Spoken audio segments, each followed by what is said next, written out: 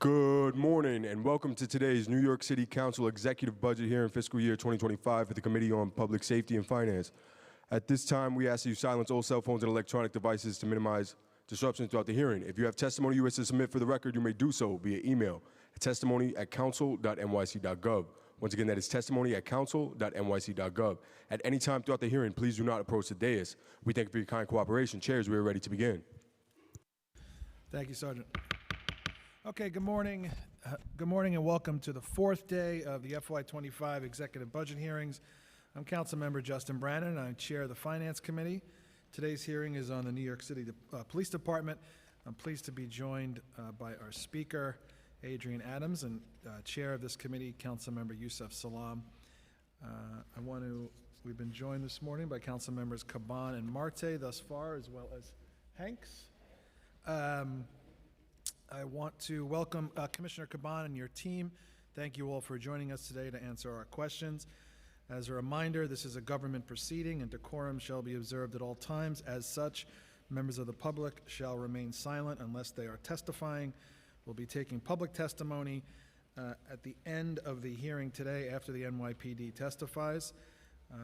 Instead of holding one long day of public testimony at the end, we're doing everything day by day. If you're here today and you want to testify, you're a member of the public, make sure you fill out a witness form with the Sergeant at Arms. But before I go any further, I want to invite our Speaker, Adrienne Adams, to give her opening remarks, and then we'll get started. Thank you very much, Chair Brannan, and thank you so much, Chair Salaam, for holding today's hearing, where we will examine the Mayor's fiscal year 2025 executive budget for the New York City Police Department. The Mayor's executive budget includes a proposed fiscal year 2025 budget of $5.83 billion for the NYPD. This is an increase of $72.2 million from the FY25 preliminary budget and is $21.9 million more than the FY24 adopted budget. The NYPD's budgeted headcount for the fiscal year 25 executive budget is 659 fewer positions than in the fiscal year 24 budget at its adoption. The proposed budget includes a restoration of $62.4 million in FY25 after the Mayor restored the July 2024 and October 2024 Uniform Academy classes that he had initially canceled in the November 2023 financial plan. Each class is expected to include 600 new officers, and 2 other academy classes planned for fiscal year 2025 remain canceled. As the Council has consistently indicated, it is critical for the city budget to be accurate and for every agency to be accountable within its budget for our city to be fiscally responsible. In this hearing, we look forward to understanding the effectiveness of departmental spending in the current fiscal year and proposed for the forthcoming budget year, as well as the decisions that inform and impact these funding decisions. Over the years, we've remained concerned about the NYPD's actual spending on overtime, exceeding its allotted budget each year. As of March of fiscal year 2024, the department has spent approximately $788 million on overtime, which is nearly $271 million more than the $517.4 million budgeted for overtime in the adopted FY24 budget. Repeated overspending beyond the allocated budget raises concerns about agency and fiscal management and accurate budgeting. The city's budget must be a reliable financial plan for our government, and it is important that the NYPD be treated the same as all agencies within an expectation to manage spending within its budget. Our city's fiscal health depends on responsible stewardship, and it is critical that we deliver an accurate, comprehensive budget that reflects the needs of New Yorkers and makes our city's neighborhoods safer. Achieving public safety for all New Yorkers requires an all-of-the-above approach that includes investments in communities that prevent crime and address root causes of violence. Our city's district attorneys outlined this imperative during their testimony at our preliminary budget hearing when they identified the need for greater city funding for programs that provide mental health interventions, housing, economic opportunity, and victim services and reduce recidivism. This council agrees and recognizes the importance of these investments as key to public safety. They help reduce the over-reliance and strain on our police department and its officers from shouldering responsibilities that should not be theirs, helping to allow the department to maintain a focus where it belongs. Public safety is a shared responsibility, and it is important that our budget reflects that expectation. We remain focused on delivering the investments that will improve public safety for all New Yorkers. Commissioner Caban, we look forward to hearing from you and your team about the NYPD's budget and your plans to efficiently and responsibly manage the department's budget. Effective partnership amongst all stakeholders is the safety of our city. In the safety of our city is needed for the benefit of all New Yorkers. Thank you very much for your time. I now turn it over to Chair Brannan and Chair Salam. Thank you, Speaker Adams. We've also been joined this morning by Council Members Holden, Osei, De La Rosa, and Public Advocate. On April 24th, 2024, the administration released the Executive Financial Plan for FY 24 to 28 with a proposed FY 25 budget of $111.6 billion. NYPD's proposed fiscal 25 budget of $5.83 billion represents 5% of the administration's proposed FY 25 budget in the executive plan. This is an increase of $72.2 million, or 1.26% from the $5.75 billion originally allocated in the preliminary plan. This increase is largely driven by $62.4 million to restore the NYPD Academy classes that were canceled in the FY24 November plan. I'll take this time to note that the administration's whiplash approach to cutting and restoring funding is destabilizing, and as we negotiate the final budget in good faith, it's important that we're all operating off the same set of facts. In the Council's preliminary budget response, we continue to push the progress we've made in prior years to increase transparency in the department budget, calling on the administration to add additional units of appropriation to the NYPD budget to match its functional program areas. No such U of A's were included in the executive budget, and the Council continues and will continue to insist on expanding transparency in agency operations and taxpayer spending. My questions today will largely focus on subway safety, the police radio encryption, school safety agents, overtime budgeting, pension increases, and the FY24 general increase. But I now want to turn it to my co-chair for this hearing today, Chair of the Public Safety Committee, Councilmember Salam, for his opening statement. Good morning. May the peace, mercy, and blessings from the owner of peace, mercy, and blessings be upon each and every one of you. Welcome to the fiscal year 2025 executive budget hearing for the Committee on Public Safety. I am Councilmember Yusef Salam, Chair of the Committee on Public Safety. Today we will discuss the fiscal year 2025 executive budget for the Police Department to understand the administration's budget proposals for an agency that plays an important role in public safety. I would like to welcome the Commissioner Caban and his executive staff. In the fiscal year 2025 executive plan, the police department's budget totals $5.8 billion. That supports 48,844 budgeted uniform and civilian positions. This plan includes large changes to NYPD's budget, including PEG restorations for uniform academy classes, increases to the overtime budget and various other adjustments, new needs, and the changes to the capital commitment plan. There are many important budget actions in this plan, and we hope to better understand them after this hearing. I look forward to our fruitful conversation with ongoing oversight hearings.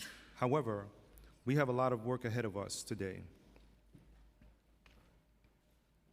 I want to thank our Public Safety Committee staff for their hard work, our financial analysts, Owen Kotowski, Policy Analyst Chad Benjamin, Counsel Jeremy Whitman, and Senior Counsel Josh Kingsley. I also want to thank my staff, Chief of Staff Jordan Wright, and Budget Director Mufaza Hussein. Thank you. Thank you, Chair. Before we get started quickly, I want to thank Jack Story and Owen Katowski from the Council Finance team for preparing for today's hearing.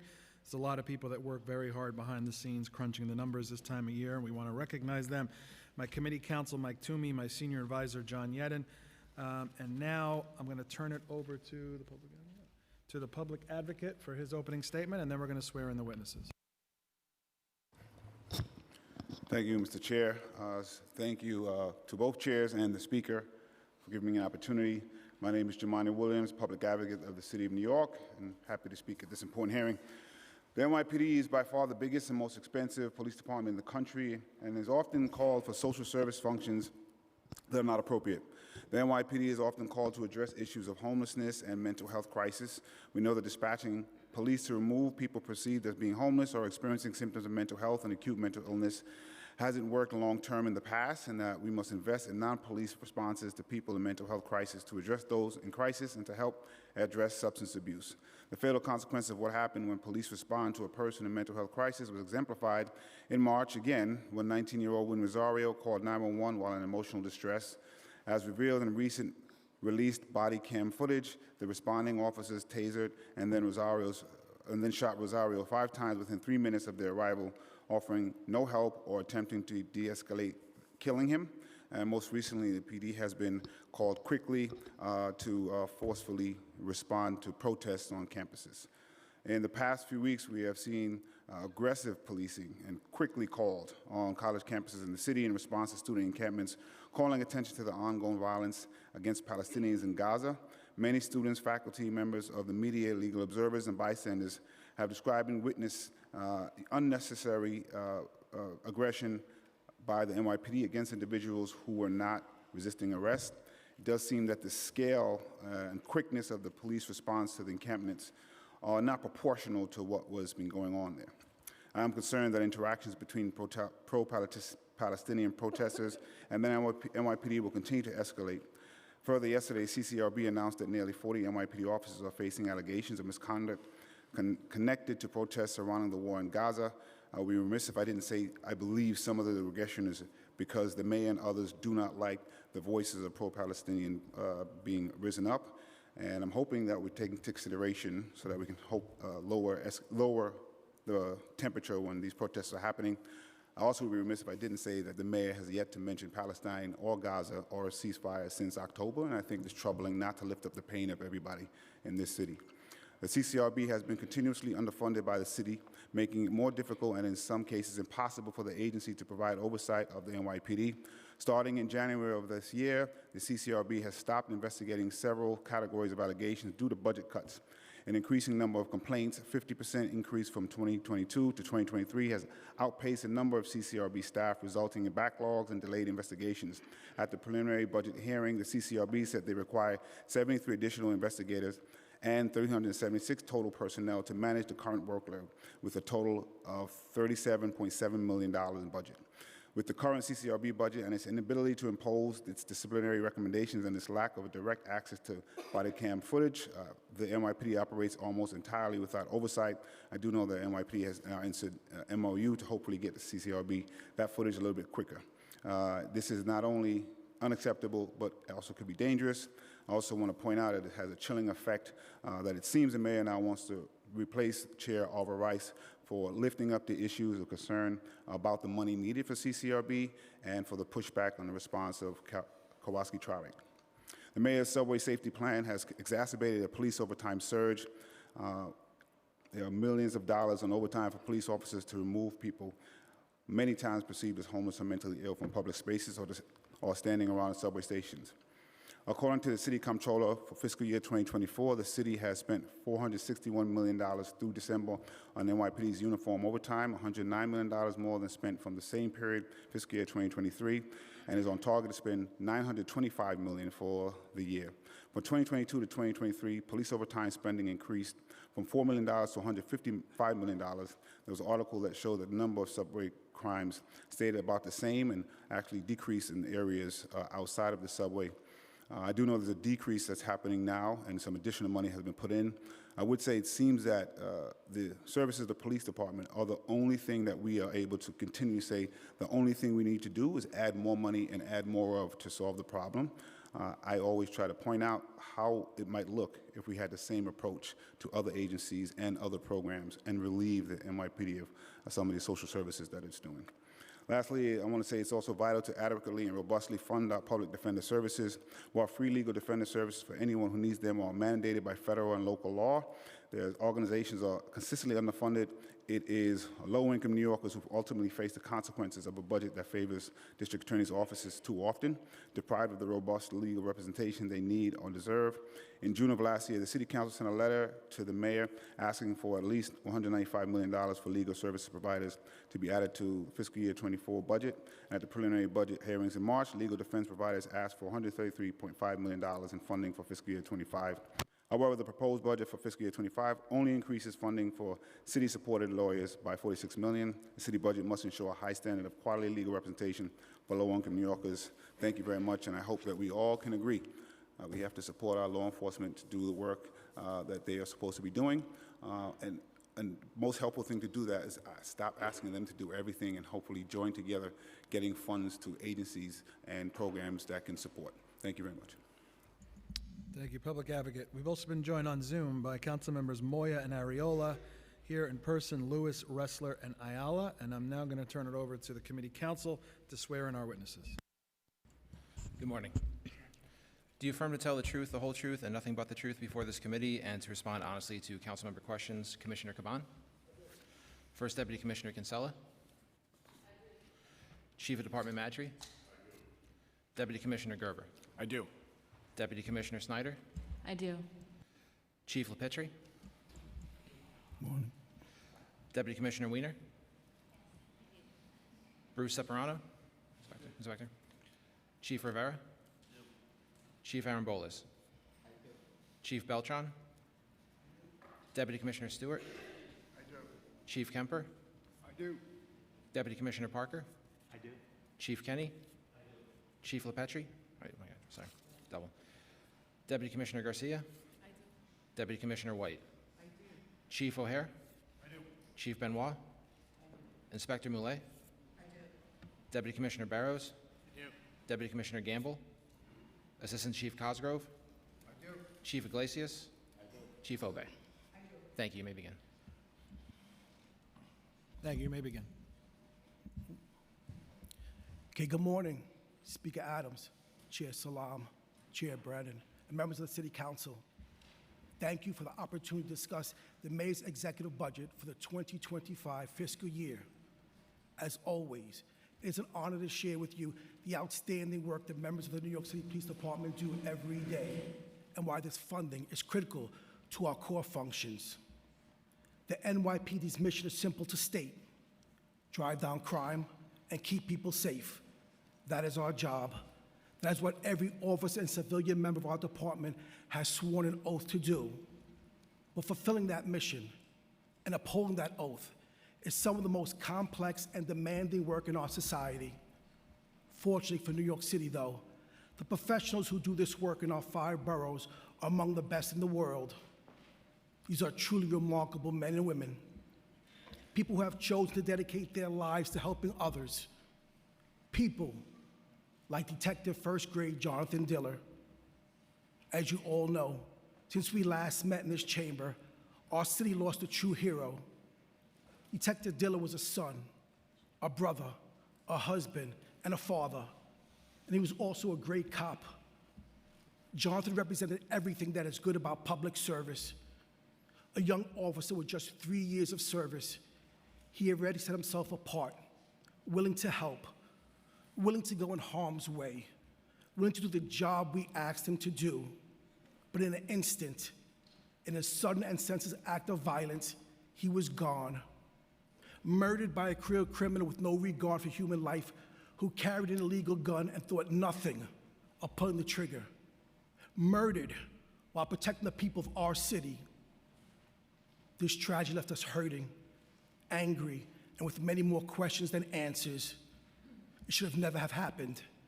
and it is our responsibility, Detective Diller, and to the families of every single member of our department to make sure it never happens again. That is our solemn vow, and that means continuing the work that Jonathan started, fighting crime, reducing violence, and ridding our streets of illegal guns. We are honored to carry on that work in Jonathan's name, and every day, your NYPD officers are building on a tremendous legacy of those we have lost. In our efforts are making a difference, and the data speaks for itself. So far this year, violent crime in New York City continues to fall. Compared to the same time last year, in 2023, murders are down nearly 16%. Burglaries are down more than 12%. And total major felony crime has fallen around 3%. At the same time, major felony arrests are up another 10%, extending a 26-year high. And major crime is down in all areas of the city, from neighborhood precincts to public housing to our transit system. Our officers are addressing the community's public safety needs at every level. And as we have said from the beginning of this administration, our focus remains on ending gun violence and protecting the lives of New Yorkers.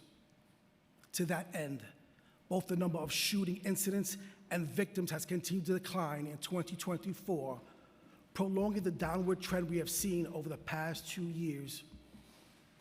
Shooting incidents have been reduced by about 17.5%, while victims have been declined around 17.6%. And these are much more than numbers. They are lives saved. Fewer victims of gun violence means fewer shattered families, and that is why the only acceptable number of shootings in our city will always be 0. We are not there yet, but your NYPD officers are out there in every neighborhood, changing our city for the better. So far this year, they have taken more than 2,300 illegal guns off our streets and out of the hands of violent criminals. Add this to the incredible work done since 2022, and this administration has seized nearly 16,000 guns. Every gun we take makes our neighborhood safer and will never again be used to harm another innocent person. So from our sector cops, field intelligence officers, the Gun Violence Suppression Division, Detective Bureau, our community response teams, and so many more, we are all united in this effort and relentless in this work. The people we serve demand it. They deserve it, and their cops are doing everything they can to deliver it. The same goes for our city subways. New York's transit system is the largest in the nation, with a fleet of nearly 6,700 train cars running through more than 470 stations across 665 miles of mainland track.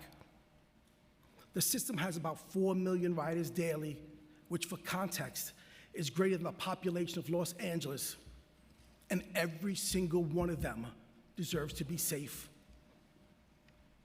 So whenever there is an uptick in transit crime, our department will respond, and that is exactly what we did. We deploy thousands of additional cops into the system every day, on top of the amazing work done by our Transit Bureau personnel. These officers conduct train runs, platform sweeps, and station inspections. They are posted at turnstiles and other points of entry. And their presence not only makes our system safer, it makes our riders feel safer too. And now, paced by double-digit reductions over the past few months, crime in our transit system is down more than 4% for this year. We are committed to turning this around, and there's no real mystery how. It is all about the cops. None of this happens by accident. It is the direct result of the unmatched dedication of your NYPD officers. They truly are the very best, and the work they are doing in the face of today's many challenges is further proof of that. These days, our world is more connected than ever before, and once again, we are seeing how events halfway around the globe have a direct impact on New Yorkers. We are dealing with international conflicts, weekly mass protests, the dual threats of domestic and international terrorism, and housing and services for new migrants, to name a few. And all this is on top of the day-to-day job of fighting traditional crime in the largest city in the nation. This directly impacts our personnel and patrol resources, which then affects every other element of our work. Despite this, your cops are always out there, wherever and whenever they are needed. It should be clear that the NYPD fully supports the constitutional rights of peaceful protests, but we will never tolerate assaults on our officers, the destruction of property, public or private, or disruption of emergency services. And anyone who uses the cover of peaceful demonstration to mask criminal behavior will be held accountable. Why? Because we have a sworn duty to ensure that all New Yorkers can exercise their constitutional right to free speech. Our job is to protect that right, but it's also our duty to protect the rights of residents trying to get around their neighborhoods, the rights of small businesses to operate safely, and the rights of people to get to work, school, and anywhere else they need to be. The vast majority of protesters understand this, and we work closely with them on a daily basis to ensure that their voices are heard, that they are protected while exercising those rights, and that the needs of their neighbors are respected. It is all a part of providing the highest levels of public safety for anyone and everyone in our city. And again, it does not happen by chance. It is the cops out there doing the work 24/7. They are the constant. They drive positive change, and they keep our city safe. More than 90% of our department's budget is allocated to personnel, and that is very purposeful. It may be a cliche, but it is no less true. You get what you pay for. And part of what you pay for is one of the most diverse police departments in the country. With every new class of police recruits, the NYPD is looking more and more like the people and the communities we serve. From recruits to bureau chiefs, our officers come from every corner of the world. They are the children of immigrant families, and oftentimes, they're immigrants themselves. They speak hundreds of different languages, represent all races and ethnicities, and span many religions, cultures, and creeds. In every way, our cops reflect the people they protect. And more, our officers are New Yorkers themselves. Since I became police commissioner in 2023, 70% of our recruit hires are city residents. And this matters because no one knows the neighborhood better than the people who live, work, and visit here. And I promise you, as long as my team is in place, this commitment to diversity in our ranks will never change. Our ability to recruit and maintain this diversity stems directly from our community engagement efforts, which has never been more valuable to the work we do. From our schools to our senior centers, the NYPD is heavily invested in programs designed to bring police and the people they serve closer together. Our relationship with the public must be strong, and it must be open and honest.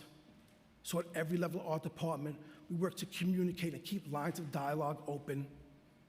After all, public safety is a shared responsibility. We are all in this together, and I know the members of this council understand that, and we truly appreciate the ways you support the men and women of the NYPD. Taking a closer look at the figures when it comes to the mayor's executive budget. The NYPD's fiscal year 2025 expense budget is approximately $5.8 billion, with $5.3 billion, or 92%, allocated for personnel costs. The remaining $446 million, or 8%, is dedicated to non-personnel costs, including technology that provides officers with immediate access to critical safety equipment, tools, and applications. Our agency authorized headcount is 48,844 positions, of which 35,001 are uniformed members of the service and 13,843 are civilian. The key highlight of the executive financial plan for the department was the restoration of 2 additional recruit classes out of the 5 classes that were reduced in the November financial plan. The NYPD is still down approximately 8% from our pre-COVID active uniform headcount. And the reinstatement of these July and October 2024 classes will help us offset attrition and keep driving down crime in the city. Another key addition to the department's budget for fiscal year 2024 was the $160 million in overtime funding, primarily for migrant shelter security, enhanced transit safety, and deployment to protests. These are unprecedented events which no one could have planned for, and as a result, spending for these activities is outside of our adoption financial plan baseline. We are closely monitoring these figures internally with the Office of Management and Budget on a month-to-month basis. Other changes in the financial plan include approximately $28 million for support and licensing costs for critical IT infrastructure, $9 million for auto parts to make critical repairs to our fleet, out-year funding for new leases for Detective Bureau functions, and collective bargaining and managerial wage increases. And at the start of my testimony, I talked about how challenging our work can be, and that is certainly true. But no matter the challenge, the NYPD will always work to find a solution. And at the end of the day, there's a thread running through all of this. It is not policy innovation. It is not cutting-edge technology. It is not updated procedure. It is the cops. It is the officers on patrol, on post, working in our communities. It is the people who have made a very important choice to dedicate their lives to the service of others. And it is an undisputed fact that our city is safer because of them. This may sound simple in theory, can be incredibly complex in practice, but what is not difficult to undersee or understand, because it's right there in front of you every day, is the commitment our officers have to the people of this city. The NYPD has been out there for nearly 180 years, and we will stay out there as long as the people of New York City need us. I know our conversation today will be wide-ranging, but you should never lose that thread. Our cops make all the difference, and the best and most effective way to keep New York City safe is a fully staffed, well-funded New York City Police Department. Thank you again for this opportunity to speak with you on behalf of the dedicated men and women of the NYPD. At this time, we welcome your questions. Thank you, Commissioner Caban. I'm now going to turn it to Speaker Adams for her question. He's a liar. You don't keep us safe. You waste our money, billions of dollars every year. For what? You don't keep us safe. Our communities keep us safe. All you do is harass and brutalize. Yeah, can we have her removed, please? You don't keep us safe. Keep your hands off the assholes.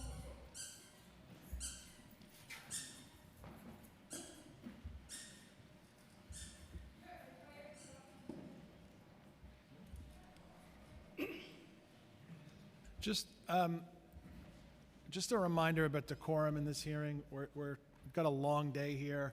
The squeaky toys that we're squeaking, if I keep hearing them, I'm going to ask to have you removed. We're trying to have a government hearing here. There's time later for public testimony. You could sign up to testify then, but until then, if you're not testifying, if you're not on the dais, I need everyone to be quiet.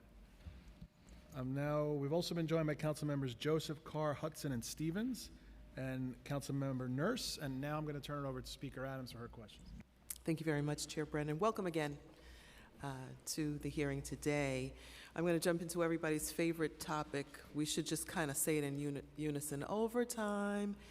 So let's get right to it. The executive plan includes an additional $160 million for NYPD's overtime costs in the current fiscal year. This addition, along with funding added in other plans and through other sources, brings the NYPD overtime budget to $961 million in fiscal year 2024, which is approximately 15% of the agency's total budget. As of March, the actual overtime spending is approximately $788 million, or 81% of the modified budget. This is another year in which the NYPD spending has surpassed the adopted overtime budget by a significant margin. At the preliminary budget hearing, The department explained how it was holding supervisors accountable for excessive reliance on overtime by holding biweekly meetings with bureau heads to identify areas of overspending and patterns. Yet, the executive budget continues the pattern of adding substantial funds for unbudgeted overtime. Do you believe your overtime control measures are undermined by the fact that overall overtime spending grows throughout the year and remains under budgeted in the financial plan? Good evening, Speaker Adams, Commissioner Kinsella. So you're right to a certain degree. This past December, we were put reductions over all our bureau heads. We really focused on 3 core areas. Okay.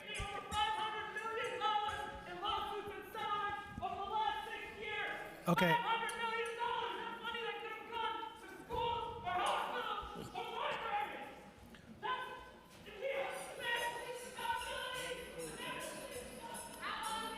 Yes.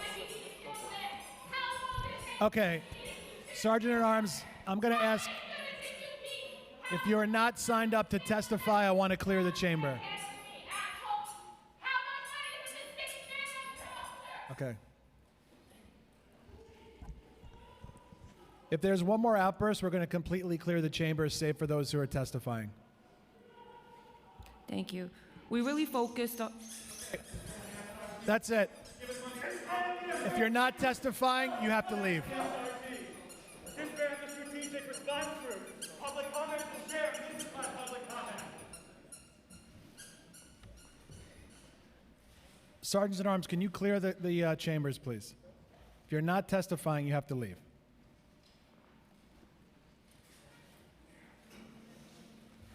Thank you. Commissioners, give us a second. Yes, sir.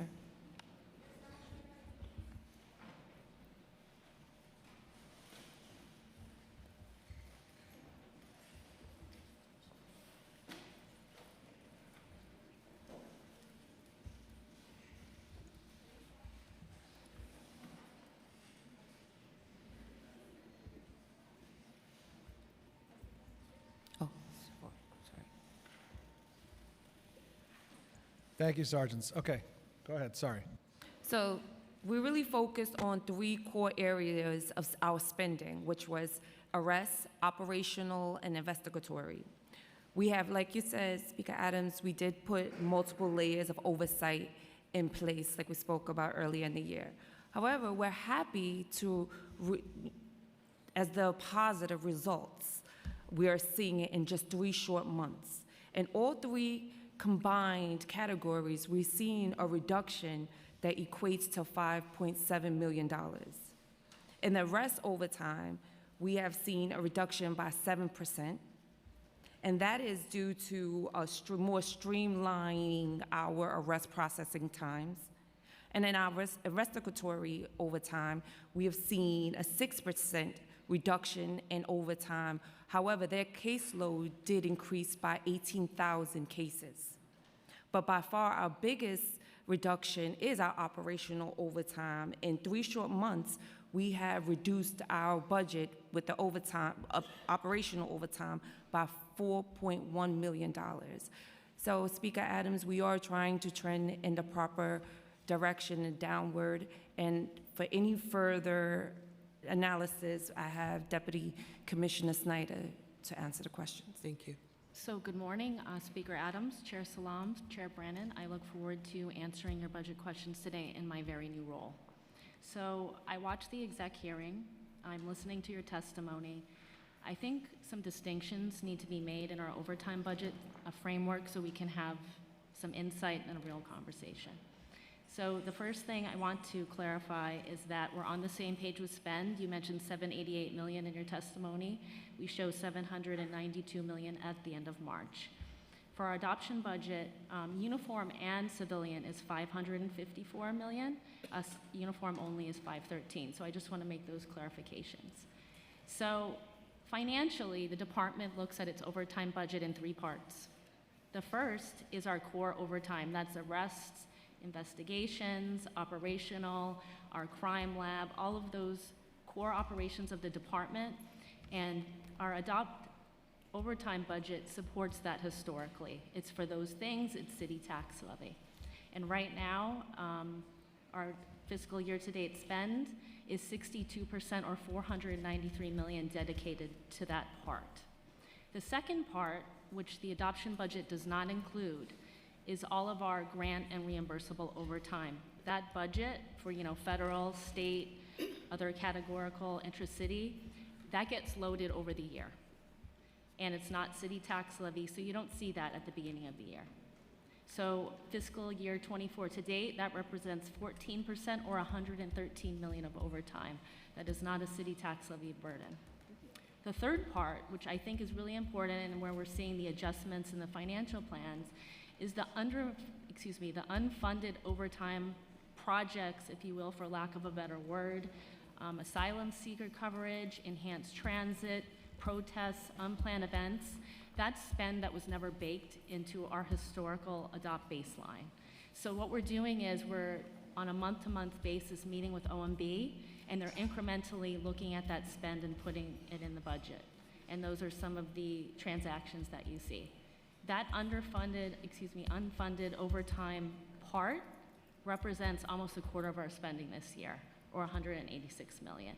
And we can go into that more detail.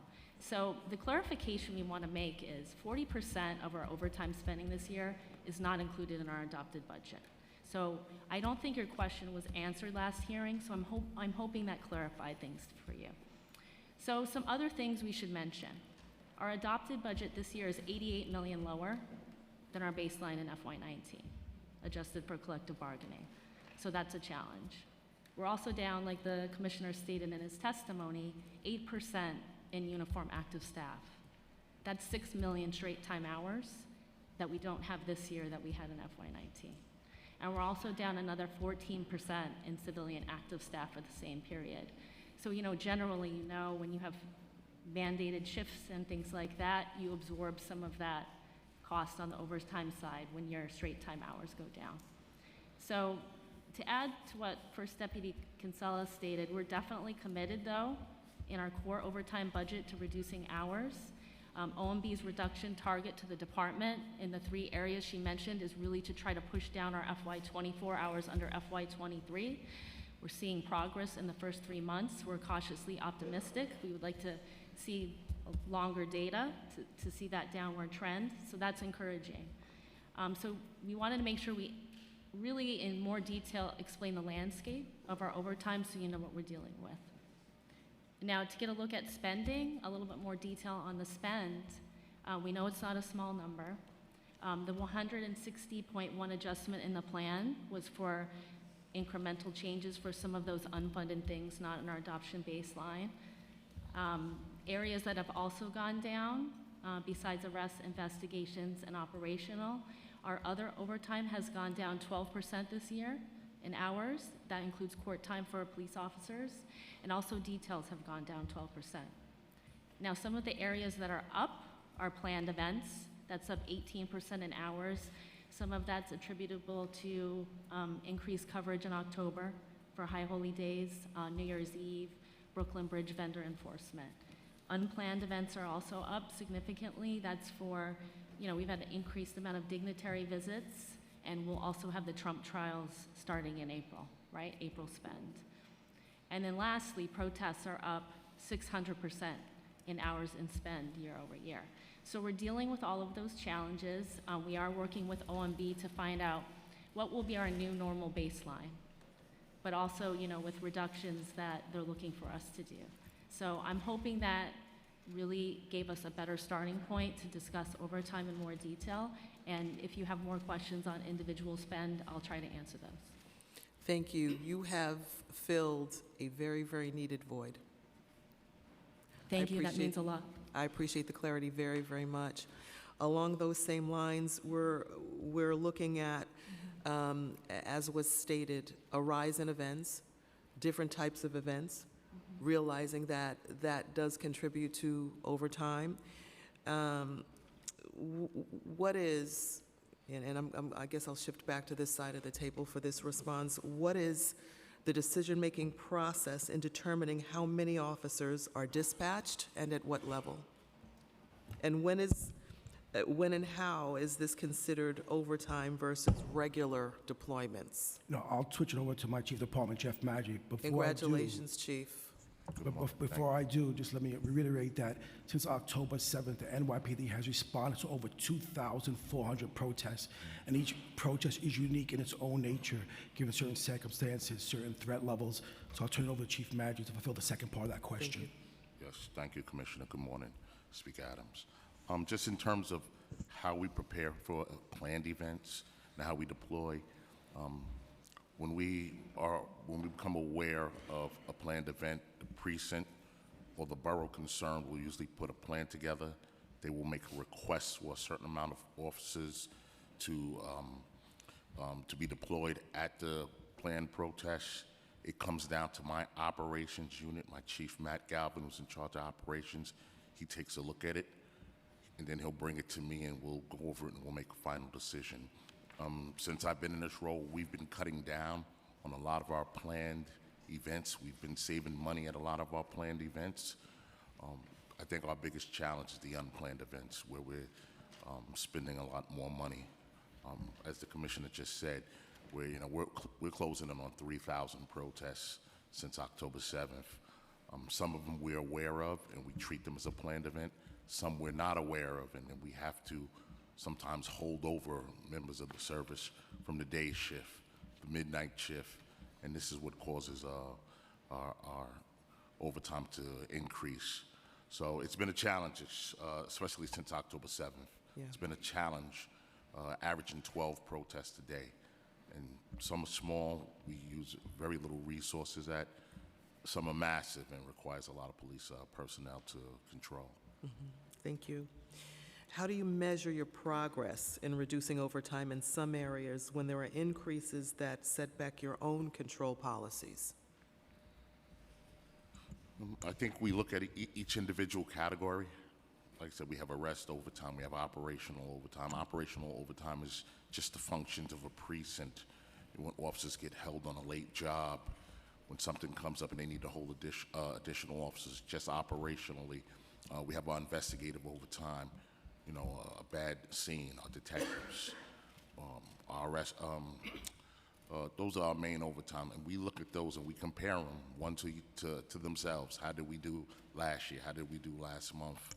Again, planned overtime, we look at how we, did the year before. We have a parade, St. Patrick's Day parade. How did we do in 2023 versus how we did in 2024? We look at that.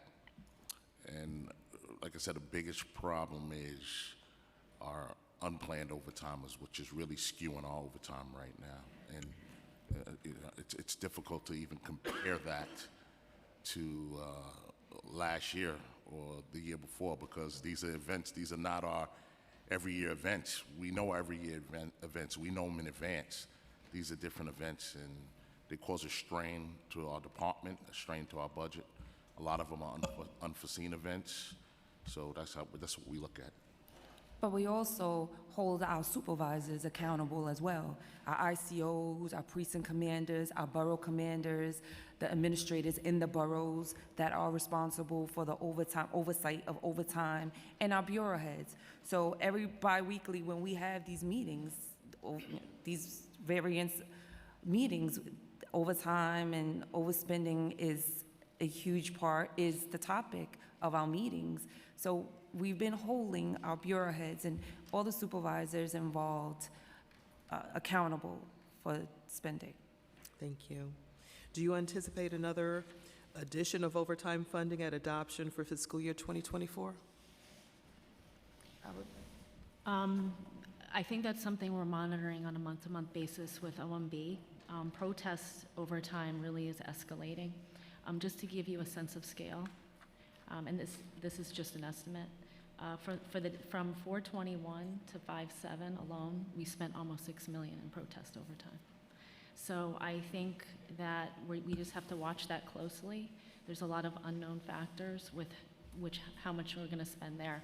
And I think, also to give some more context, last year we spent about $7 million in protests, and we're already up to $53 million. That was going to be my next question. Thank you for seeing that coming. Okay, thank you. Okay.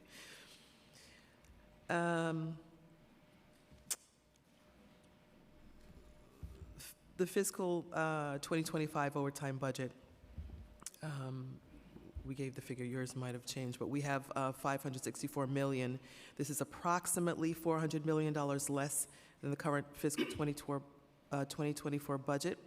What is the plan to address the fiscal risk of the potential under-budgeting, and are there plans to find future reductions and efficiencies?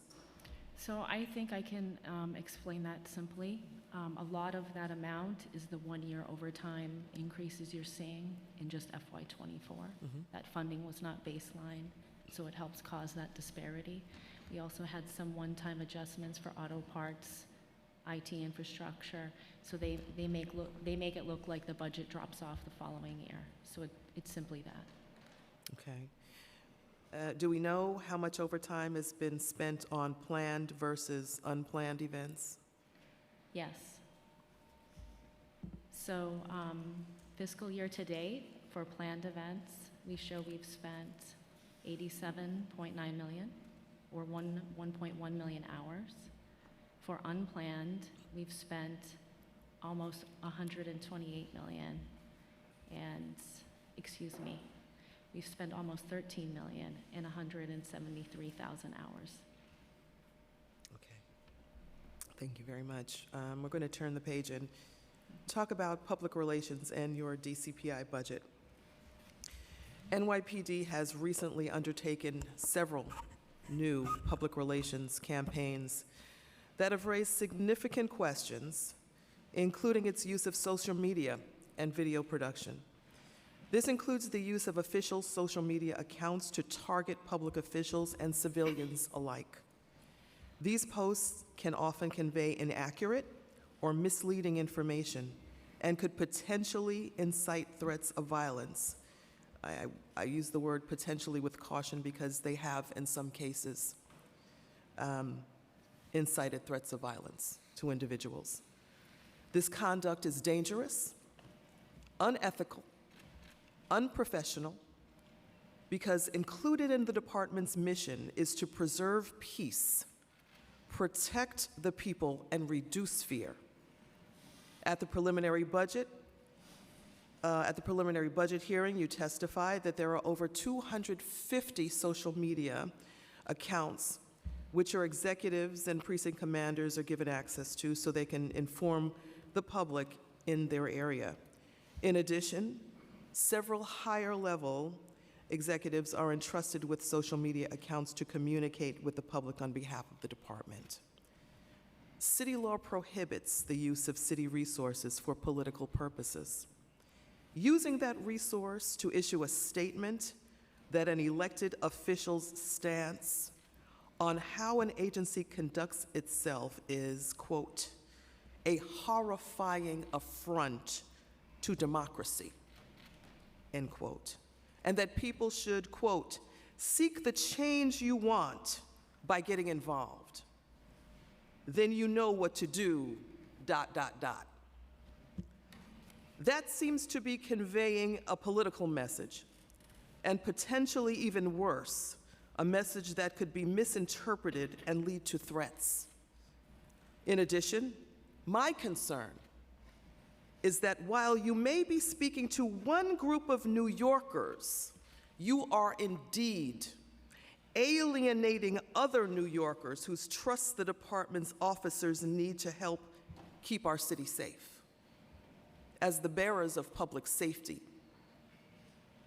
what exactly is the department's message in this post? And how does this post help deliver it or advance the safety of New Yorkers? Good morning, Speaker Adams. Good morning. All right, so a few points in response to your question. First, as you're aware, there's now a DOI investigation into these matters. I prompted it. I'm aware, yes.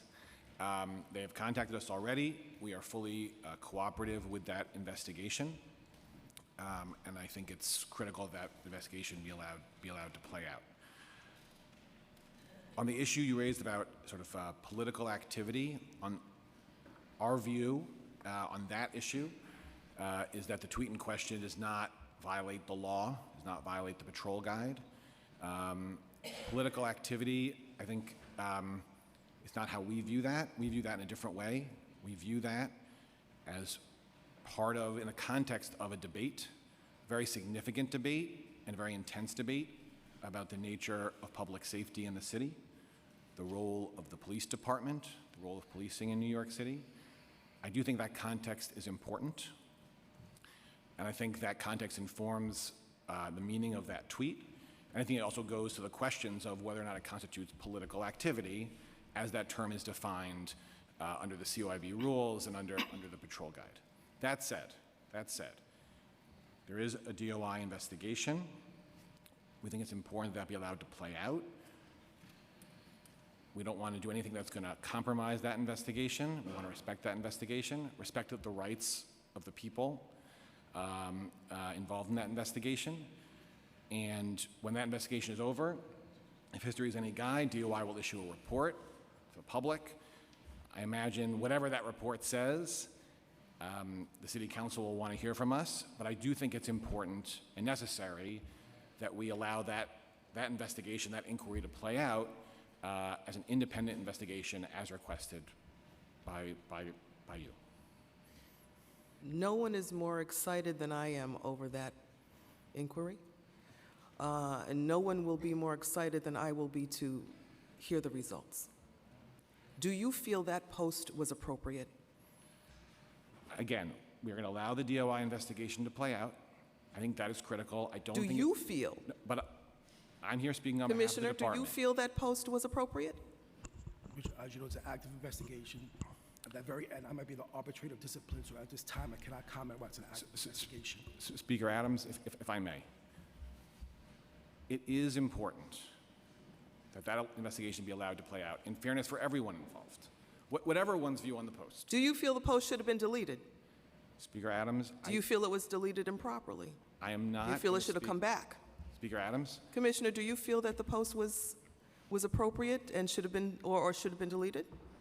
It's appropriate for me to comment while the process is ongoing. Speaker Adams, there Did is an you investigation. instruct the chief to delete the post?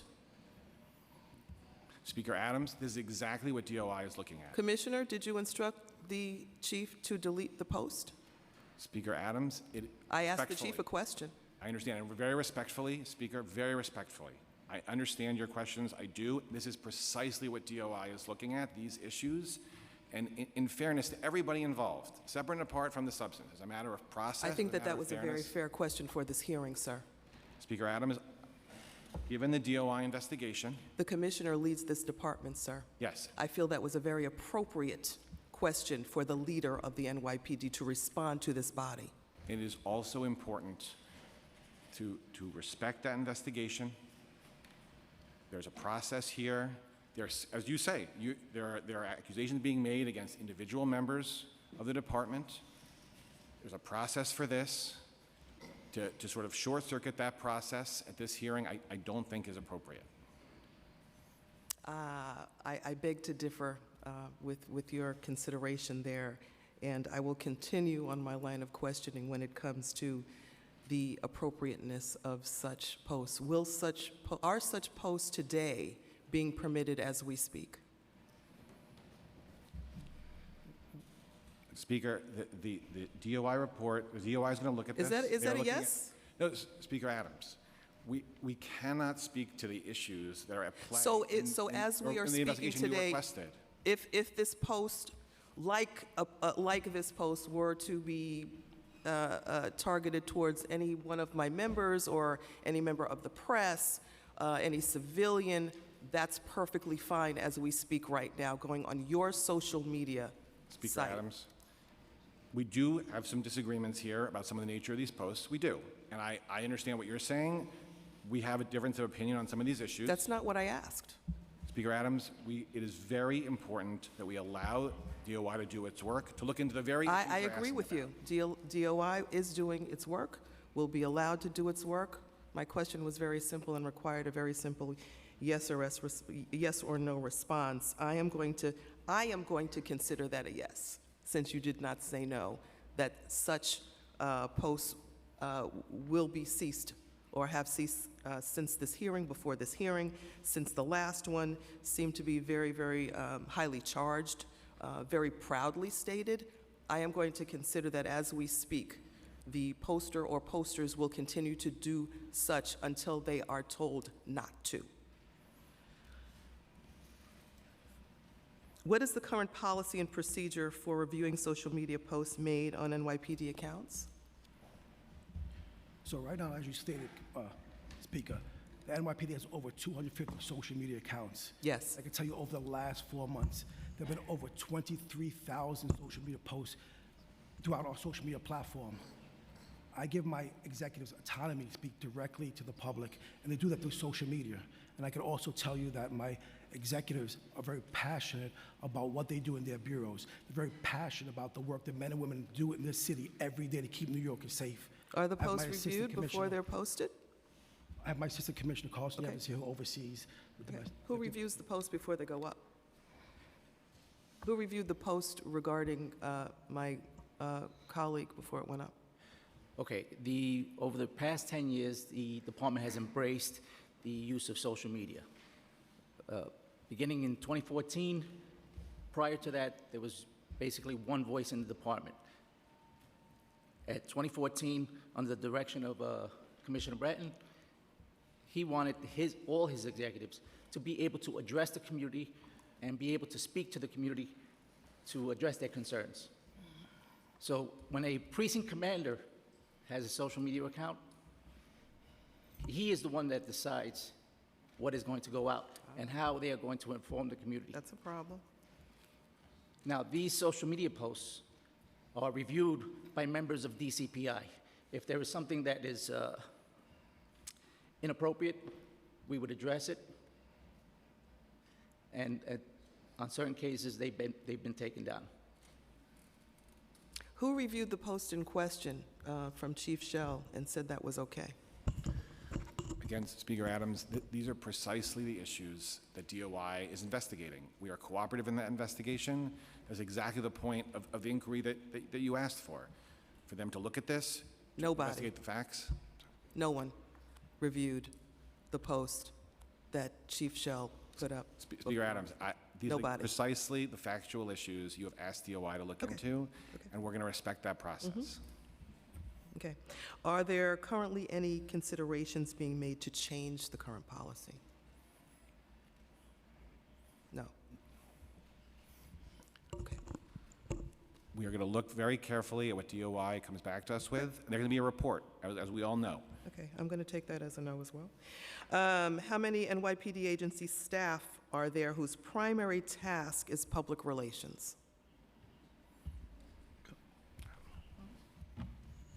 I think I can help out with that. Thank you. I have the public relations budget here. Okay.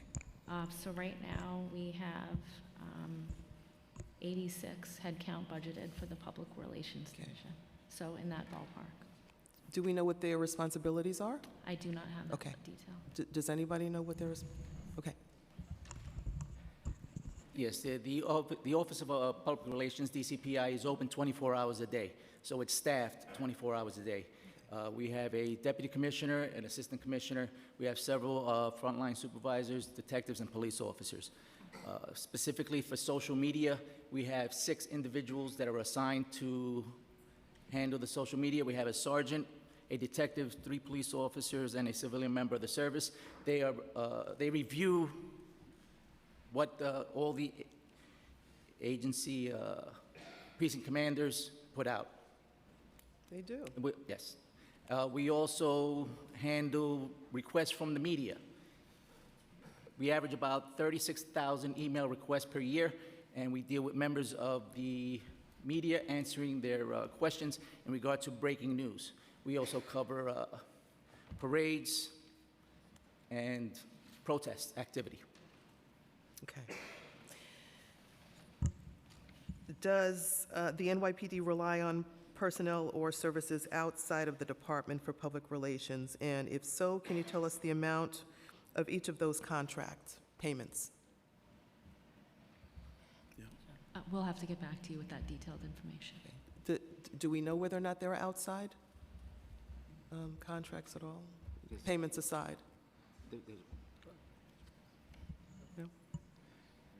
There is one outside agency. We have a service that documents all social media posts, and they are recorded. So in case they are deleted, they're always preserved. And that is not funded by the department. That is covered by Doris and under OIT. Okay, thank you. Outside of body camera video and surveillance video monitoring, how many staff are assigned to video production for your public relations videos? And how much is the department spending on PS and OTPS for public relations video production? Okay, we also have, under DCPI, we have a creative services unit where we have an executive director and I believe 6 or 7 civilian members that produce videos for the department. Okay. How do these numbers relate, or how do the numbers, we don't have the numbers, right? I do not. Okay, all right, we don't have those numbers. Let's move on to Columbia and City College response. On April 30th, the NYPD was asked by Columbia University to respond to protests, and it was also called into City College. Videos and social media posts of the protests and the NYPD's responses have raised some concerns with the council about the scale and tactics used that night and the following days, and we'd like to review that. The department deployed significant resources to Columbia and City College. Can you explain the decision-making process behind deploying the amount and types of resources that were deployed? Ma'am. Yes, I'll explain that. So, on that particular evening, when we received the call early in the day for Columbia that they want us to come clear their campus, we sat down. I sat down with my leadership team. We put a plan together. We used approximately 600 to 700 cops to respond there to deal with the protests that were going on the sidewalks and the street, to address the encampments, and to address Hamilton Hall that was taken over by protesters. Did the department follow established guidelines for mobilizing the department's resources, or were the tactics and operational decisions unique to this situation? They were a little bit of both. We definitely followed established procedures. We mobilized our cops in advance. We did roll calls. We gave everybody specific instructions. I called chiefs from all over the city to help out to make sure that we did this accurately and as safe as possible. And, the plan itself was particular to Columbia. It was we never moved on Columbia before, so it was particular to Columbia, working with their public safety team as well. And it was done at their request. And, I believe we did a very safe procedure in terms of going in there. People in the street, we asked them, we gave them numerous warnings. People in the encampments, there were only a few people in the encampments. And the people who broke into the building, we arrested the people in the building. Chief Madry, at our preliminary budget hearing, you testified that when responding to protests, NYPD starts with the lightest touch.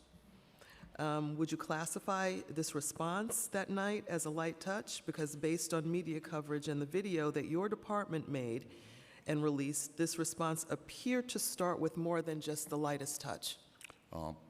It may appear to you that it was more than the lightest touch, but we're the ones that's walking into danger, into unforeseen dangers. We don't know what's waiting for us. We have to go in there with enough resources, and bringing enough resources also helps de-escalate it.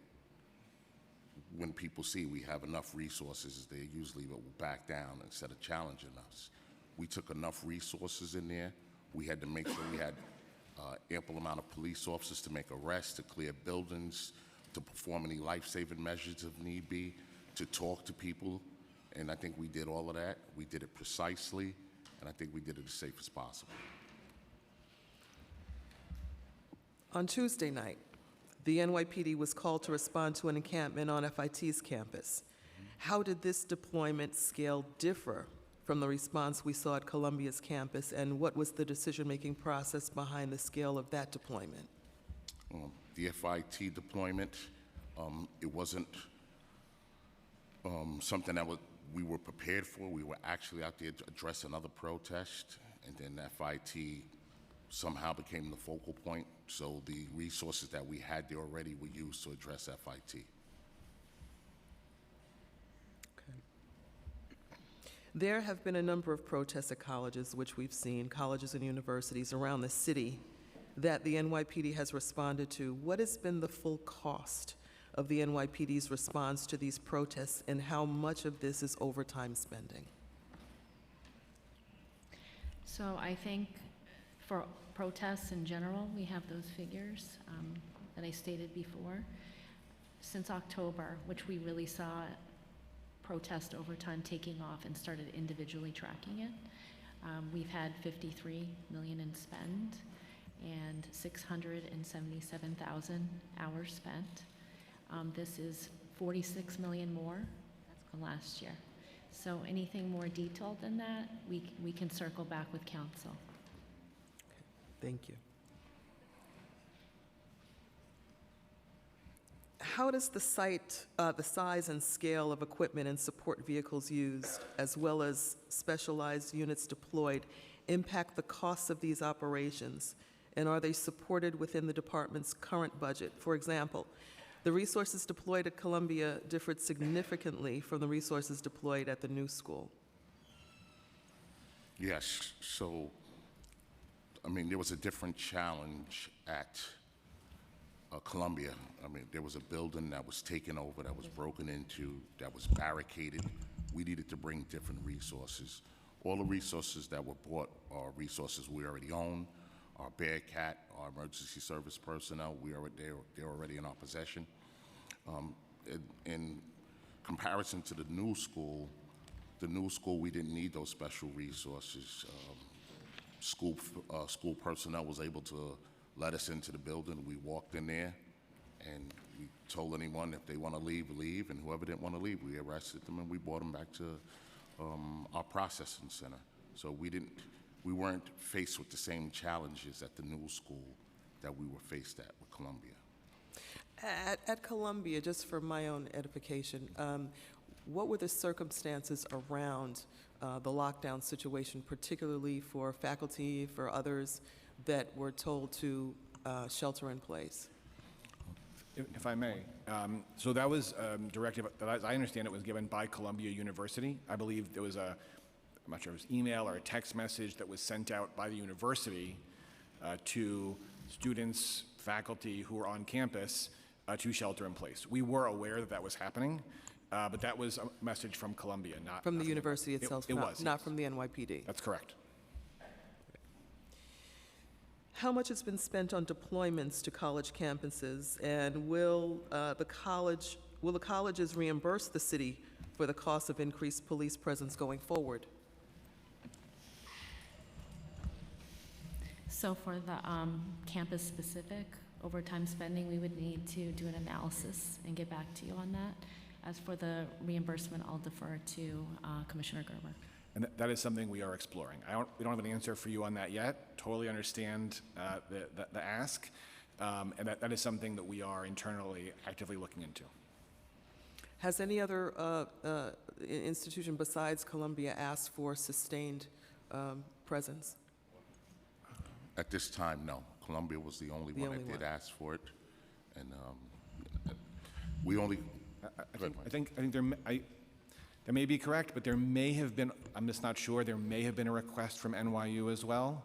I think I don't want to give inaccurate information, so I think we have to get back to you on that, because if memory serves, there may have been a request from NYU as well. Okay. But Columbia was the only place we actually put sustained resources.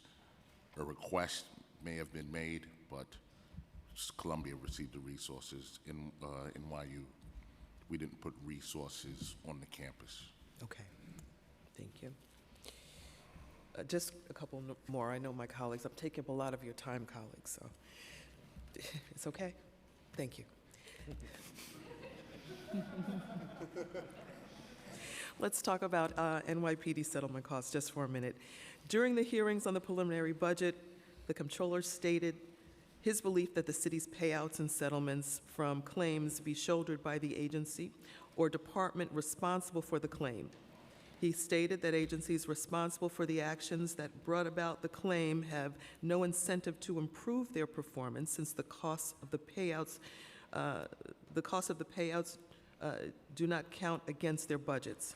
Does the department believe that dollars spent on internal discipline, training, and robust supervision can save the city in the long run by limiting the dollars spent on settlements and claims for misconduct? I can start with that. I think we spend a tremendous amount of time and resources on, I think, everything you're talking about. For example, we have an entire bureau, our Professional Standards Bureau, that's what they do in trying to enhance supervision, enhance, sort of mitigate problems, prevent problems from arising, trying to track these sorts of issues. So they're doing that. Obviously, there's an entire bureau that does training, tremendous resources put into training. An entire Internal Affairs Bureau. So I couldn't speak to the dollar value, but I think those bureaus, there must be a tremendous amount of money that's going into those resources. Obviously, it's not just about mitigating litigation payouts, but I would like to hope that those bureaus, through doing their job effectively, will decrease litigation payouts over time. What's your budget and head count, your budget and head count for your Internal Affairs Bureau, and do you think that it's sufficient to review all allegations and instances of misconduct? That I'll have to get back to you on that specific budgeted head count for that bureau. Miguel. Yeah. I apologize. Chief of Internal Affairs, we could talk about his head count. Good morning. The headcount of Internal Affairs grew by over 300 people in July of last year. On July 3rd, Internal Affairs took over the investigative units. So our current headcount is at 653 members. Okay. All right. What are some baseline controls and operational protocols that officers and executives alike should follow to avoid misconduct like the type of misconduct that we've mentioned previously? What are the disciplinary measures taken for breaking that protocol, and how do CCRB recommendations play a role in that disciplinary process? As far as CCRB is concerned, they handle FATO, which is force. Internal Affairs has serious misconduct and corruption, right? When you have force, discourtesy, and abuse, that goes to CCRB. If CCRB gets an allegation that falls into Internal Affairs realm, they refer it to us. If we have an allegation that falls into their realm, we refer it to them. As far as controls that we have in order to address misconduct, we get the allegation. The allegation is processed and assessed, at which point it either goes to one of our groups, which is serious allegations, and then that's the reason that we also took over the investigative units.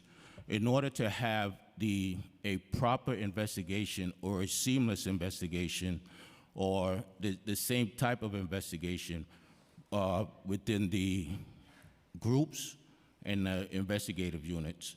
So what we found, and I'm just going to let you know the reason that it was done. What we found was that the investigations at the IU or investigative unit process, they were assigned to each borough and bureau. So across the city, you were seeing different type investigations done in a different way, discipline laid out in a different way. So that's why everything came under the Internal Affairs Bureau. That way we could have the same type of investigation and assess the same type of discipline. Thank you. This is my final couple of questions. At the preliminary budget hearing, we asked what efforts the department implements to reduce the impact of settlements and claims on the city's budget. Your office responded that NYPD, quote, continually reviews policies, procedures, and training to mitigate the likelihood of claims and payouts, end of quote. What are some specific policies, procedures, and training you've implemented recently to ensure good office conduct? And do you feel the current policies and training are sufficient and are working to deter officer misconduct? So I can speak to that. Just to go through a few things that we've already implemented or are working on. I think that speaks to your question. So for one thing, for example, is compliance stat. Started this year, and it builds off of Force Stat, which existed previously. But now it's looking at a much more holistic view, not just on force-related issues, but also more broadly on compliance issues. It functions sort of like CompStat, but for compliance issues. And it's really, I think, a very effective mechanism, and I think has a lot of promise to ensure and really emphasize supervisor accountability. In the same way that at CompStat, we have supervisors up at the podium who are being held accountable in terms of enforcement, here we have supervisors at the podium being held accountable on compliance issues. That's really important. Another thing that we're rolling out soon, we have a Trulio pilot that we're going to be doing, and that involves essentially AI looking at body-worn camera feeds to identify problems. It's a pilot, hasn't started yet. We're going to have an impact and use policy that will be going out, a draft one, under the Post Act. So there'll be a lot more information put out to the public about that. But I think that actually has a lot of potential to help with compliance. We've been looking at issues in terms of our car chase policy and ways to improve that and to enhance supervisory oversight when it comes to pursuits. And then also something else we're working on, we have an early intervention program. We want to do more in terms of incorporating lawsuit data or lawsuit sort of red flags into that process. We already have, as part of that process, flagging situations in which the law department declines to represent an officer, where there's a lack of indemnification. That's actually required under the court order with the monitor, but we're looking to sort of expand that to try to identify the sort of what would be appropriate red flags to say, okay, given a lawsuit pattern or whatever it may be, this officer should be incorporated into early intervention. We haven't fully landed on how we're going to do that yet, but that's something that's being actively pursued now. Okay, thank you. I'm going to turn it over back to the chair. Before I do, just a quick remark. I really appreciate all of you being here today to offer your testimony. You've come here in large number, which the council sincerely appreciates, because we need to hear from you. I will also express my disappointment in the lack of response to simple yes or no questions that I asked regarding the situation with the social media posts. I think that the questions were pretty simple. Yes or no is pretty simple to respond. Understanding the investigation that is going on, yes or no's to my simple questions should have been answered. My biggest concern, though, is the answer to this particular question that I asked you, is that as we sit here today in this hearing, what is prohibiting the same posts from going up to damage elected officials, media, and civilians at the moment that we are sitting in this hearing right now? What is being done to prohibit that or stop it from happening to cause any more harm to those that are being targeted and or spoken about as we sit here today? I am disappointed in your responses. I turn it back over into the chairs. Thank you, Speaker. I've also been joined by Council Members Sanchez, Palladino, Banks, Powers, Rivera on Zoom, and Councilmember Brewer. I'll try to be as quick as I can because we've got a lot to do. Just staying on something that the speaker just mentioned, and I think DCPI mentioned that the social media policy really started under Commissioner Bratton. Was there a change in that policy since then, or is that policy, the policy that existed under Bratton is the same policy that exists now? You'll have to forgive me. Actually, I don't know what that policy looked like at the time, so I'm not in a position to speak to what extent there were changes in the social media policy since this was years ago. I'm not sure anyone here was involved in that policy at that time. Okay, I mean, because there's definitely been a change in the aggressiveness of the approach, right, since Bratton. So was there a conscious decision to get more aggressive? Well, I think, again, what I would say is, to the extent what I think you're asking about is the recent posts, and I would go back to what I said to the speaker before, which is this is precisely, I think, exactly what DOI is looking at. And they'll have their report. I want to emphasize again, we are fully cooperative with that work. And I think when that report is done, and that investigation is done, that inquiry is done, that report is done, I have every expectation that we'll be talking about this again. But at this point, I don't think I'm in a position to answer that question in light of an important DOI investigation. Okay, staying on the overtime budgeting as well as the units of appropriation. So the council continues to push for transparency into agency spending and operations by negotiating every year at adoption the creation of new units of appropriation. Just allows us to take a closer look at how this money is spent. However, the overtime spending is still centrally budgeted, even though we receive precinct-level overtime spending from a term and condition. So could you talk a bit about, if the NYPD has precinct-level data on overtime spending, couldn't we then create a projected overtime budget for each precinct? I don't see why that's not possible. Okay. All right, and broadly, the FY24 general budget increase. So at the FY24 adopted budget was $5.8 billion. Since then, the FY24 budget has increased by $732 million to $6.5 billion, of which approximately $500 million comes from city funding. I know you mentioned that 92% of your overall budget is personnel costs. So other than increases to related overtime costs, could you talk about what are some of the drivers behind that increase? Right, so some of the changes since adopt, which I'm still getting familiar with. I know there was the police officer restoration in the January plan. That was for this January and April class. We also have the restoration and the executive plan for July and October. We have an auto parts increase of $9 million. We have a substantial amount in overtime, which I mentioned earlier, probably $400 to $500 million. We have the $28 million IT adjustment. We also had an increase of almost $42 million in the JAM plan for the domain awareness system. That system supported both on city tax levy and also federal grant funding. We've had some lease adjustments as well. I know there's a lot of transactions in the November plan that were savings, so that offsets some of the increases.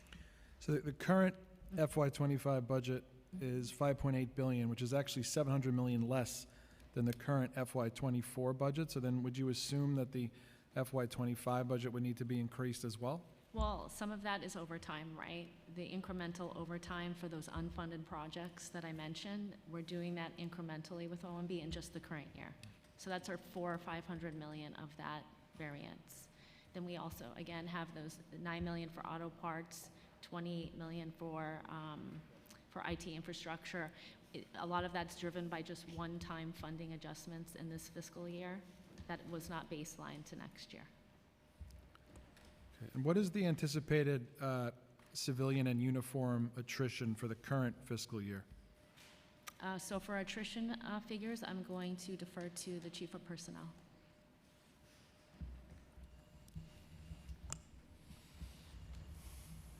Good morning. Good morning, Chief.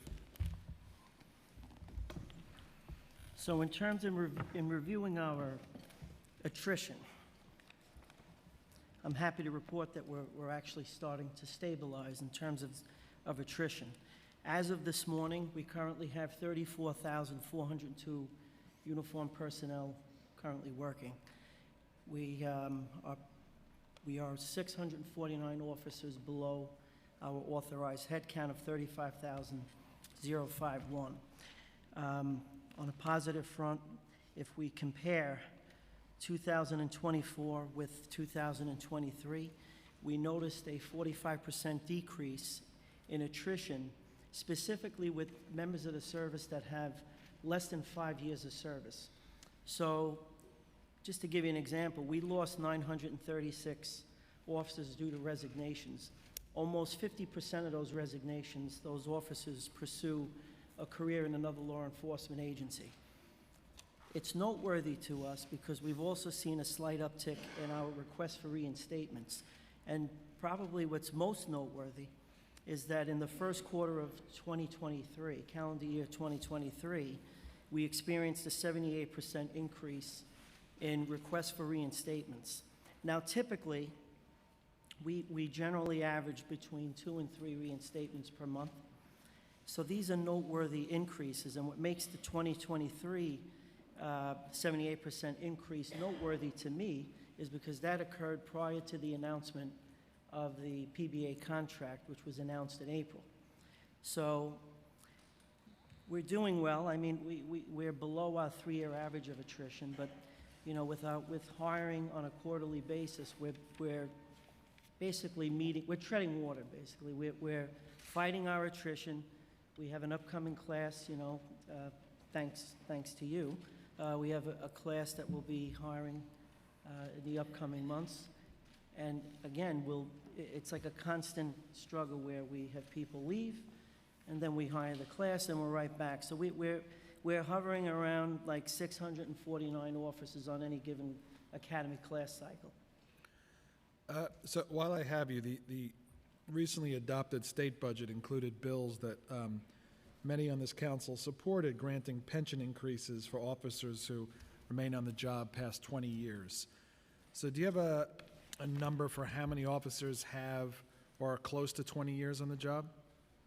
So I could tell you that legislation would entitle a police officer with 25 years of service, between 25 years and 29 years of service, would be entitled to the same rights in terms of a pension for a third-grade detective who served for 2 years of service at the higher salary rate. Just to give you a perspective, we currently have 76 police officers that are in that category right now. We also have, as part of that legislation, people who serve 30 years or more of service would be entitled to the same rights, pension rights, as a sergeant who served for 2 years at the higher salary rate. And just to give you a perspective on that, we currently have 53 police officers that fall into that category. Right now, we have 402 police officers that have between 20 and 24 years of service. But we have 3,114 police officers that actually are beyond that are eligible for service retirement. Now, I know these numbers seem low, but I think this is just a starting point because these numbers will increase over time. What is the NYPD's current hiring status for civilian positions? In terms of? Is there currently a hiring freeze for civilian positions? So for civilians, we are still subject to the 2-for-1 hiring policy with OMB. So generally every 2 separations, we're allowed to hire 1 back. Are there certain civilian positions where there's a higher vacancy or a higher priority to fill? You know, the positions that we like to fill, you know, like, for example, the psychologist position, that's a position that is challenging to us because there's a need for, you know, with our wellness programs and then just trauma debriefing incidents that the psychologists respond to. To be a psychologist in the NYPD is a little bit unique because many of them serve on call. They serve in an on-call capacity for a trauma debriefing. If there's a catastrophic incident, they're out there to provide support to not just our members of the service, but the families that may be affected by an incident. So we've noticed that it's challenging. And, you know, to be competitive with the private sector, we tend to pay a little bit less than the private sector. So that's a constant. I would say that is a position that we have difficulties in, you know, trying to attract people to do this type of work. I think because of the on-call schedule, remote work options, like these are the issues that I get based on the feedback of me. I read all the resignations, and I like to see what people report when they leave, and these are the things that I see regularly. It's salary, competitive salary, and resignations, remote work options. Another thing I want to point out is the information technology positions are positions that are challenging because the private sector is very competitive in terms of salary. They offer, remote work options. They're just with cybersecurity and the need to have like a robust cybersecurity program, it's difficult to find highly talented and credentialed people because of the competitive nature of the salaries. And again, I look at all of the resignations, and we had about 928 civilians who resigned. Believe it or not, several of them resigned to become police officers, but the ones that I focus on even very closely are the ones that have agency ramifications, specifically the IT positions and the psychologist positions. What about 911 dispatchers? So 911 dispatchers. Are they included in your civilian count? Yes. Is there still a 2-for-1 hiring freeze on dispatchers? Well, I can't speak for the hiring freeze, but what I can tell you about our police communications technicians. So right now, we currently have 1,356 police communications technicians that serve the city of New York. 118 of them are on extended leaves, and that could be from a military leave to a family leave.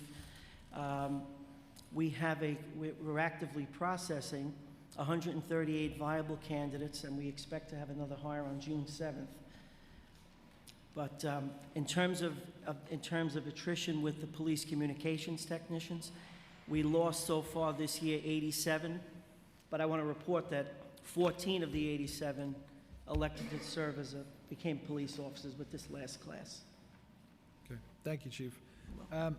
Quickly, school safety agents, what is the FY25 budget for the school safety division?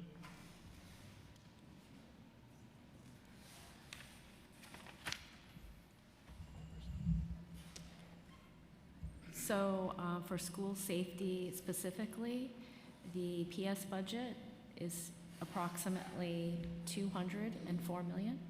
Say it again. $204 million. And the OTPS budget is approximately $4.9 million.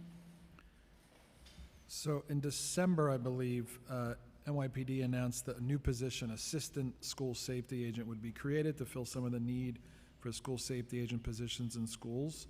How will those positions be funded? That I'm not sure yet. We will get back to you. Okay, because I'd also like to know what the estimated increase in the budget would be for those positions. I want to talk about ghost plates.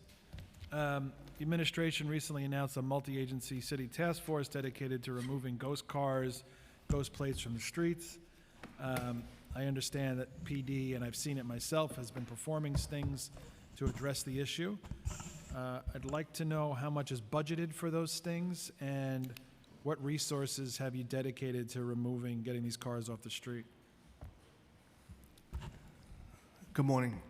I don't have the exact budget for these resources, but I could tell you that our citywide response teams have been focused mostly solely on these ghost plates, ATV initiatives, and removal of these cars. It should be noted that just the 4 months of this year alone, in 2024, we removed 209 ghost vehicles off our streets. In the entire year of 2022, we removed 10,000. So we're definitely on pace to surpass that. It should be noted that our roving band 911 calls in 2023, I'm sorry, year to date, we have 323 911 calls, and last year at this time we had 812 911 calls for roving bands. So the removal of these ATVs and ghost cars is definitely giving what the public wants, because our 911 calls and 311 calls in regards to these roving bands have sufficiently been decreased. Do you have a sense of how much revenue we're losing every year to ghost plates? I have that answer, Chief Rivera, Chief of the Transportation Bureau. So we've been doing operations on some of the major thoroughfares into New York City. We've done operations, we've done 10 operations since March 5th, and just at these locations, we've made 131 arrests, and we're talking about $3.5 million of judgments from 514 vehicles that were seized. So this is just probably the tip of the iceberg. We're doing these operations now twice a week, and we've had success wherever we've gone. The good thing about this is that this is not just the NYPD. This is a multi-agency operation, which consists of New York State Police, MTA, TVTA, the Sheriff's Office, and we just recently got on board with the Taxi and Limousine Commission. And how often, I've seen recently, the big operations at the bridges or the tunnels, how often are we doing those now? We're doing those twice a week. Twice a week? Right. And the SLEEP Act, so the council supported the passage of the state SLEEP Act, which allows the police to cite vehicles with incredibly loud and illegal mufflers and exhaust systems. It increased the fines from, I think, $150 to now it's $1,000 per ticket. Could you tell us how many summonses have been issued citywide for the SLEEP Act?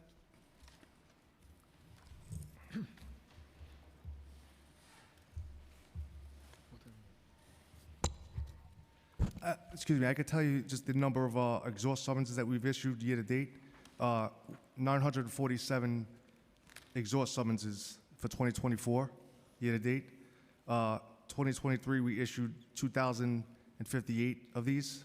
It should be noted that we have 88 sound meters deployed in all of our Patrol Service Bureau's precincts. That also actually helps with this enforcement. So 947 year to date? Exhaust summonses, correct. I'm assuming those are all in Bay Ridge? Okay. Last thing from me, and I think then we're going to take a break and we'll come back. Mental health removals. So recently it was announced that PD's role in conducting involuntary mental health removals would be increasing.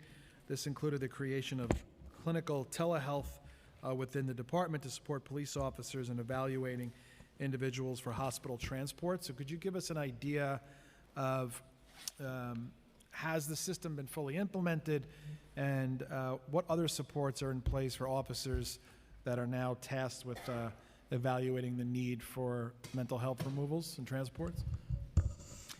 Good morning. Morning. So under the directive that we received last year, we began doing involuntary removals for people who we knew could not care for themselves. We send them to area hospitals with the expectation that they will be evaluated in the CPEPs at the various hospitals that we take them to. We have done training for people who do the removals, and but I want to state overwhelmingly, we take people voluntarily to the hospital. When we see someone who is in mental health crisis, our objective is to treat them as an aided case rather than to criminalize the behavior. And how many have you done of those involuntary removals year to date?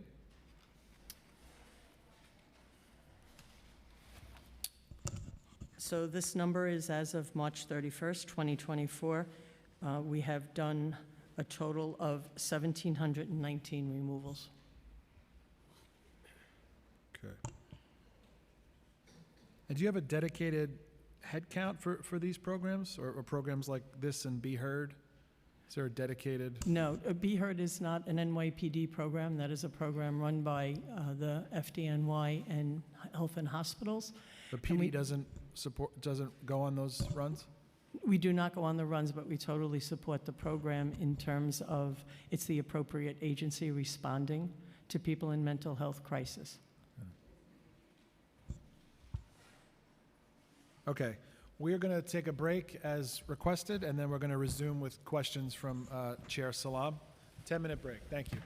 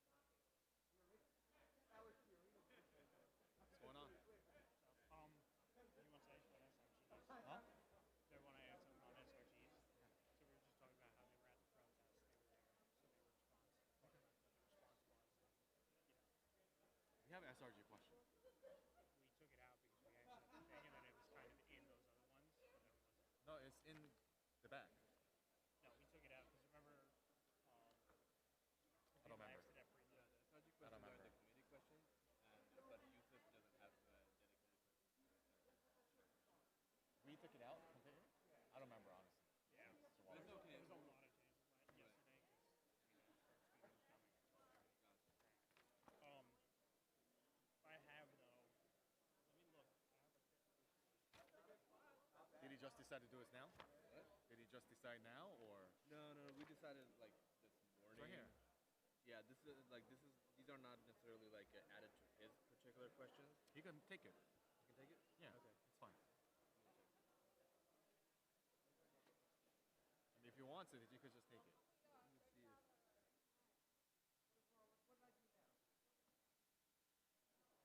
These are general.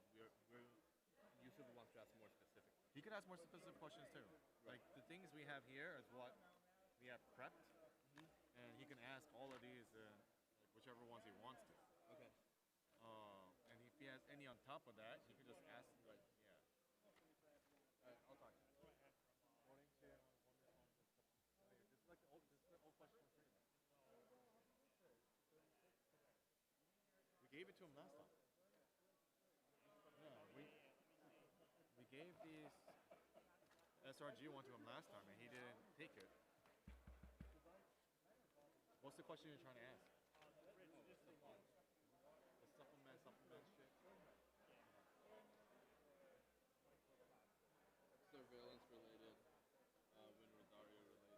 What's the SRG stuff? These are the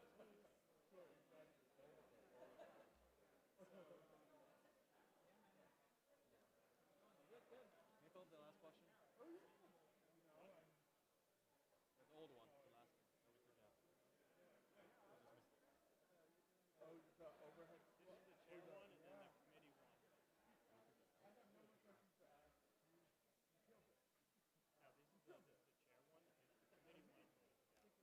So, okay. I'm fucking confused. I think we're good. I'm gonna talk to him on the side.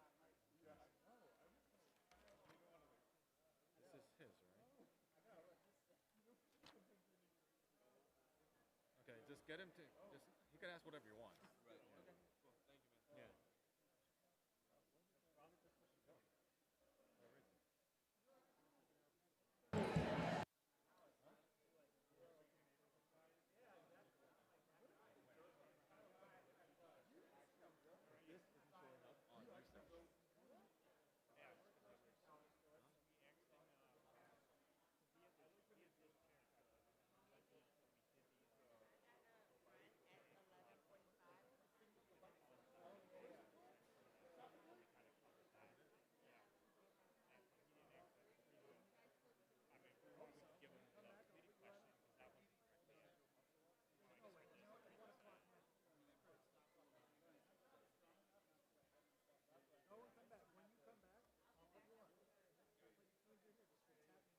Just give it to that guy. I don't know what fucking. Worst case, I'll text you Huh? the question.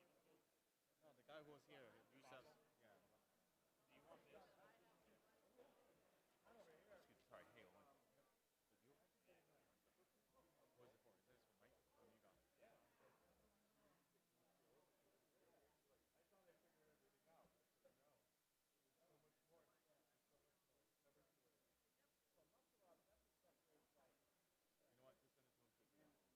it. Okay.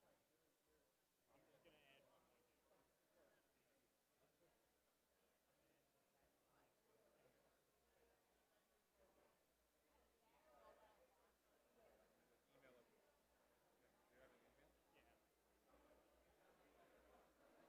Yeah.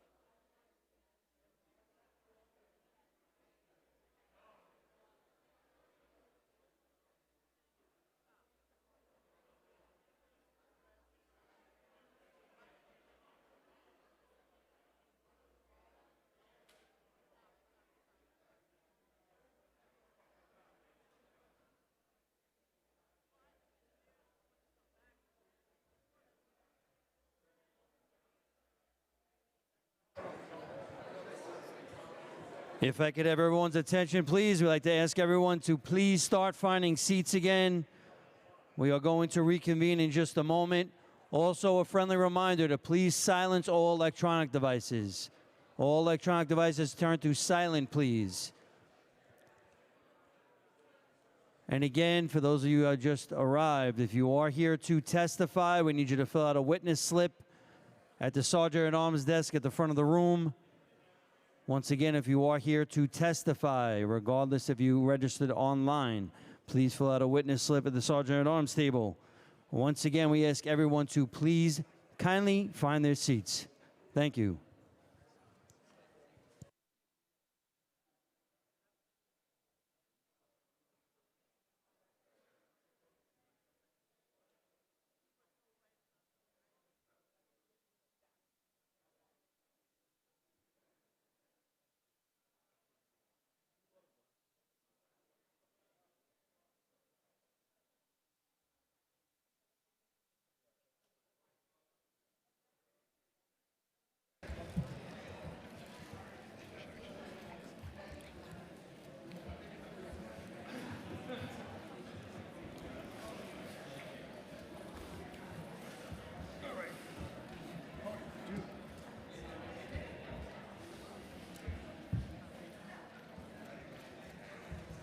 Once again, if everyone could please find a seat. If we have quiet in the chambers, please, we are going to reconvene. Thank you.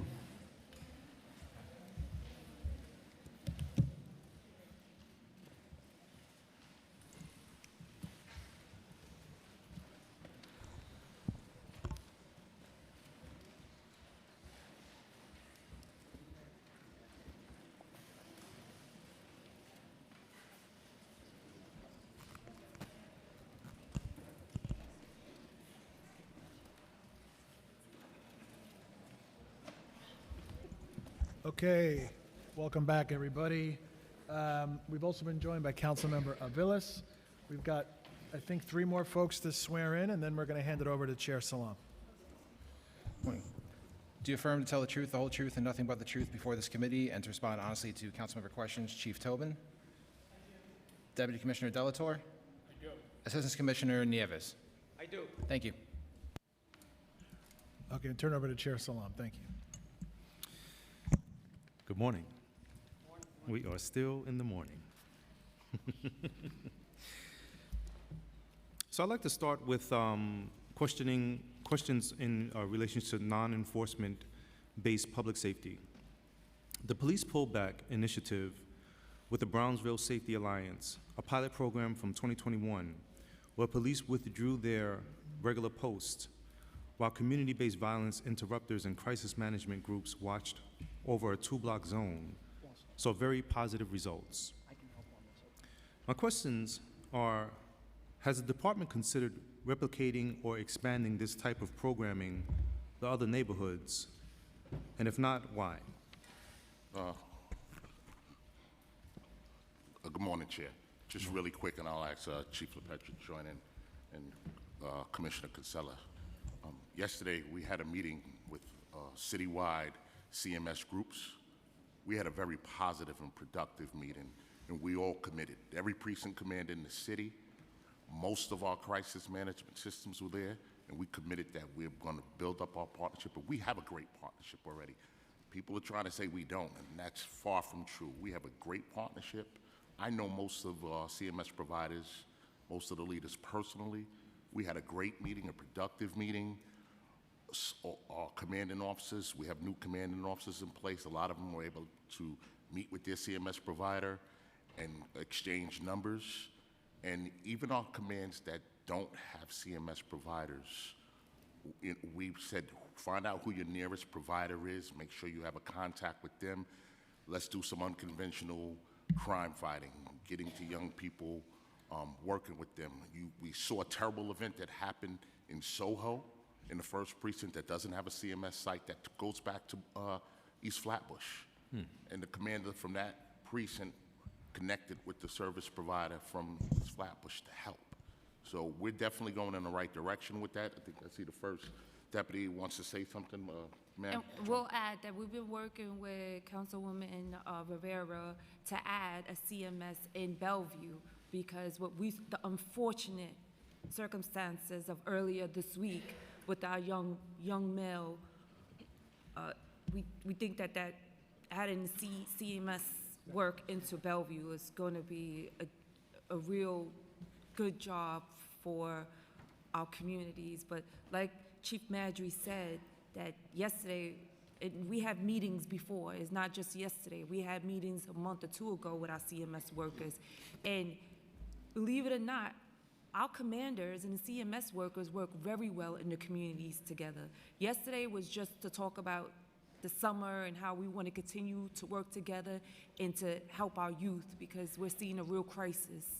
So we're brainstorming together. And if I could just add, as far as the CMS, it's data-driven also. You know, my office, the Crime Control Strategy, we share data with CMS. You know, areas that we think maybe they could expand to. Maybe they're just, the catchment area might be 2 housing developments, let's just say in East New York, but we see an uptick in shots fired maybe in the rear of that housing development. So we will share that data with them, and like Chief Madry said, and Commissioner Kinsella, it is a working relationship, and it's really never been better. I mean, there is intel that we share with them also. You know, we do share intel on things that we see on social media, or things that we might have connectivity with as far as young gang or crew violence. And, you know, again, it's a real good working relationship. And if I could just add, Chair John C. Parker, for over 2 years, we've been working with the mayor's office, with the Gun Violence Prevention Task Force, which is the mayor's blueprint to end gun violence, which there's a cornerstone of is based on the Brownsville community, that Public Safety Alliance, where the 7375, 6 precincts, 7375, 40, 42, 44, and 47. It is a partnership of all government agencies to work together to prevent gun violence. In fact, we host the quarterly meeting that they have of that, that's hosted in the NYPD's Intelligence Center, and we've been a partner with them for working literally every day. It's co-chaired by A.T. Mitchell and the first deputy mayor.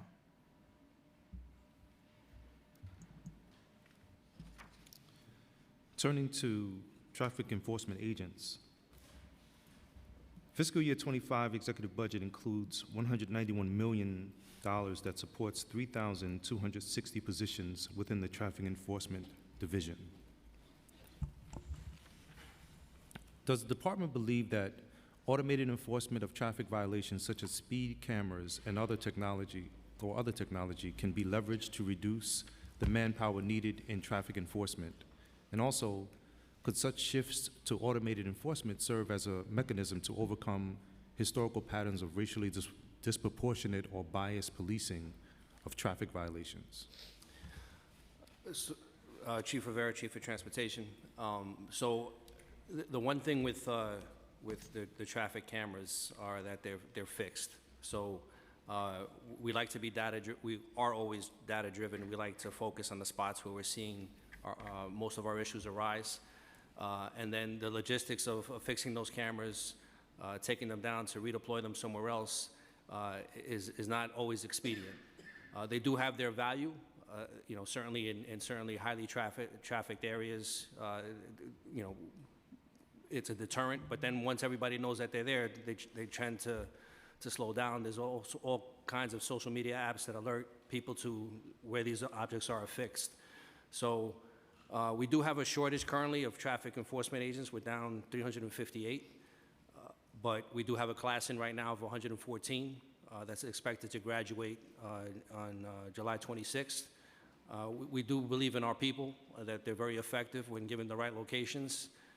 They're out there not just doing intersection control, but also addressing the parking congestion. And I do believe that the traffic enforcement agents are the best remedy for the current situation.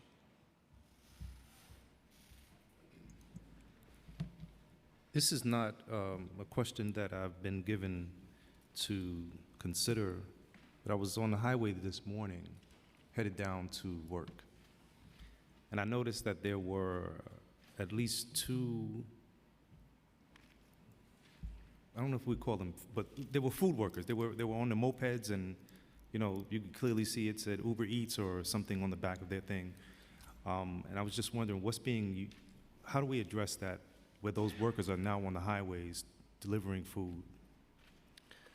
So, again, there are certain, you know, there's a lot of bike paths throughout the city. I think, you know, they're just increasing, you know, day by day.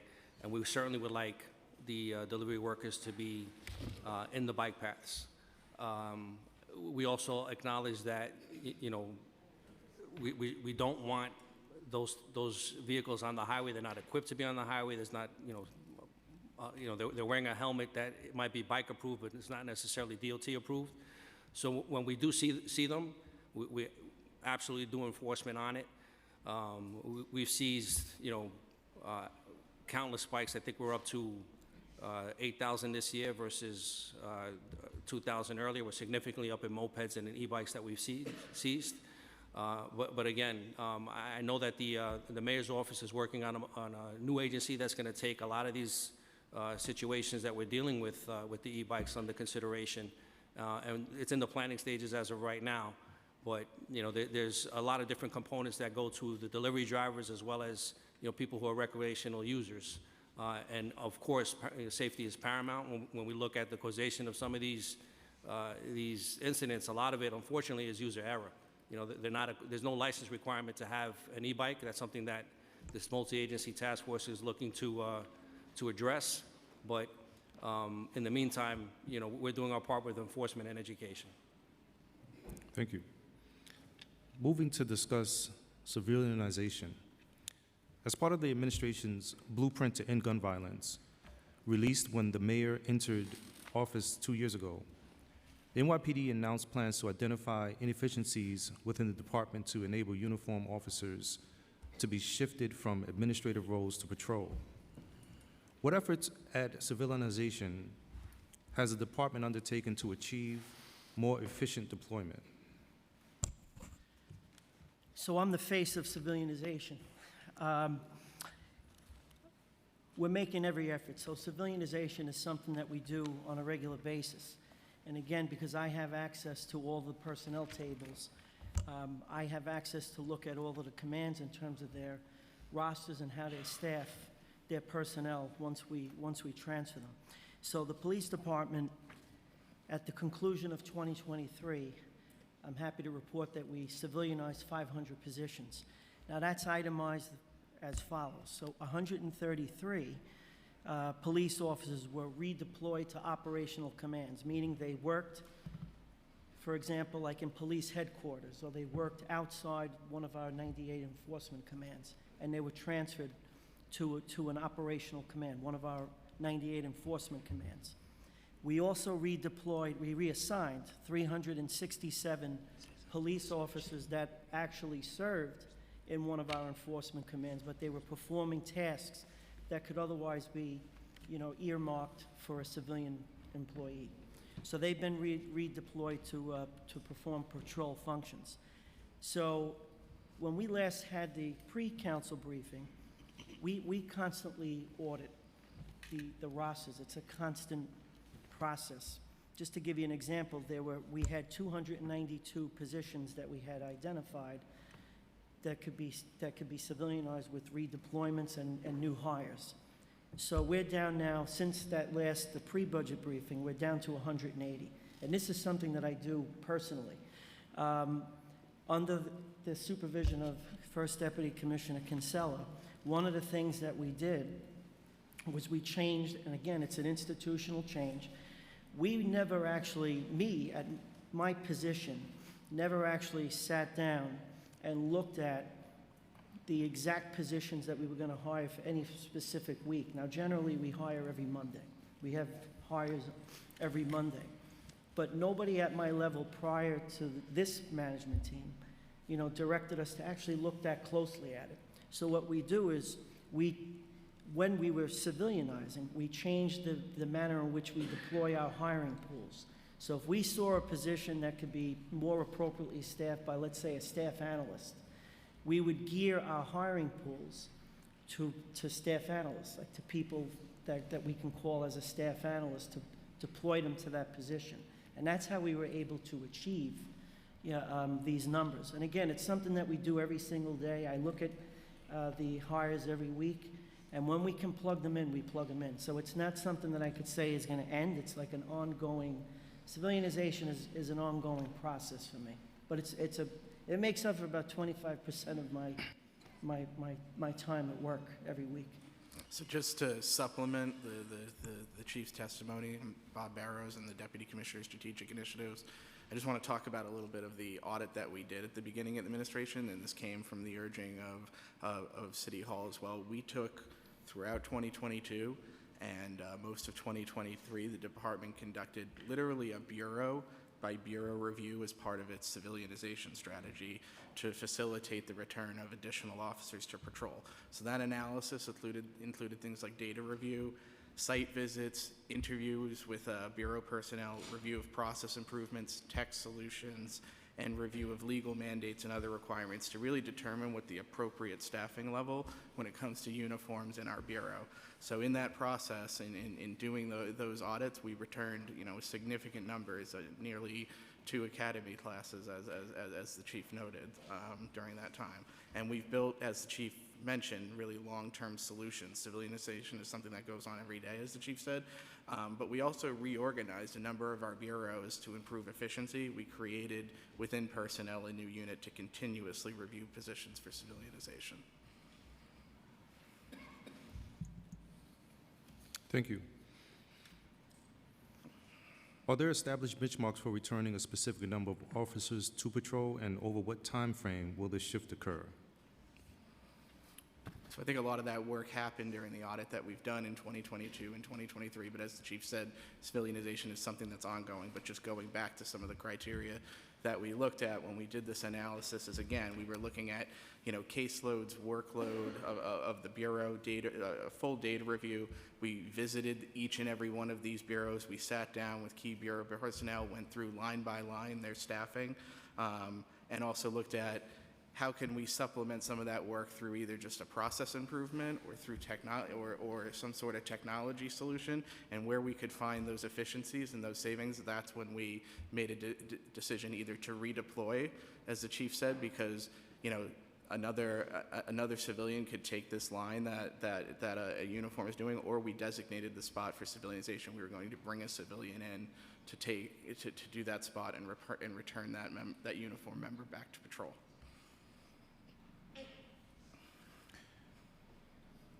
What are the main reasons for uniformed officers serving in administrative roles, and how many officers are serving administrative roles due to injury or misconduct? So just to circle back on your last question, I think to provide some context, less than 1% of our uniformed force in our 98 patrol commands are doing civilians work. So that's pretty noteworthy. In terms of restricted duty personnel, give you that number. I'm going to give you the right number. So we have just over 2,000 people that are on restricted duty that serve in one of our several what we call restricted duty pools. Now, these officers serve in support capacities. There are vital functions that need to occur that can really only be performed by a uniformed person. For example, we have officers that serve in some of our detective bureaus while they're on restricted duty. They can't perform the functions of a full-duty police officer, so that what we do is to maximize the full-duty personnel that can go out and do full-duty police work. We deploy them to functions that are necessary to run the agency, but not use a full-duty person to do that. Now, I'm the face of that as well. So I oversee the restricted duty program. I oversee all of my primary role in the agency is to document, track, and account for all uniform and civilian transactions, all the employee transactions. I manage the restricted duty pool. And again, that's like civilianization. This is something that occurs every day, because people who go on restricted duty, that changes. Like, we have people that are on, for example, position limitation. We have officers that are expecting to have children, and that they're going through a pregnancy, but they can't be out on patrol. So we have vital functions that we could deploy them to for the duration of their pregnancy, to perform vital functions while keeping somebody on full duty that we can have out to do enforcement work. Again, I manage that every day. Those numbers change every day. They probably changed since this report was printed. So this is an ongoing thing, and we work in constant contact with our medical division. I supervise the physician staff across the agency in terms of how we manage when officers go out sick. I'm the one that oversees all of the officers, the sick system, our unlimited sick system. We have mechanisms where we look at people who we believe that are malingering or people that are trying to not go out and do enforcement work and maybe report sick. I'm the person that sends out people to make sure that these people are actually out sick. And I'm also the person that oversees the physician staff that gets these police officers back to work so that we can deploy them out on patrol. I just want you to be assured that even our officers who are assigned to administrative functions, they are mandated to go out on patrol. We do administrative all-outs, especially in the summertime. Every week they have to go out. When we're in emergency situations, we'll mobilize our people who are working in administrative capacities, including at 1PP, my office as well. We will use all of our resources where we need them. So anyone who's full duty, if they may be currently assigned to an administrative position, they are mandated to go out. They are mandated to respond to mobilizations when we need it. And during our CompStat process, when we see problems, we see we need additional resources, that's one of the first resources I asked our commanders about, how we're using our administrative people, cover school posts, cover posts where we had trouble. It's all part of the plan. Will officers be returned to patrol if on modified or administrative duty due to substantiated allegations of misconduct? Well, eventually, yes, but it depends on a case-to-case basis, right? So we can't say that all will respond, will return to full duty. It depends what the penalty is. Sometimes the penalty is to fire, separate from the department, but ultimately, our goal is to make sure that justice is served for the person making the discipline, the complaint, and for the officers to receive due process and to return them back to full duty in an expeditiously way. Under the leadership of the First Deputy Commissioner, we have put a working group together to go over these cases on a monthly basis. So every month we're going over what we call our modified suspension list to see who we can put back to full duty. And this process, it doesn't linger on for 2 to 3 years. Now, every bureau that's DAO, every bureau that's involved has a time frame which they have to hear the cases, even trials and so forth. So with this working group, we are working with the community who have made the complaint to make sure that justice and they receive swift answers and results to their complaints, and that the officer is returned back to full duty or cleared for promotions or so forth. So we have a process that, under the leadership of the First Deputy Commissioner, the Suspended Modified Review Board, and in conjunction with what Chief Iglesias is saying, I'm on that committee as well, and we made some institutional changes in terms of the administrative flow of paperwork. That cut down on the turnaround time for how long these cases are going to be active in terms of keeping somebody that might be facing a penalty. And as an institution, there was a mindset that when we came close to knowing what that penalty was actually going to be, it was at that time that the person was returned to full duty. The mindset and the cultural change that was shifted under this leadership team, and it's a big cultural shift, is we don't wait for that. Oftentimes an officer is in trouble and their duty status has changed, but we know what the outcome's going to be. Now, in the past, That person would go through the disciplinary process, and that resulted in them being out for a protracted period of time. One of the biggest shifts is that when we know what that penalty is going to ultimately be, then there's no need to keep them out for the period of time that we traditionally kept them out. And the Suspended Modified Review Board, Chief Iglesias accompanies my staff and I on that committee, and we return them back as quickly as possible. So we do that once a month, and we've turned several hundred officers back to patrol so that they can perform full-duty police work. It's something that we monitor on a regular basis.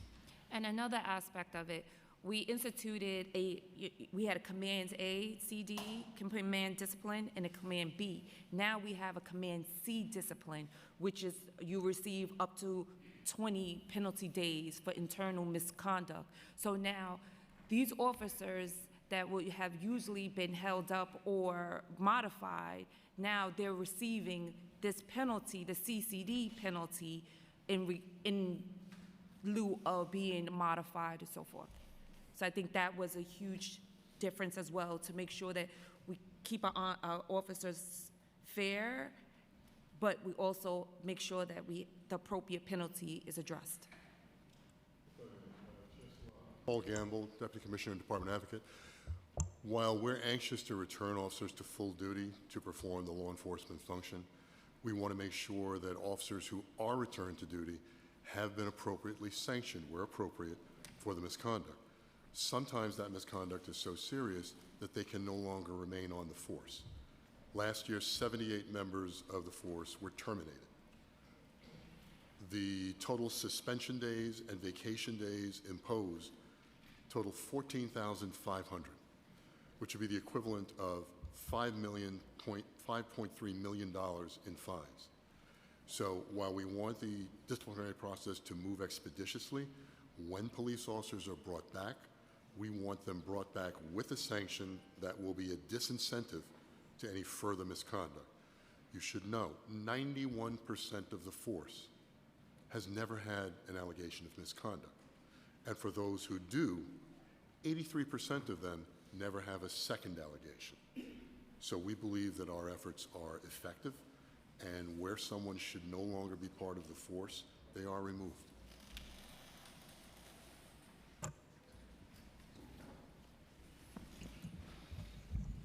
Moving to PEG restorations, the PEG restorations as of July and October PEG restoration of July and October 2024 uniform academy classes.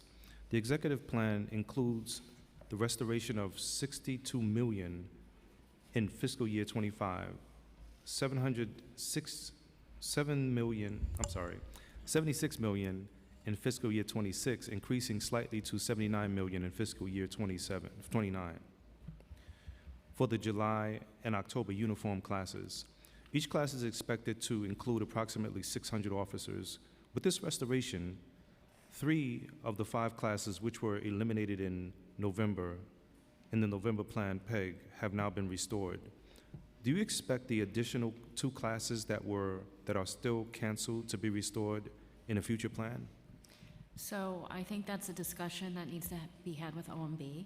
Our first focus truly, and we're grateful for these classes because, as Chief Benoit stated, it's going to enable us to keep up with our attrition and maintain the current staffing levels. I think we don't want to get ahead of ourselves, and we want to see that we fill these 2 class restorations first. How will you deploy the officers once they graduate from the academy? Are there certain precincts with a low headcount and resources that need to be backfilled? Yes. Deployment usually goes through my office. I sit down with, of course, the Chief of Crime Control Strategies, the Chief of Personnel. We look at first where we're having trouble. We look at crime. If we need to put more officers there, then we look at commands that are down in police officers, and then we put them there.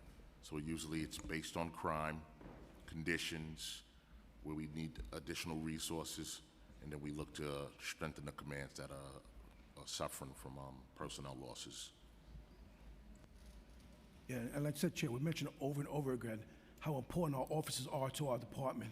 In the opening statements, I mentioned the great work they're doing. Over 16,000 guns taken off our streets. Month after month, we're seeing crime reductions in our city. And those are because of the cops that are out there doing the work every single day. And I sit here and I thank them for that. And if I could just add, you know, the President Academy class that just graduated and the upcoming graduating class, you know, historically, 25 precincts make up 75% of the shooting incidents. We've identified 3.5% of the area of New York City, which encompasses 35% of all shootings in New York City. Those are where the officers are going. We're putting an additional 1,200 officers to those areas this summer, part of our summer deployment. When we did that last year, we saw a 35% reduction in those areas in shooting incidents. We saw a 42% reduction in confirmed shots fired, and we saw an increase in every enforcement category in those areas. And we're doing the same thing we did, well, we actually enhanced it this year and hopefully build on the successes that we had last year. And like I said, the majority of those officers are going to be on foot patrol in those areas.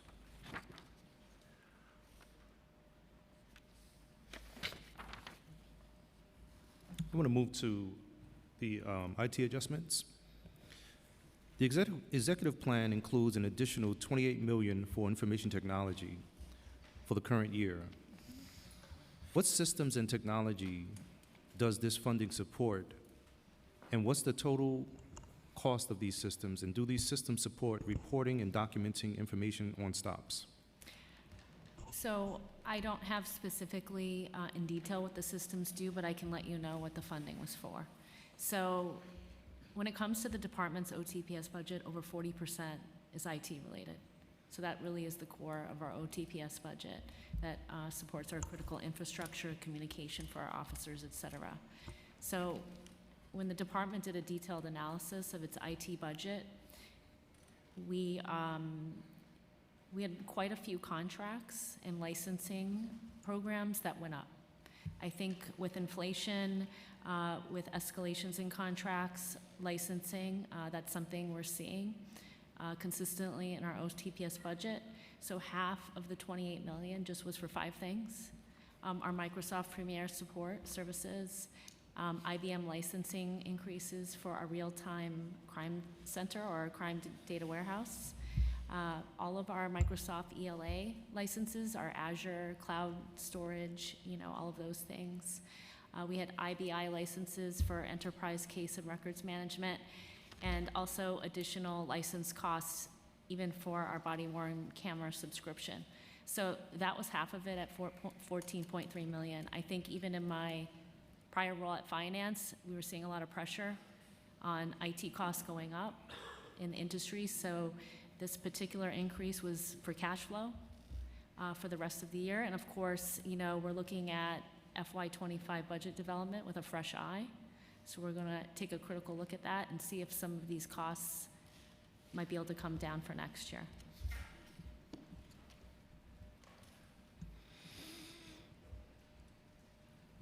During the recent protest at Columbia University, there was notification of a firearm that was discharged.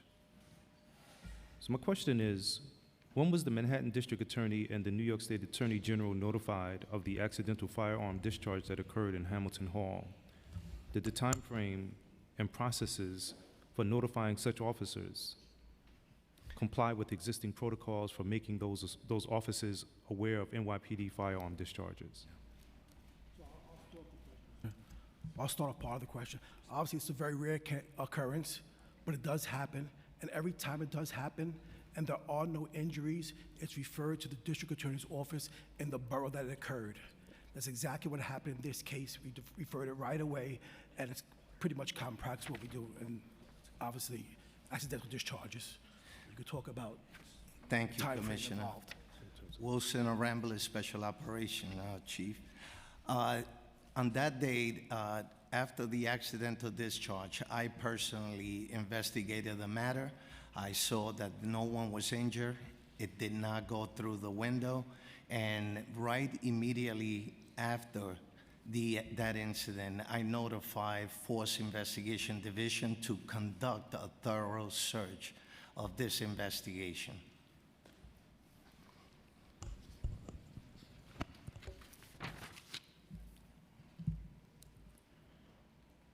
moving to NYPD surveillance, what are the policies for deploying drones in protests and demonstrations? And how is the footage that is captured used in NYPD investigations? So I can speak to that. So what we do is we definitely use drones sort of to track the movement of large crowds. And I think, I'm not coming at this from the enforcement side, but I do think it is a very helpful resource, particularly if we're trying to figure out where a large group is going and making sure with the appropriate resources. As someone mentioned earlier, we sometimes don't know where a group is headed, and it can be very helpful to be able to see at the drone level, at a high level, okay, they're heading in this direction or that direction. There are very strict rules in place, and it goes to, it's embodied in our policies, and it relates to the hand-shoe guidelines. When we're talking about peaceful protests, right, which is the vast majority, the overwhelming majority of protests in the city, we're not allowed to zoom in on individual protesters. Can't do that. In the same way, if it's a peaceful protest, officers can't activate their body-worn camera. We can't otherwise have folks video recording faces unless and until we're in a situation where either there's criminal conduct occurring or imminent criminal conduct. If we're about to take enforcement action, in that scenario, then officers are actually required to turn on their body-worn cameras. And we definitely will record if we're talking about taking enforcement action.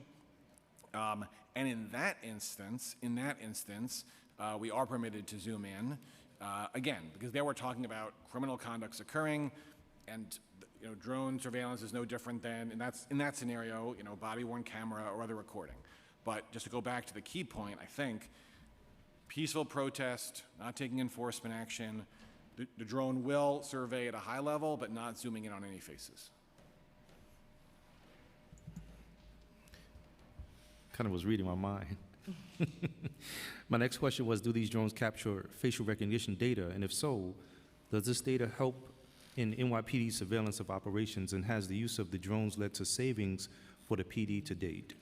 So, at least on the first piece, there is no real-time facial recognition technology in our drones. And in fact, our policy forbids real-time facial recognition technology in our drones.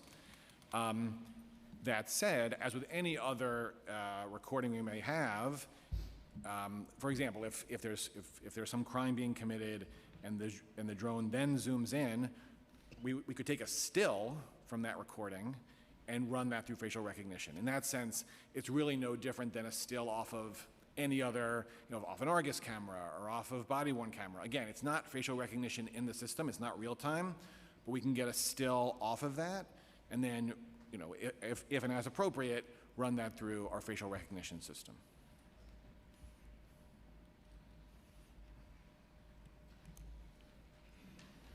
Does the NYPD work with or receive support from other national or international agencies or entities to support its surveillance operations?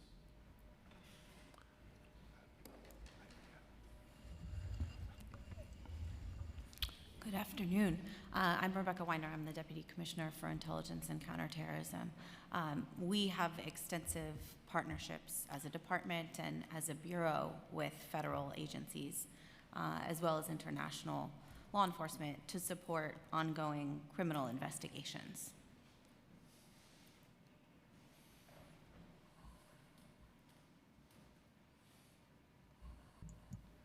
Thank you. I want to touch on something that was more recent with regards to Wynn Rosario. Can you share with the council the number of NYPD uniformed officers who are currently on NYPD mental health co-response teams? What budget is there for these teams in fiscal year 2024 and 2025? Good afternoon, Terry Tobin, Chief of Interagency Operations. When you're referring to co-response, you're speaking of teams that are comprised of social workers or social workers and officers?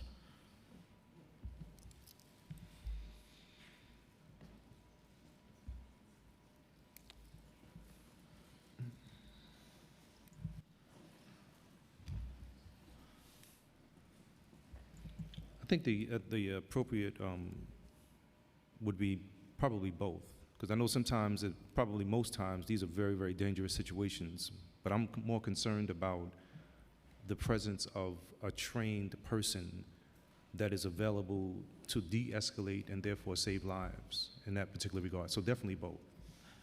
Understood. So we do have co-response within the police department. However, they do not respond to 911 calls. They are pre and post-crisis.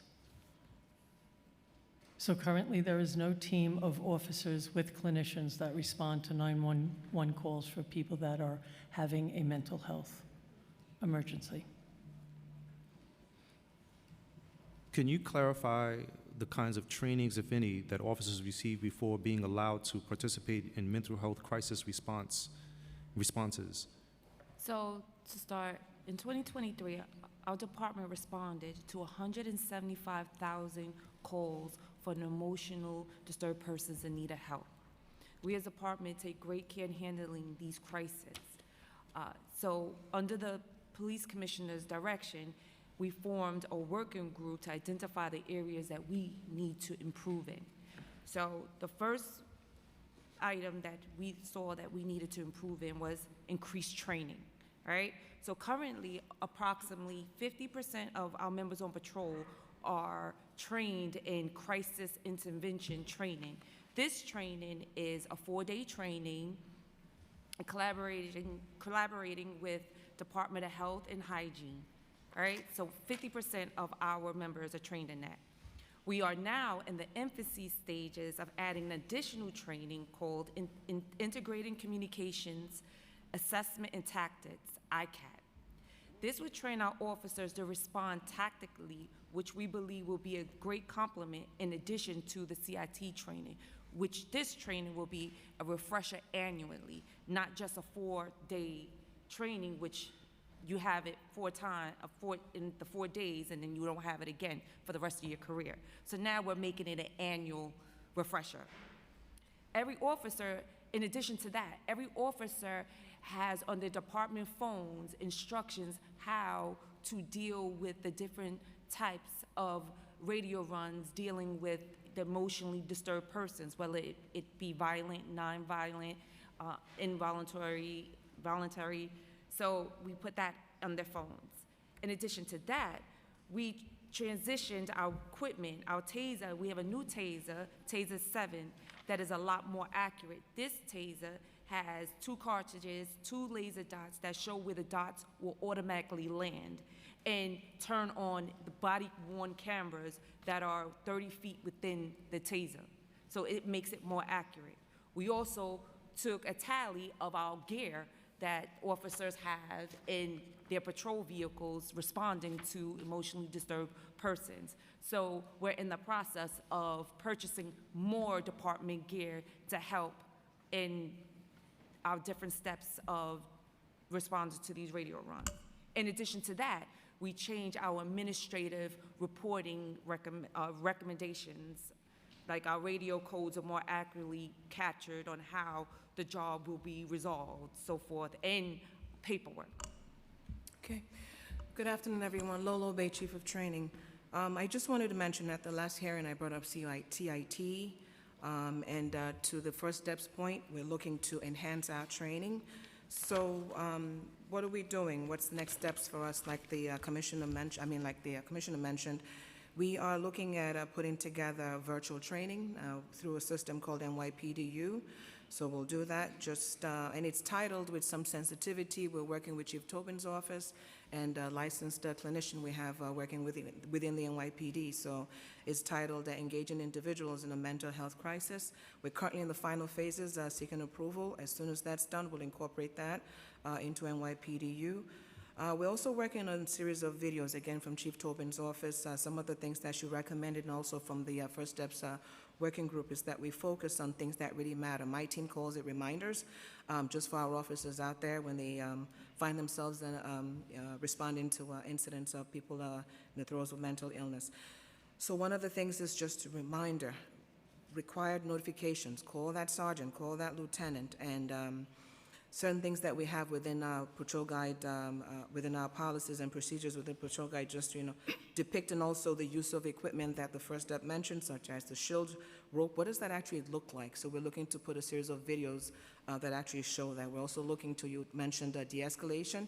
We're going to be relying on body-worn cameras. I think that's so people can see good and bad videos that depict what it is to de-escalate. Again, no two incidents are the same. We're all going to respond differently to this incident, so it's important to depict what de-escalation looks like and what the department is looking for when you get out to this incident and you want to bring down the heat with the situation. So, and also we're working closely with Chief Tobin also on responding to clinical removals when we have, when applicable. We're working also with the First Steps office down the road sometime this year to just have a mandatory one-day refresher for everyone in the NYPD at our facility, or we have a joint, we call it JTAC centers, 8 of them citywide. We have it there at the police academy, but just have that one-day annual refresher. To the First Steps point, if you take CIT, say you were trained in 2019, it's a one-day, it's a 4-day course, but one-time training. You're going to remember all of that. So the idea is, under her leadership, is bring it back. Let's have the one-day refresher, and we'll just keep pushing that forward. Again, just so our officers have these reminders and keep themselves safe, and also that the people that we respond to are also kept safe too.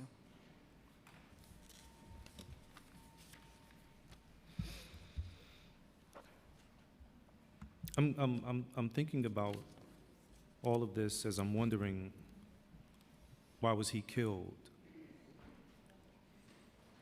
I'm thinking about this because, with the release of the body-worn camera footage, the death of Win Rosario, the 19-year-old boy who was shot multiple times by the NYPD during a response to a mental health call, it was evident that both officers responding exhibited inexperience in responding to mental health crisis.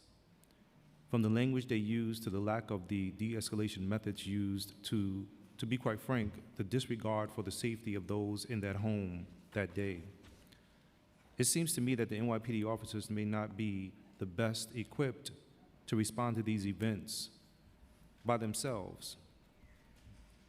Had the NYPD in earnest considered moving both the fiscal and operational responsibilities of responding to mental health calls to other agencies or other organizations with mental health expertise and experience in crisis responses? If so, which groups have you met with? Sir, we work with the Department of Health and Mental Hygiene, Department of Homeless Services, Health and Hospitals, and we were very instrumental in moving the funds that we had so that we could have a 911 response with a social worker and a police officer. That funding was moved over to start the Be Heard program.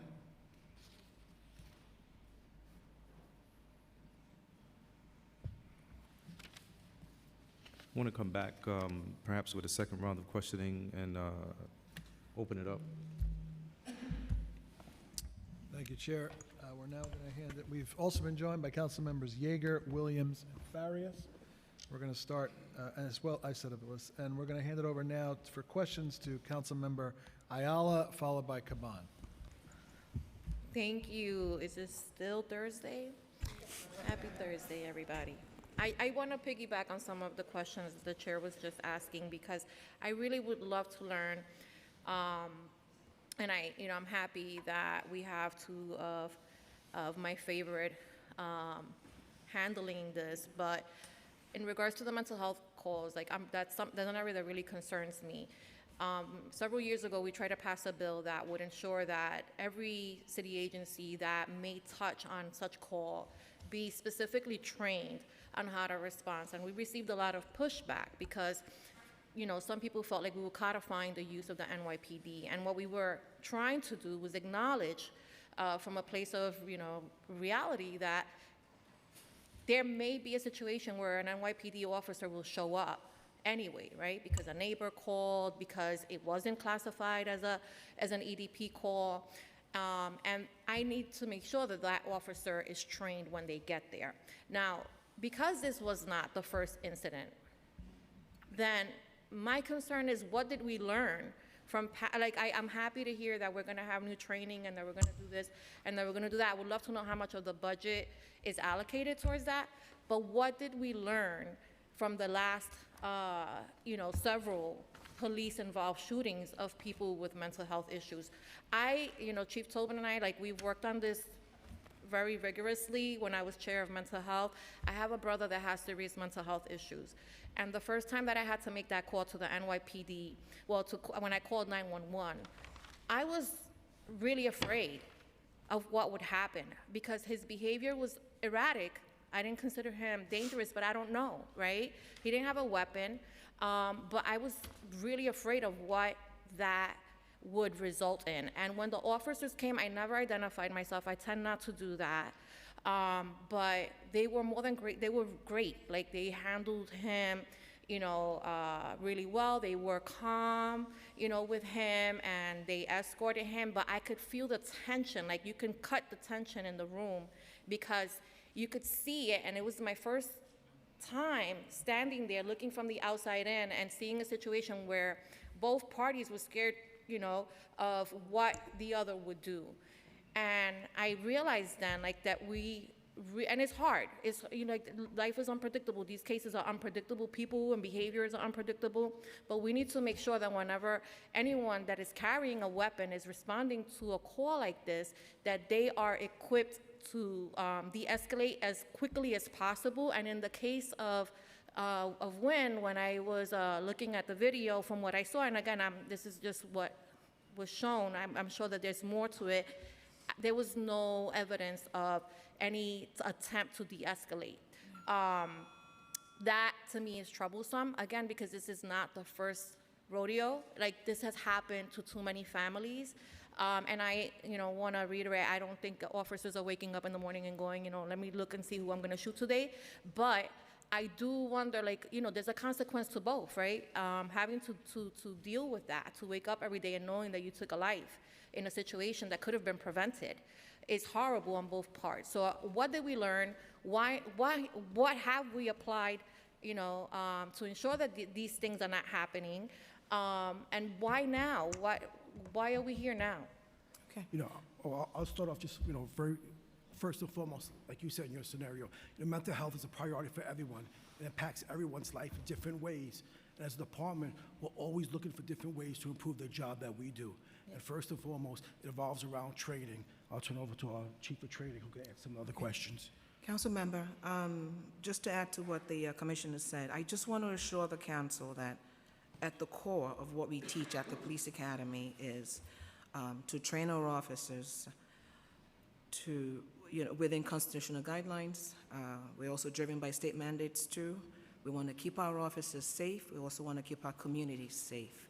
We also want to provide the right tools for our officers when they respond to all types of jobs. Naturally, something like this is troubling to us all. I cannot speak to that specific case. I could tell you what training looks like. It's twofold for our recruit class that's in the Police Academy, and we also have an in-service component. That's the people who are out in the field. They're grandfathered out of the Police Academy. So at the recruit level, I talked about CIT the last time I was here. The first step touched on ICAT, so that kind of incorporates, some tactics. At the recruit level, they get the same CIT training that all the in-service members get throughout the 6 months that they're there. So it's a one-time thing. They get the 4-day course. I want to add that with the recruit class that just graduated, that's the October 2023 class, they got the CIT training. And moving forward, every academy class in the Police Academy will get, whether it's be CIT or ICAT, they will get that training before they get out in the field. You talked about de-escalation. In their curriculum, de-escalation is sprinkled throughout the 6-month process in their classes, and they talk about policing professionally, the use of discretion, policing impartially. So all of that is, sprinkled throughout their training throughout the 6-month process. What's important also that we do, and we touch base with all of my own partners here, the bureau chiefs and all, is when we see incidents like this, we want to depict that same incident. It's tough. The setting is of course, a lot different, but we have something called scenario-based training. So we take a look at it, we depict an incident that we see, and our officers learn from it. We regroup, we critique, we reassess whatever we need to do. But a lot of these scenario-based incidents are based on real-life scenarios. As a matter of fact, at the end of every 6-month training academy, our recruits have a post-exit survey, and they want more scenarios. So these are the things that we see, that we do when we see things out there. Not necessarily all troubling, but we want to make sure that, this is what the response to a mentally ill person looks like. So we incorporate a lot of I'm sorry that. to interrupt, Chief, but who's providing the training? We are. The NYPD? The NYPD we use actors, within the police academy. Do but you have it's- any mental health professionals? That is part of CIT. We work with it's as part of the MOU with DOHMH. We have clinicians that work with us with CIT. The officers also get that, but also just to enhance CIT with the recruits, we also add scenario-based training, which we use our own actors within our police academy to depict real-life scenarios. And these are, I'm assuming the CIT are trained to work with the most seriously mentally ill? Well, the MOU goes back to 2015, so DOHMH selects that provider. The person, the organization we use is called Center for Urban Community Services. We call them Cooks. They've been with us a long time, and they have clinicians, and they work hand in hand with us for CIT. But to enhance CIT and just enhance the training process, we also have scenario-based training, which is based on anything that's out there in the field. It's all about real-life scenarios that we depict within the police academy. The recruits like it, they want more of it. It would be nice to have some families or people that are going through similar situations at home that can kind of describe, right, what does that behavior look like? I can invite you to the police academy, and Councilmember Ayala, we would love to have you. CIT is a 4-day training. That's part of it. It's Yeah. really intense. I would love that. I would love that. We'll extend the invitation. Do you know what component of the budget is set aside for the training? I believe about $2 million, but I could have. It's approximately $2 million annually. I would just like to add to Chief Ove's comment that we do have a peer panel where people with lived mental health experience come in and they sit on a panel. They describe their experience with a police response, both positive and negative, and then there's a wonderful interaction with the members of the class and the panel each week. Okay, I would love to be. We will extend the invitation. Yeah, We'll I don't have you think $2 come. million is enough for that, but, I'm sorry, say it again? I don't think $2 million is a lot of money for this type of training, but I will leave it at that. I have a question regarding so in an incident like this, where there's a police-involved shooting, and what happens immediately after is the officer, with the officers? Are the officers taken to the precinct to kind of go over the events of what transpired? Do they go to the hospital immediately after? Like, what is the protocol for that?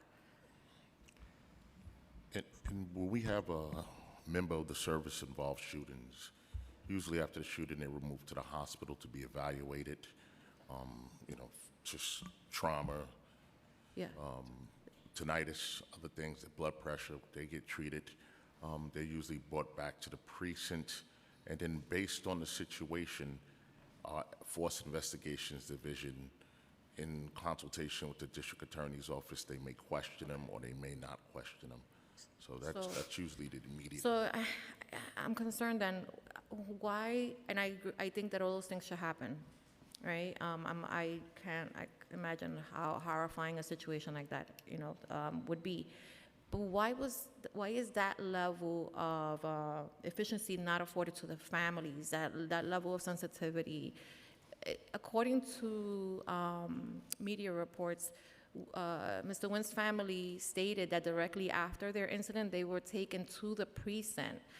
I can only imagine, as a mother, as a person with blood running through my veins, if someone that I love is killed in front of me, the trauma that would induce, and then to have to go directly to a precinct and be held there is even further traumatizing and insulting, and I don't understand that. I really don't. I think that is an area where we need to also look at, because it's equally as important as it is to the department to ensure that your officers are safe. it's also important to ensure that the community feels that same, level of attention, especially when, they were trying to get help, right? This is an unfortunate, incident, and until the investigation is concluded, it is what it is.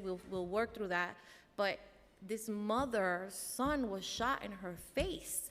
She was literally like millimeters away from her son as he died.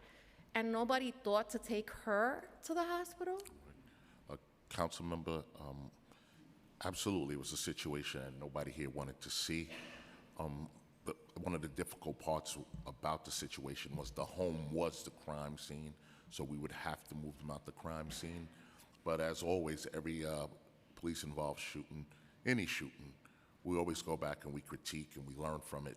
This is something we will definitely incorporate and to understand that, hey, if we have a situation like this, maybe go to a family member, a hospital.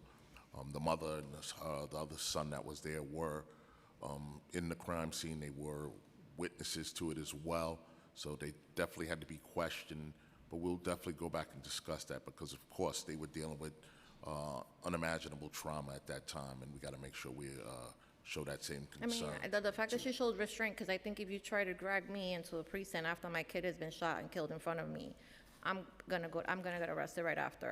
And Like, I that's understand. No, you're not I'm not going in there that lightly. Seriously, I do understand. Yeah. I understand It's horrible. how you It's feel. horrible. But again, we don't ever want to see situations like that. Yeah. Listen, our core mandate is to protect life. That's right. And when people call Everybody. for help, our job is to get them, to get them out of whatever situation they're in safely. Overwhelmingly, we respond to these type of calls, and we do a great job. Tragically, this incident didn't happen that way, and we're going to look at it every way. We're working with the DA's office. We're going to look at it, and we're going to improve wherever we can improve as an agency. Okay, I appreciate that. I just have two really quick questions. One is, have we received any additional resources from the state to cover the cost of the illegal cannabis shop enforcement efforts? And two, regarding the NYPD budget, how much of it is set aside for precinct vehicle replacement costs? Not the repair part of it. I'm actually looking at the replacement. Some of my precincts are reporting that they're working with, a very limited fleet of vehicles, making it difficult. So we were giving out turkeys in November, and we had to figure out how to get those precincts to the precinct because they only had one van. And so I'm trying to get a better understanding of how much of the budget is it's geared towards that as well. Okay, so I'll start with cannabis. We know that Yes. recently the state passed the budget and had some provisions in there.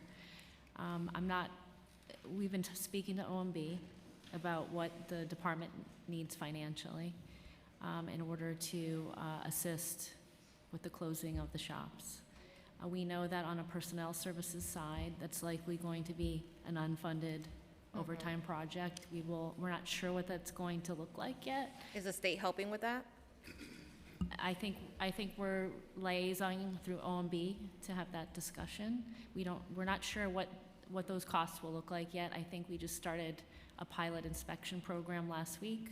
So we're going to monitor that spend. We already have an overtime code set up for that. When it comes to the OTPS side, it's a lot smaller.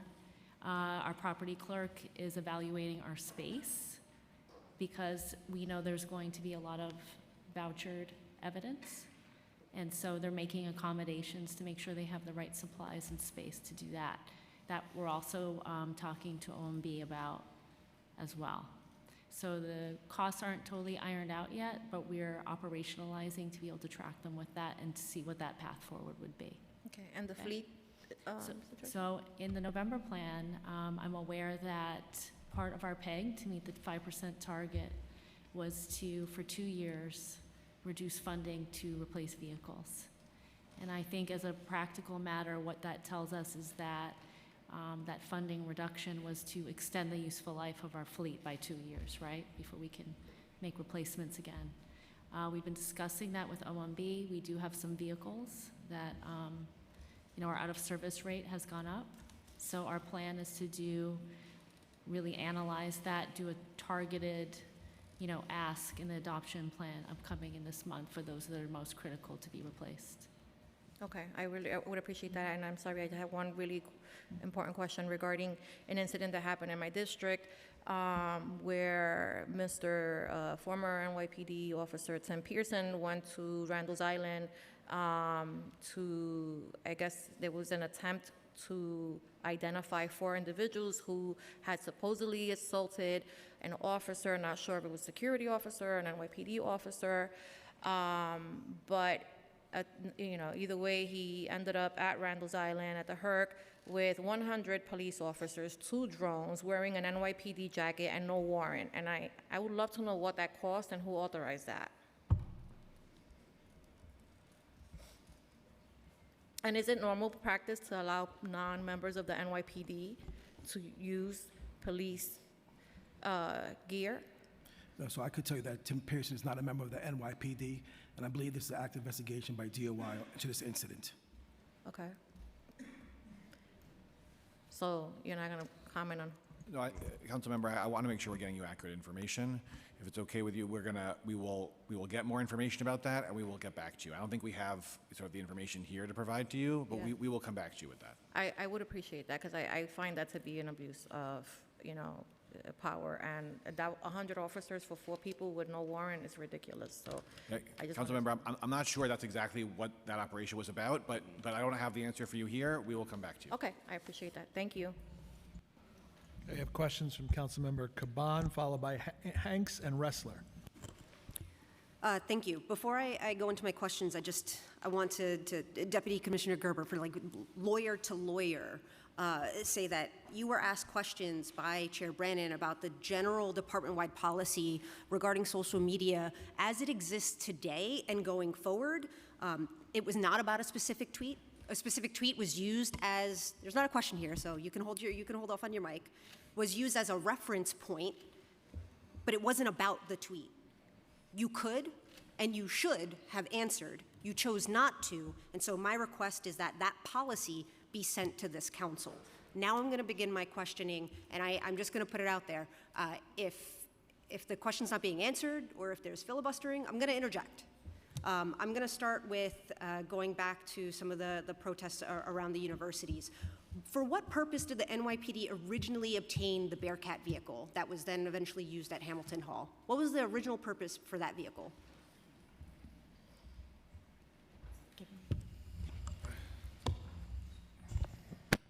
And how much did it cost?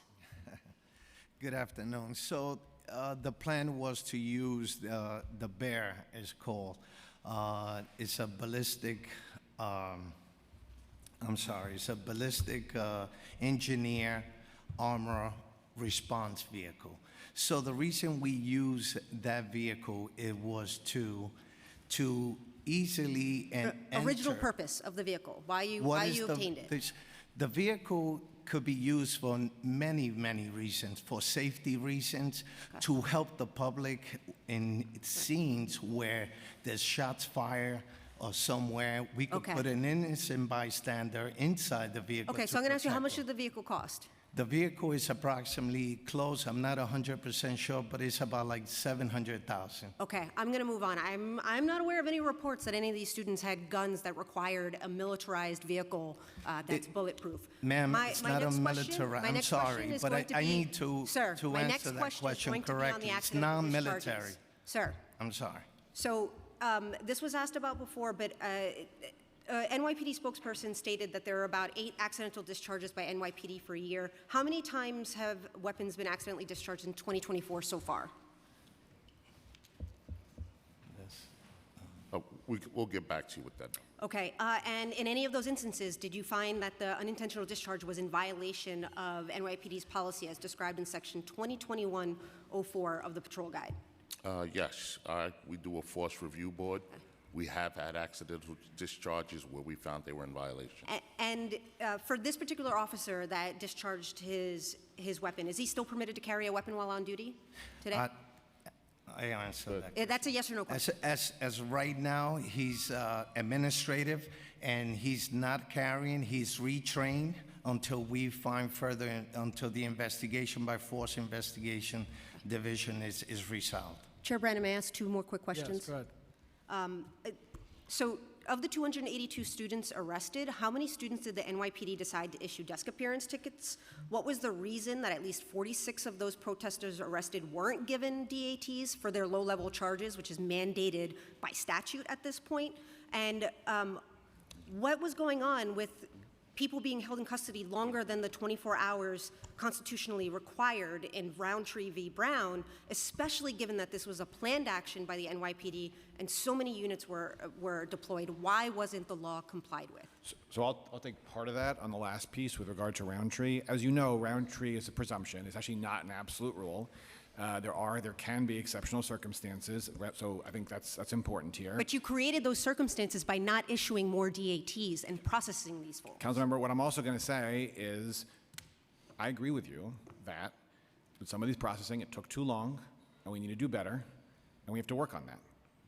So on that we agree. I don't agree that there was a violation of Roundtree, because I do think there was unusual circumstances here, but I agree that some of the processing took too long, and we need to improve on that, and we are going to work to improve on it. But do you agree that the department was in fact supposed to issue way more desk appearance tickets than ended up? And we didn't get the number, by the way.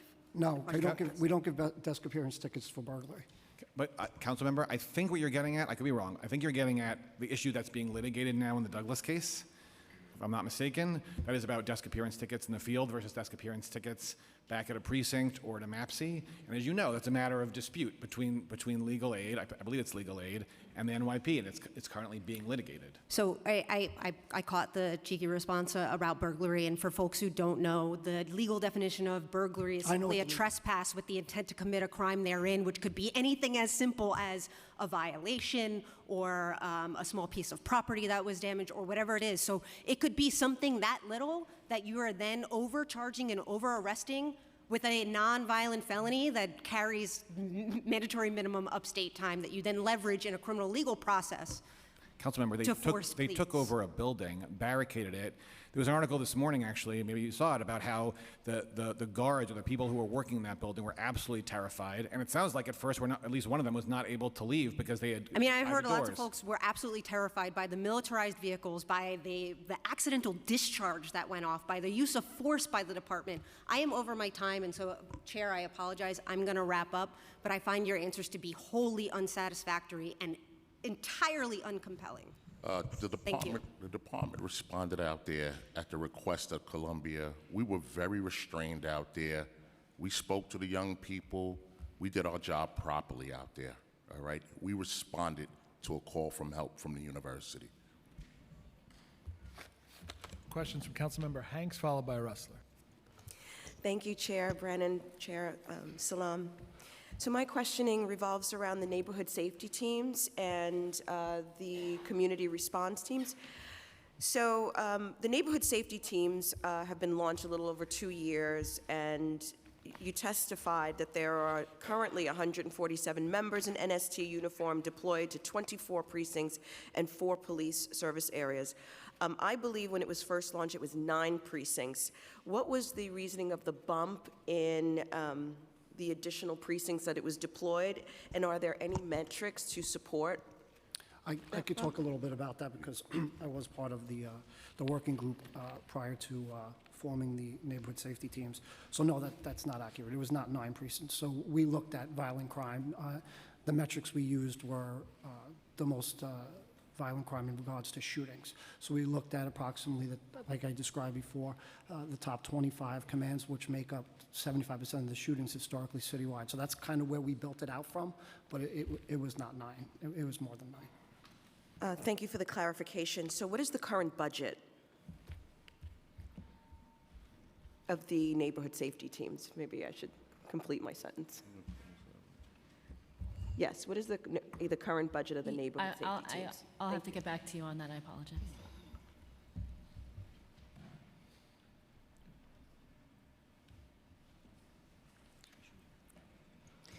Okay, thank you. So, may I ask an additional question, Chair? Yes. Thank you. So, during the hearing, we discussed the vacancies in 911. So recently in Staten Island, we've received several calls from our constituents saying that when they call 911, they're issuing, they're saying high call volumes, and officers were on the scene from, they didn't get there in time. This Samaritan had been calling 911 since 7:30. And so we just wanted to understand, we just recently, all of the elected officials in Staten Island put a letter out really asking about what is the status of the 911 system to where it's not being answered, and we're getting tremendous amounts and volumes of calls in. So I just wondered if you could speak to that, and should New Yorkers be concerned about the 911 system? So, Council Member, we also received that inquiry through DCPI. I believe the inquiry was that 911 was down for 30 minutes in Staten Island. We reviewed, and I think that call did come in. There were delays, and there was heavy call volume during that period of that specific case in question. But there was a 15-minute, within 50 minutes after the time they reported that they had started calling, we had a 911 call on record, and within 9 minutes, we had a response from EMS. Now, there have been increased delays that have been created. We have a new contract with PCTs in terms of the scheduling of days, 10-hour days for 4 days a week versus the 5 days a week, 8 hours. And also the change was implemented during the same time. I think there was a break from school. So I think that we had some growing pains in adjusting and making sure operationalizing that change. But we've normalized it already, and we're working with the unions to make some more changes to make sure that during high volume periods, we don't experience those delays. And you'll be giving us a formal response to the letter. It's freaked everyone out, so just... Of course. Okay, I appreciate that. That concludes my questioning. I just wanted to thank you all for your testimony and thanking the men and women who put on a uniform. We want to thank you very much. Okay, we have questions from Ressler, followed by Holden. Thank you very much to the chairs and the speaker. PC and team, thank you for coming today, and congratulations, Chief Madry, again on passing the bar. I just want to say, I'm disappointed by the lack of responsiveness to questions from the speaker and other council members today. I think hiding behind a DOI investigation to fail to provide direct answers to council member questions is inappropriate. And I do hope that information will be provided in writing and follow-up, because there's no reason not to provide direct answers to the questions that have been put forward today. And I'm disappointed it's the first time I can recall the Chief of Patrol not showing up for an executive budget hearing and answering questions. That is a serious disappointment as well. I am very concerned about the return of broken windows policing since Mayor Adams came into office. We've seen I think we're on pace for a 4-fold increase in the number of summons that are going to be issued this year. Stop and frisk, pedestrian stops are up 90%, basically double. Misdemeanor arrests are up 51%. Adult incarceration is up 30%. Youth incarceration, kids in jail have doubled. So across the board, we are just sweeping more and more and more of our young people, especially young black and brown people, into our criminal justice system. And the effect that it's having on crime and on solving and preventing crimes in our communities is significant. We've seen response times go up dramatically year over year, and I imagine you've all had a chance to review the data since the last time you came before us. Is that right? Yes. So you do have you now verified that the mayor's management report is a city report that has accurate information? I saw the report. I have the response times in front of me. Okay. As we sit here, do you want me to answer the question? Please, for critical crimes in progress, can you give us the response times? Sure. You can look at response time a lot of different ways. I'm going to look at it the following way. You have the event create time. So that the event create time means the job comes up on the screen. The dispatcher has the job in front of you. Then you have the dispatch time, and then you have the arrival by the officer. Right? So the officer has to put him or her there 84, or a sharp dispatcher will put them 84, even if they don't put themselves 84, but they start coming over the radio to inform. So this is end-to-end? Is that what you're giving me? No, I'm not giving you end-to-end.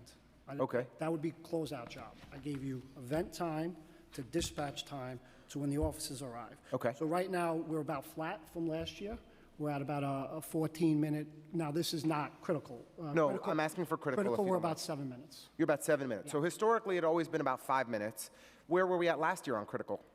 Last year, we were about six and a half. And back in FY19, we were at 5. So for critical crimes in progress, the most serious crimes happening in the city of New York, when guns are shot, when robberies are happening, when people's lives are at risk, it's taking 40% longer from pre-pandemic times for NYPD to respond. Is that right? Look, if we want to... Just yes or no? No, I can't answer that question. You can't answer that question? Council member, so one thing you have to understand about response times is that, it's an average. One bad job can skew all the numbers.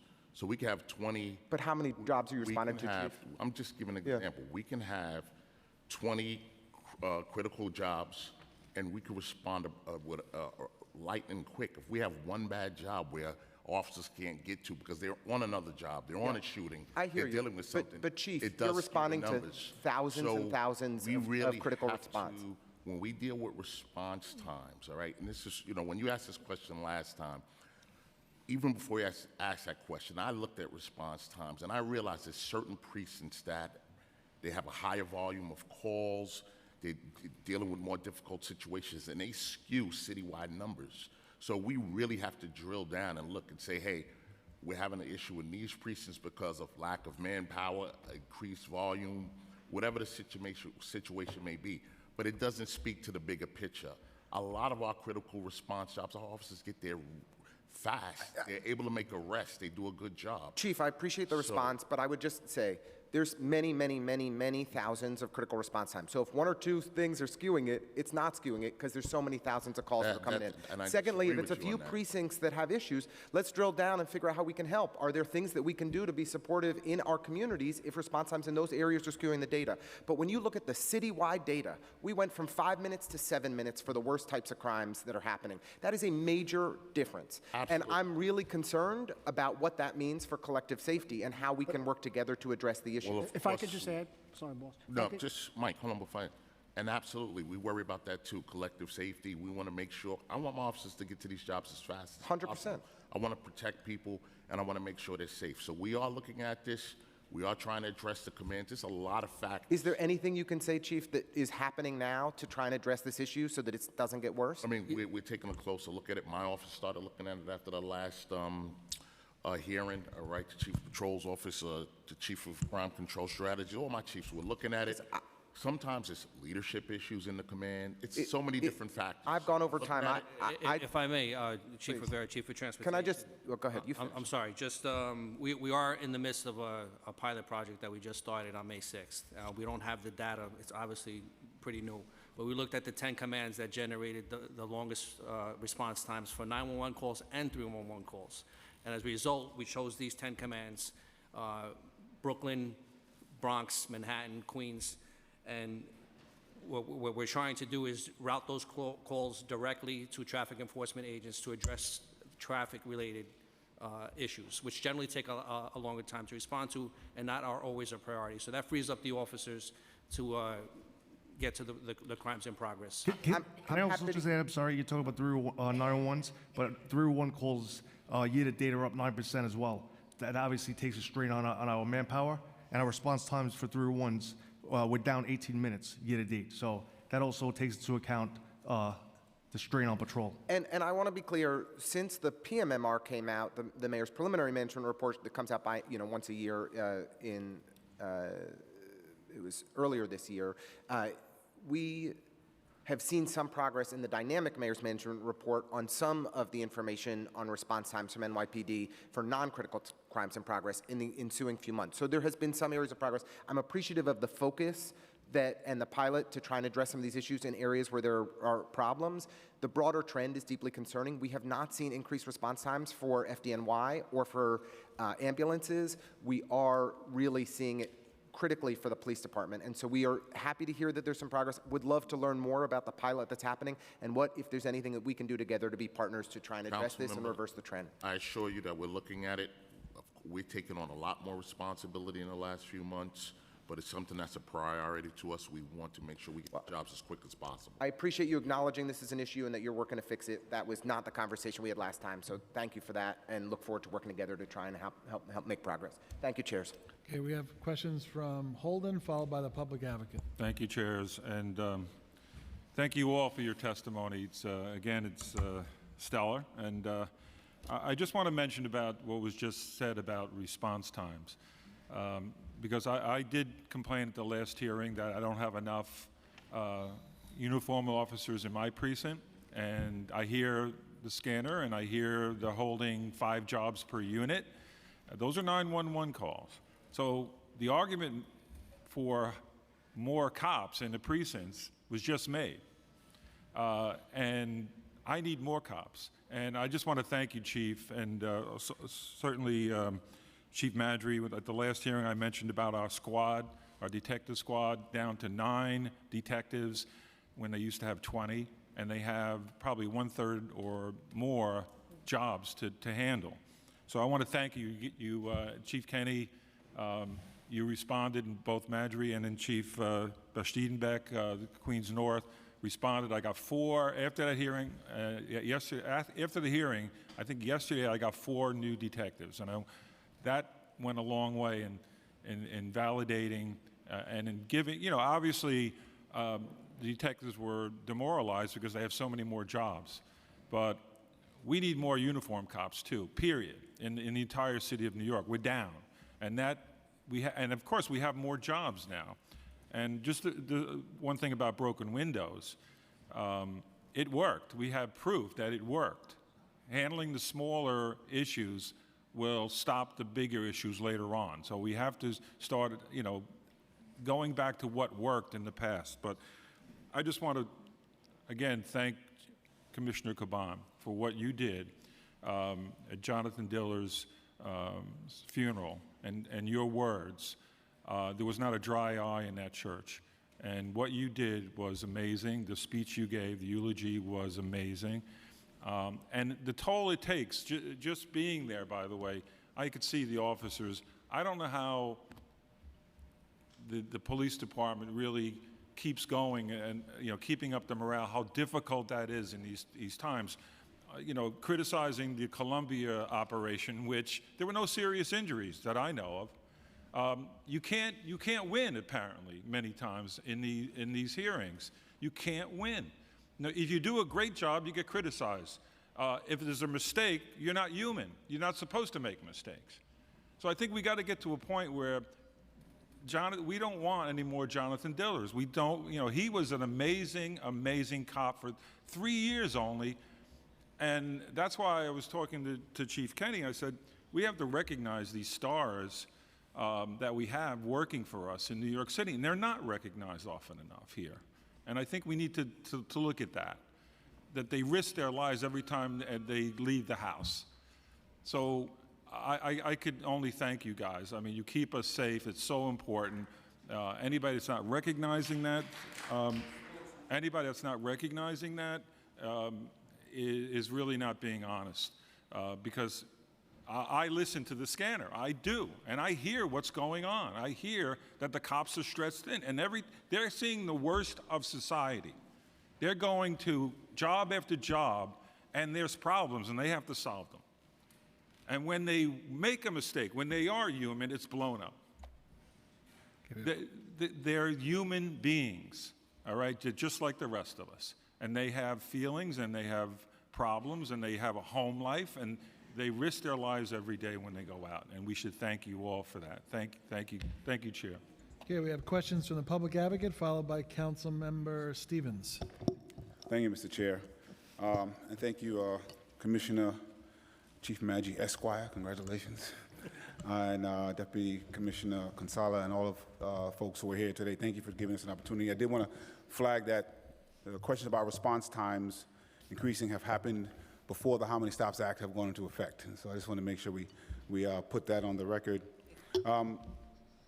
Commissioner, when I go to many spaces, left-leaning and right-leaning, I ask a couple questions. I ask how many people think that crime is an issue we have to address. They raise their hands. How many people think that police are are partners in getting that done? They raise their hand. How many people think police alone can solve it? Most people don't raise their hands. And I think most of the folks here have that same thought process. Throughout the testimony, it sounded like we were heavily focused on just policing. You should. You're the commissioner as the focal point of what's causing crime to go down. I know there's an important role for them to play.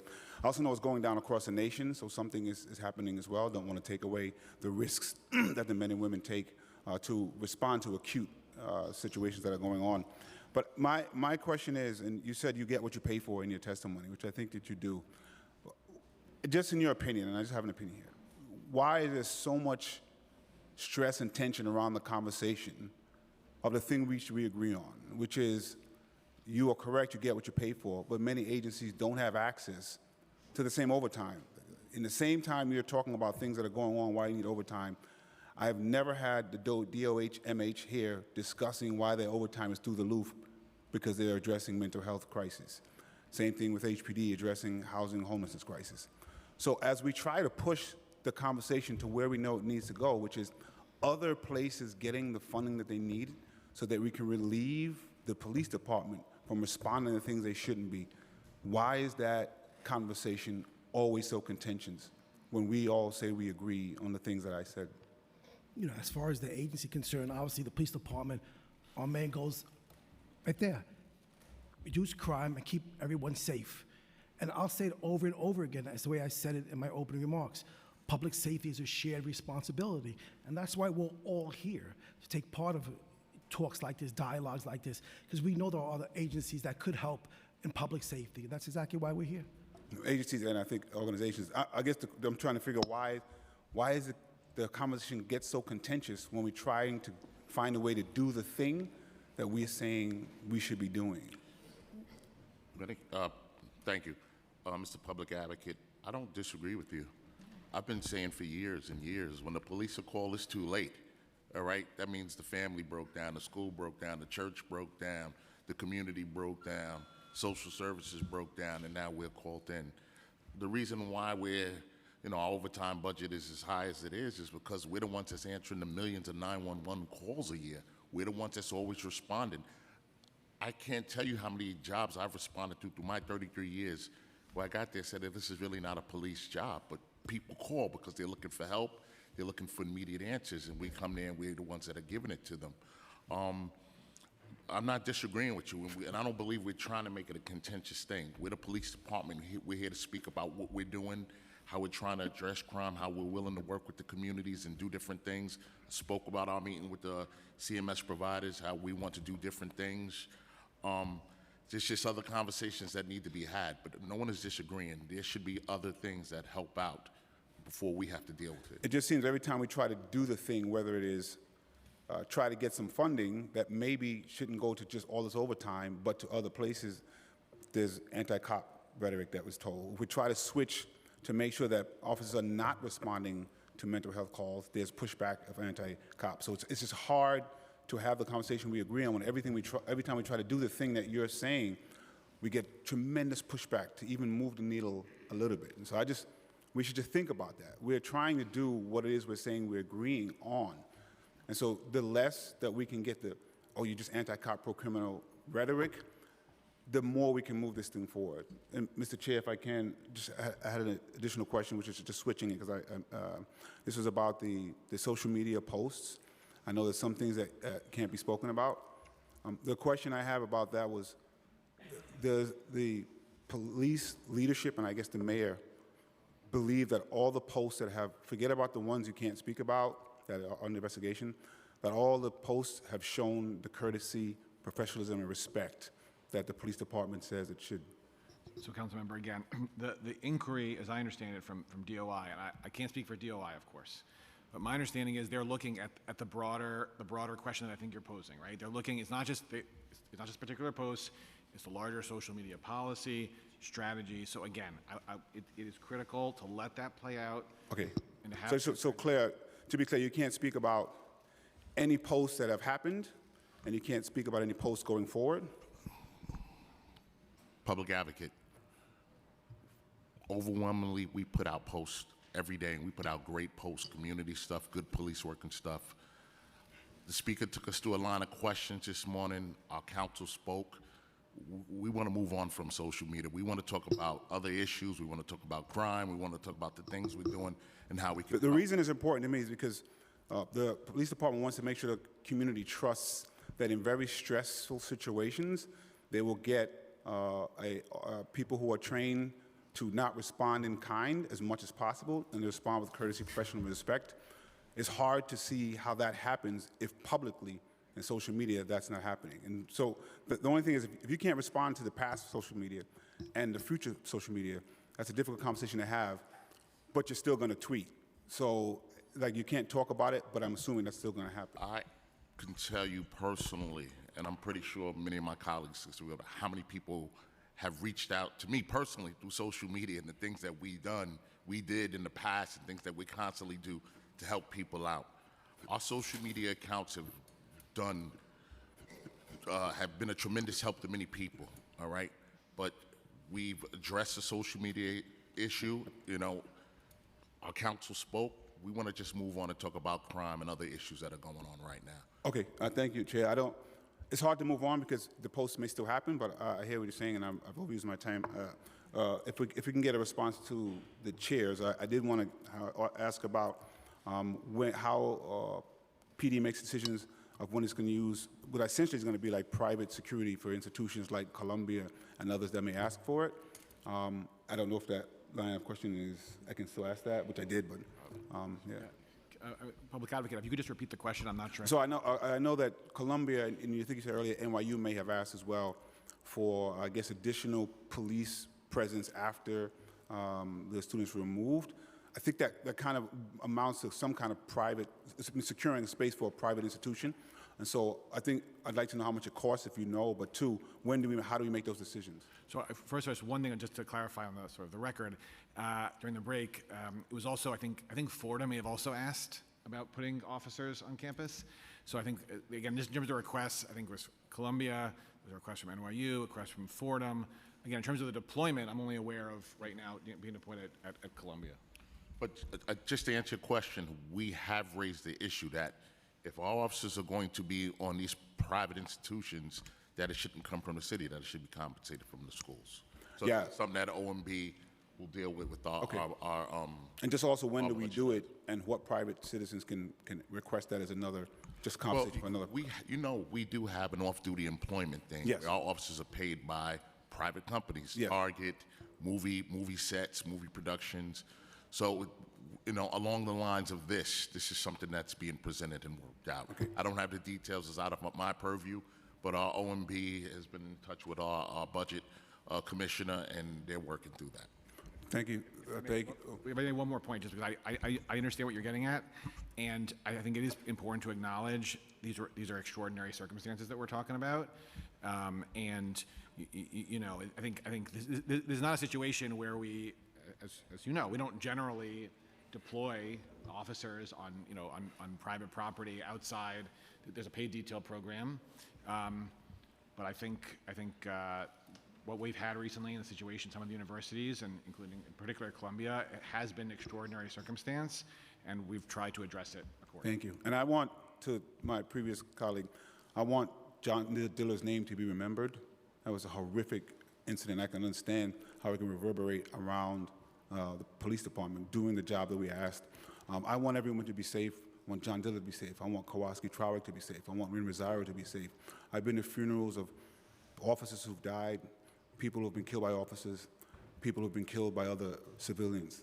Their pain looks very similar of the people who are mourning. So my hope is that we can mourn together and prevent it from happening by having the conversations about what we need to do, how we use the police department, and what other agencies and communities need to be a real part of that conversation. Thank you. Questions from Councilmember Stevens, followed by Carr. Good afternoon, because we are now in the afternoon part of the time. I'll be really brief and just a couple of things even before I ask my line of question is that, I think contrary to some people's belief, it's always like, oh, you guys are asking tough questions or you're always beating up on NYPD. And I think that that's not the case because I feel like if you see me in any hearing, my job is oversight. And so I'm going to ask the questions that needs to be asked. And also just thinking about the relationship. I have a great relationship with officers. And so I think sometimes we come here and it's always seemed like we're against you. That's not the case. And you guys mentioned like getting a new class. My hope is that the 4-4 is getting additional officers because we know I have a tough district. We know we have a lot of shootings and a lot of crime in that area. And so our job is to think about how do we work together as a community. And so it sometimes just kind of gets me frustrated because it's always like, oh, you guys don't like the cops. It's not the case. Our job is oversight in the same way your job is to not prevent crime, but to fight crime, right? And so those are our jobs. And so it just looks differently. And again, it doesn't matter who's sitting at this table. I'm going to ask the tough questions because that's what the people of the 16th District brought me here to do. And just, I know Deputy Speaker Ayala spoke a little bit about the Wynn family and their experience. I was at the rally yesterday, and as a mother and as a person, I was like heartbroken to hear how the family was treated after the fact. The fact that they were taken immediately to the precinct as if they committed a crime. The fact that the brother spoke about how he only had on a pair of shorts and a shirt and he was really cold and he asked if he can get clothes. He was told no, and they didn't do anything wrong. And so even thinking about moving forward and procedure-wise, we need to really be thinking about how do we make sure everyone is safe and how do we make sure that everyone is taken care of in the same way we do your officers. And so that is a problem and it's clearly a blind spot that together we have to fix and thinking about how do we do this moving forward. First of all, we shouldn't be thinking about how we do this moving forward because first of all, we need to stop killing people, especially on mental health responses. So that's what we need to focus on and not that because this incident, we shouldn't, it's heartbreaking and on both sides, right? Like it's just a terrible situation. But one of my questions, in my first questions, and I'm gonna ask a bunch of questions because I don't want y'all to filibuster me because every time I ask questions, y'all take 20 minutes. So I'm gonna ask all my questions, so get your pens ready. My first question is going to be, how do you guys plan to repair the relationships with communities moving forward? Because it's not going to be fixed through a basketball game. It's not going to be fixed through tweeting out pictures of you guys talking in the community. What is the real plan that you guys are working on to repair the relationship? Because every time there's an incident like this, there's a tear in the community. And what happens is it makes your job harder. It makes our job harder to trust. And that's a problem because we are a community and we have to work together. So I really want to think about what is the comprehensive plan that you guys are working on. And here are a number of other questions. Earlier today, you stated that there was a number of staff in NYPD's public relationship budget with 86 individuals. Can you clarify what the total budget for the department is and how much that goes to personnel? What is the total number of uniformed cops who currently are on NYPD mental health co-response teams, and what is the current budget for that? And when will NYPD release the next round of data on how many people who are connected to services through those teams, and how does NYPD monitor the effectiveness of those teams? And also, does the NYPD determine which subway stations mental health co-respondent teams are deployed in, and is there a way for the public to track that data? Deputy Commissioner, I told y'all to get your pens Mark ready, Stewart. and that's why I know you know how to take notes, so don't say you couldn't take all them notes. Deputy Commissioner Mark Stewart, Community Affairs. Listen, I can sit here and read off all the programs that we have in our communities, which I'm not going to do it because. Please don't. We started. I'm trying to run off. What we're trying to do, I started a clergy community, a conversation unit. We have to have these conversations in our communities. And what I'm looking at in New York City is that it's like a relationship. I've been married for 34 years. We're going to go up and down in our relationships, but we're not going to duck away from the conversations. We had 20 black females from 14 to 16, and we asked them all, they like the police. They all said no. After an hour and a half of talking to them and engaging with them, we had 10 that had an open mind. So that tells me that we're missing in our communities our conversations. Black and brown, our communities, that's the problem. So when we go out there and have these conversations with our kids and with our communities, we're going through a generational dislike of police departments. Absolutely, and there's a in the huge black and brown generational disconnect between communities. older adults and young people. That's But right. I'm asking, what is the plan, right? Because I get that. I am a person who believes we should be having these conversations with a look like, but I think that we need to have, and this is something I've been saying for the last 2 years, we need to be thinking about a comprehensive plan to rebuild the trust. The community does not trust you. People that you're supposed to keep safe do not trust you, and that's a problem for you to do your job. And so, and it's not just NYPD. Young people don't like adults, period, because I had a conversation and they said they don't feel safe by any of us, so we're all failing. So I think even with the programs, I think we have to get to a place where we're thinking about what does it really look like? What does community policing really look like? Because there's no plan. Because we gonna have conversations, but what else? What else are we doing other than sending out pictures and having basketball games and having, our what is it, nights, Saturday nights and all that stuff? No. Well, I'm not even talking about that. Listen, basketball games and sports, when we have sports, there has to be educational too. Basketball and sports, that's the engagement. What's the retention plan? The retention plan is that we get these kids and have a conversation and get these programs to keep them in, like our Explorers, our youth, our Blue Chips, and from our program. What we're missing is that mentoring ship to keep our kids and them coming back. And that's what we're doing. I'm in the communities all day, every day. I get to talk to these kids, and these programs are very important because we don't have any stats to say. But it's not just the kids. No. I do community affairs. I do the parents, the grandparents, the adults. But again, I think, and I'm happy to sit down with you, not here because we on the clock, to have a real conversation because I think we have to develop a real plan. And I think you at the start of making a plan, but I think that we need to continue to think about what that looks like and rolling it out as soon as possible because every time an incident like this happens, it tears the fabric of the relationship. I'm sorry. And we want that. We want that uncomfortable conversations. We welcome it because the only way to get better is to do better and have those uncomfortable conversations. But I will tell you this, Ms. Stevens, that part of us trying to do better is employing people that look like the people that we serve in the communities. We put a major emphasis on that, all right? So we welcome that. We want to sit down. We want to know how can we get better with our community. But I want to stress this to you, please, everyone here today. We don't go out. We don't wake up in the morning and say that we want to hurt adults. We know that. Agreed. Let me finish. Right? Any life loss is terrible. It's terrible. Jonathan Diller. When any life loss, it's hurtful for all parties involved. So as an agency, as people, for the people in the community, we welcome to work together to bridge that gap so that we don't continue to have these unfortunate circumstances. No, I agree, and we're all on the same page with that. But again, a comprehensive plan needs to be, and I think we have pieces of it, like even the things you're talking about, the programming, even talking about the tough conversations, those are pieces, but we need a real plan, a real comprehensive plan to be rolled out, to really be thinking about how we're gonna do this, because again, every time these incidents happen, it destroys your relationship with the community, right? And that's a problem because then people like me don't feel like I can call you guys when I'm in trouble, and that's what it's supposed to be. And so we have to stop dancing around it and making it seem like, oh, if you say anything against us, they don't like us. It's not true. My community needs police officers because we have a lot of crime. There's a lot of things that's going on, and we have to work in partnership. I asked a number of questions, and y'all know y'all not gonna get into it, so I would like for you guys to respond to the chair with those answers so that we can get it, because I asked about 5 questions and we didn't even get to them. So I know there's a lot of colleagues still waiting to ask their questions. Thank you, Councilmember. Now we have questions from Councilmember Carr, followed by Brewer.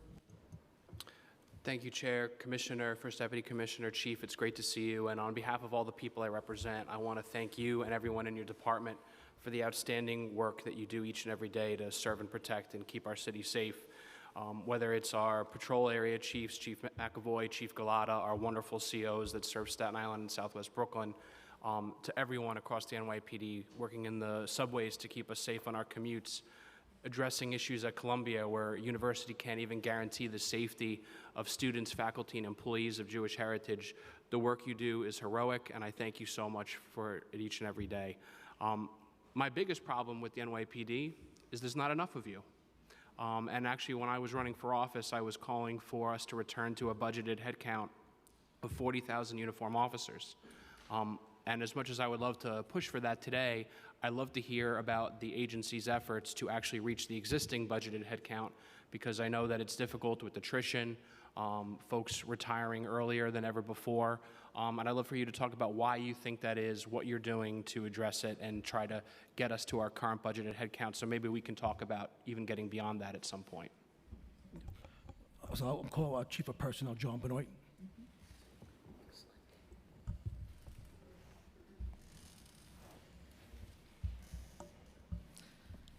So again, we made this leadership team, made a bunch of substantial changes. One of the changes that we made in terms of how we recruit, we never had, we always had a recruitment section, but we never had a unit that could supplement or augment the operations of the recruitment teams, meaning to pinpoint areas of vulnerabilities in terms of people that we need to recruit. So a major shift that we recently did in my tenure when I was appointed to serve as Chief of Personnel, this was one of the mandates that was placed on me, to establish a community outreach team. So in addition to our recruitment section, I established, under the direction of the Commissioner and the First Deputy Commissioner and Chief of Department, we established a community outreach team. Now, we have a recruitment section, we have a limited amount of staff, but another strategy that we just implemented was working with our 41 fraternal organizations. That has been very, very effective, by the way. So I don't have specific metrics in terms of our success, but I have some. But I want to point out that we've effectively utilized our 41 fraternal organizations to have those officers take us to those places where we're going to get the greatest bang for our buck. And we've never done that before. That's a major culture shift. Another thing that we're doing is something that we've never done as an organization. We don't wait for the candidates to complete their online application before we engage them. We actually engage them when the Department of Citywide Administrative Services gives us a list of preliminary passers. We've never done that. This is something that we just started doing over the last several months. It's keeping us in the game in terms of our fight to maintain the attrition and to, tread water, if you will. So we're actively doing it. I'm seeing right now, just to give you a quick example, without hardcore numbers, I can certainly get back to you, but a hard-to-recruit demographic point is African American males. Now, I can tell you that since I've been in this role, and using the concepts that I just laid out, we're up in that demographic category by 0.06. I'd like to go a little bit higher. I actually think, when I go back and check, I'm going to be slightly higher. One of our most recent classes, we've hired the highest number of African American candidates than we've had in about 4 years. So these tactics that we started utilizing are helping. They're working. I have other goals, but they're working.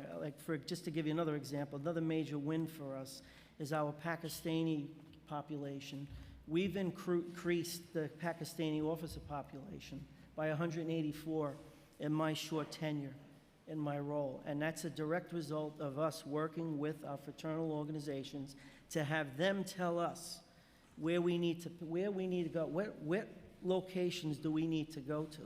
And now I can have the biggest recruitment unit in the city.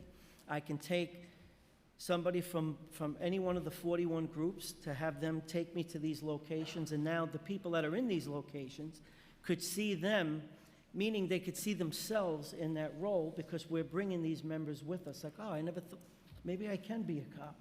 It's effective, it's working, it's relatively new, but I suspect that in future sit-downs, I'll have some positive news to report to you. That's good to hear, and I think targeted demographic pushes in certain communities is the way to go. But I think we also have to acknowledge the weight of words, right? And we're talking about that a lot in this hearing. And I think public discourse has not been helpful to your recruiting drive because it is so disrespectful to the police and the work that they do. And so I think we have to do a lot to turn that around. And my last question, if I can have the chair indulge me, is regarding retail theft. Retail theft is a huge problem across the city, and I've seen some numbers recently to date where there seems to be an uptick in Staten Island, and so I'd love to know what the department's doing to address that, because small business is the cornerstone of the jobs economy in our city, and it's crucial to our quality of life. Good afternoon. So you're correct. There is a slight uptick in retail theft this year, driven by petty larcenies. And when I'm out and about and speaking to a lot of the businesses, you know, we extremely data-driven. We know that 25% of the businesses or 25% of businesses account for 60% of the retail theft. We absolutely know who the recidivists are in New York City. You know, 542 people, you know, have 31,000 total arrests in their life. You know, half of those 17,000 are retail theft. So we do see an uptick in pay larceny, but the reason for that, and, you know, part of the reason for that is better reporting. You know, we are encouraging businesses to report retail theft. You know, at community meetings, the commanders, myself, everybody on this dais, we're constantly saying, if we don't know about it, we can't help. So we've established business districts in and around retail theft locations that we have, you know, the highest crime. But, you know, arrests are up. We 25,000 retail arrests last year, and retail theft did come down, though you are correct, there is a slight increase in petty larcenies. Thank you. I appreciate the answers, and I'd love to be involved in working maybe with some sort of mini hiring halls for the future to help the department. If I can provide a little bit of comfort, we have a paid detail program that 6,058 of our uniformed personnel participate in. So the paid detail program is when we have our members are working off duty, they wear our uniform, they serve 225 vendors and cover 499 locations. The largest vendor that we have is Target and Burlington Coat Factory, where many of these petty larcenies are occurring. And I just want to report to you that that's increased. So the interest in officers looking to participate in the program actually increased. So just, we're out there. I mean, in addition to the people that we have that are working when they're working, we have a contingent of officers that do the paid detail program when they're not working. Thank you. Good to know. Thank you, Chair. Okay, we have questions from Councilmember Brewer, followed by Joseph. We got to stick to the clock because we're running out of time. Thank you very much. First of all, thank you to all of you, but also to the 2-0, the 2-4, and Central Park.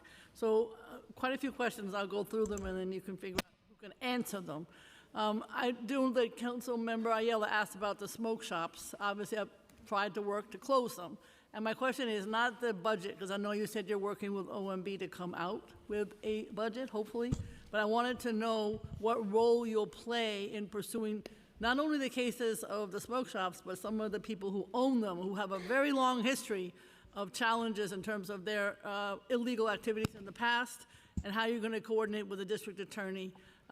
Those are my questions, number one, on smoke shops. Number two, apparently there's a big drop in parking violations issued since pre-COVID. I guess that would be 2019. So I wanted to know why and if that's true.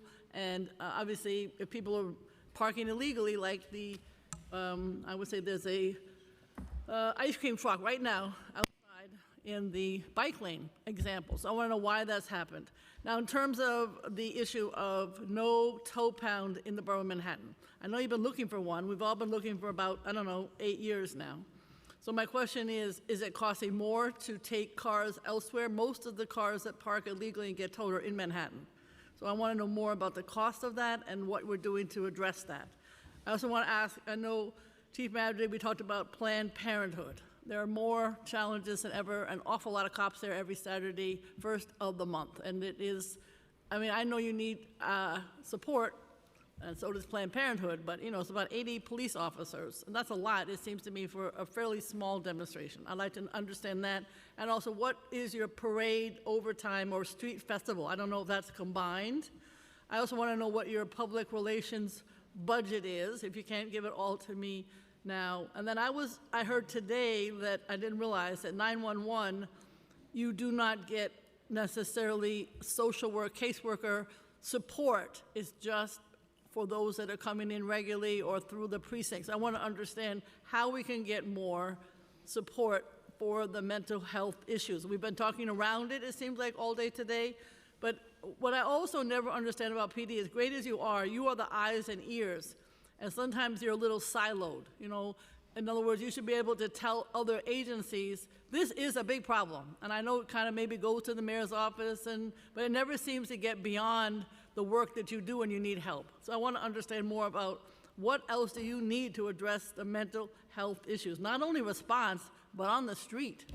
And people are not happy about public safety. It's not that you're not doing a great job, you are, but the mental health is taking over, is completely taken over. So those are my questions. Good afternoon. So obviously there are a lot of questions there, but I'll Yes. get into the first question, which was surrounding smoke shops. Yes. So recently, as everybody knows, the NYPD was given some of the authority from the sheriff's office Yep. to civilly close these illegal smoke shops down. We are hitting the ground running, and our community response team, which consists of 3 captains, 7 lieutenants, 22 sergeants, and approximately 144 police officers around the city, alongside the sheriff's office. All of them are trained and deputized by the sheriff's office. Okay. Since May 4th, we've inspected 26 of these smoke shops alongside of our sheriff's department, and 21 of those locations are currently padlocked. I could say that 78 summonses have been issued regarding oath summonses. Okay. That's by the NYPD, New York Sheriffs, and DCWP. A total of 206 bags of marijuana products and vape pens, gummies, and things of that nature have been seized, and a total weight of 3,037 pounds of this marijuana. Great. Moving forward into the future, May 15th, we're going to be aggressively inspecting a target inspection of 60 smoke shops a day, which is going to entail, obviously, a lot of manpower from our community response team, sheriff's department, around all 8 patrol boroughs. And we have a whole system set up, collecting all this data, entering it into an Excel program that is going to be transparent through the NYPD, obviously the mayor's office, and everyone throughout the sheriff's office. So we look forward to conducting these inspections citywide and closing these illegal smoke shops down. Thank you, and you work with the DA, I assume, and try to find some of the owners of the So this is a civil proceeding, so this is going to be with oath, and Okay. our legal Terrific, okay. department, they're going to be doing those hearings. Thank you. That's very helpful. So with reference, Chief Rivera, Chief of Transportation, Yes. with reference to the traffic enforcement summonses written by our traffic enforcement officers, we are down about 8%. 19%? No, I'm showing 2,833,000 versus 3,098,000 that's a for a big- difference of 265,000, 8.6%. I'll be happy to share the data with you offline. So the issues with our shortfall are twofold. First, as I mentioned before, we are down 358 agents. We do have 114 that are currently in a class, and they are expected to graduate in July 26th of this year.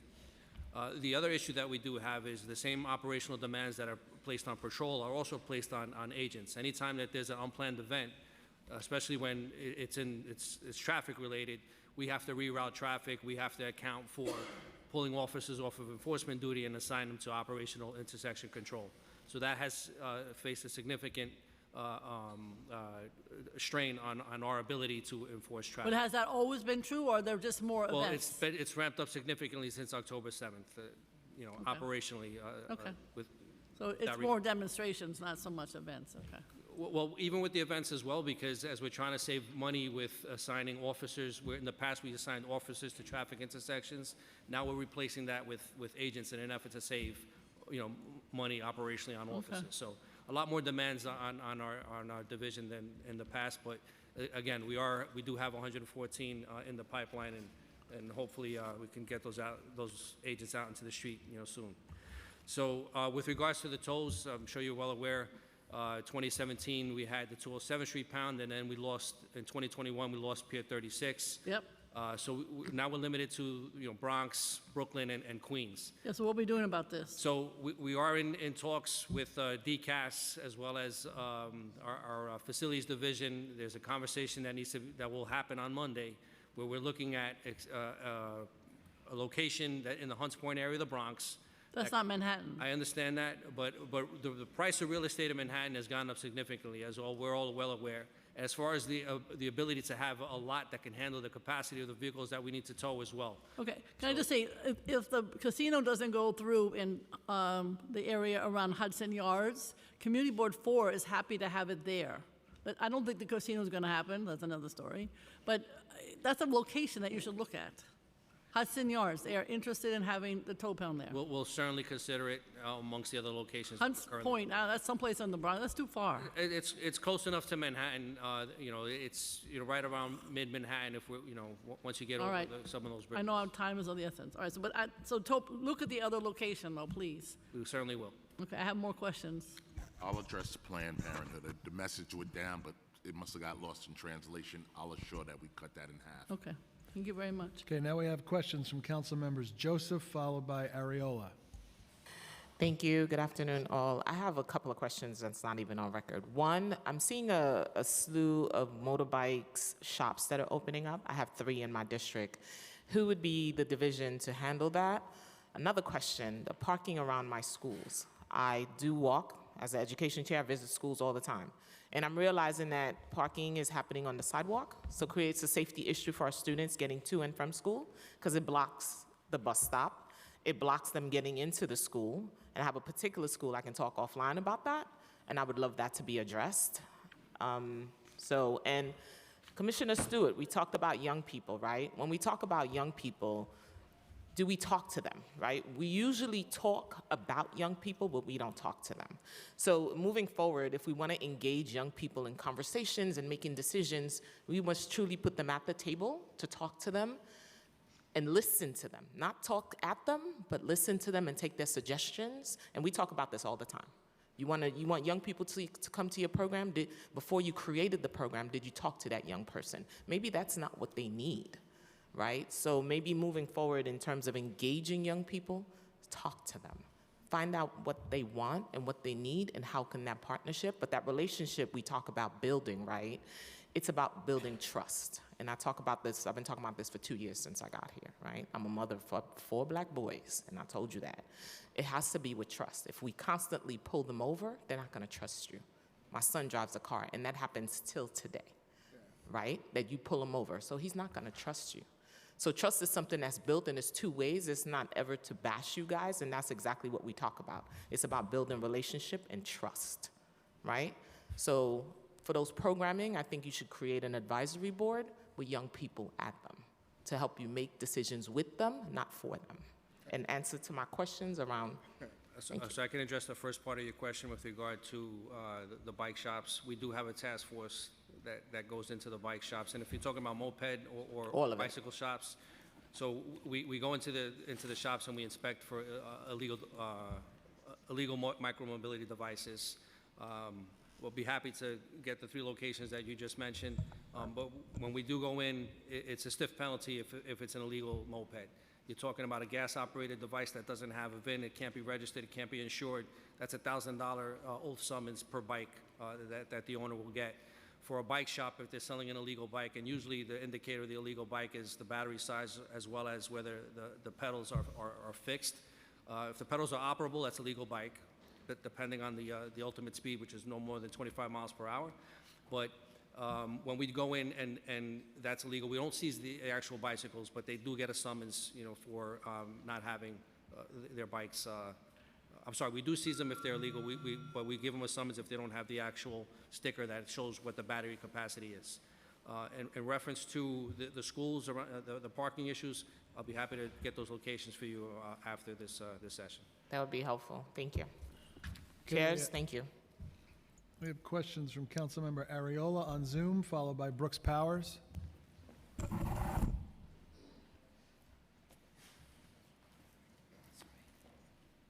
Thank you, chairs.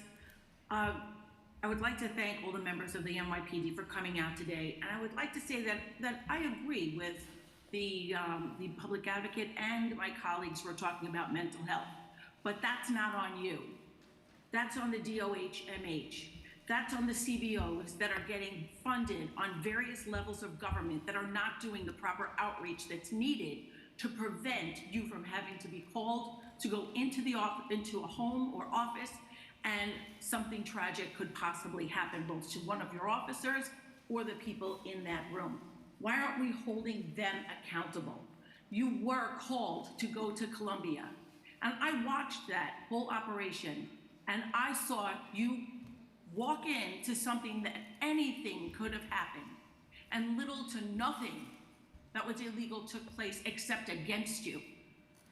You treated everyone with respect and with professionalism, even though at all the protests and at the schools and at Columbia, you are not treated the same way. And I applaud you for maintaining your level of respect for yourselves, the badge that you wear, and the professionalism that you exude. That being said, I'd like to talk about the 911 system. So I'm gonna lump my questions as well. Where do the 911 operators work out of? Are they allowed to work from home? Hi, council members, Chief Beltran. How are you, Chief? Yeah, we do have civilian members within the police department in our bureau that are allowed to work from home.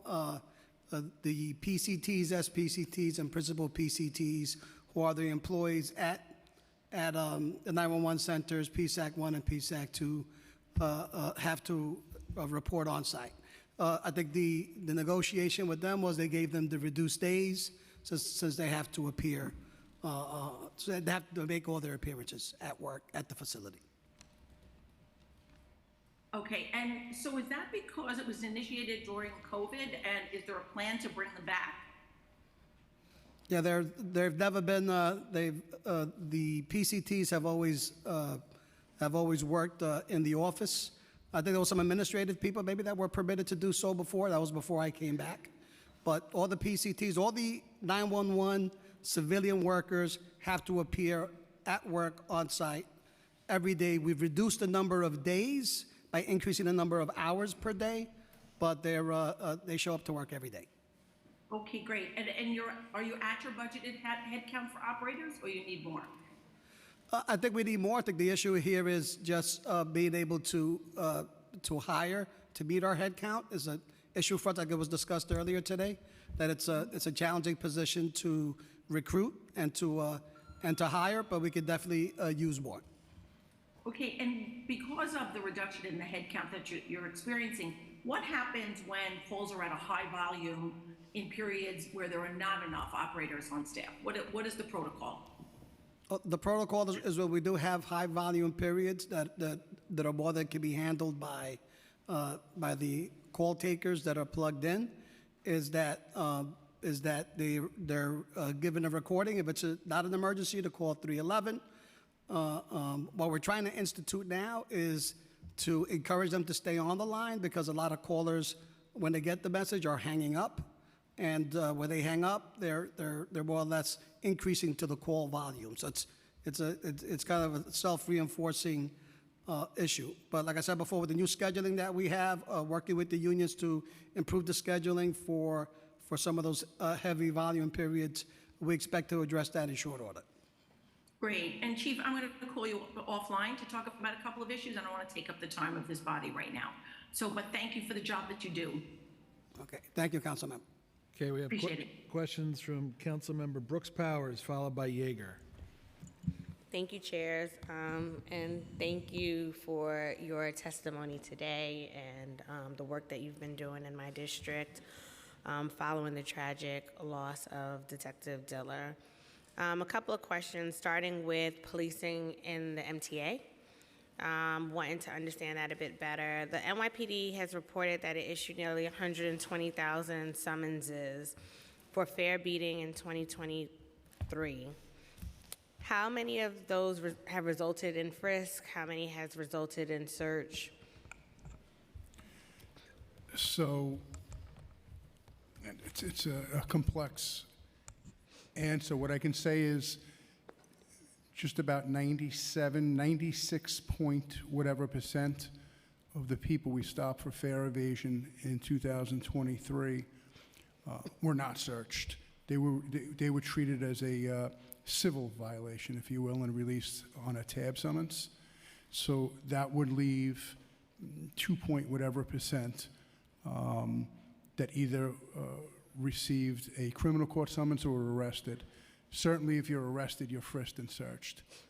And to be arrested on a fare evasion charge, it's usually what we see is you have an active warrant for your arrest, and or you're found in possession of a weapon. So 97% of people are not frisked. They're stopped, they present ID, and they're released within a few minutes with a civil tab summons.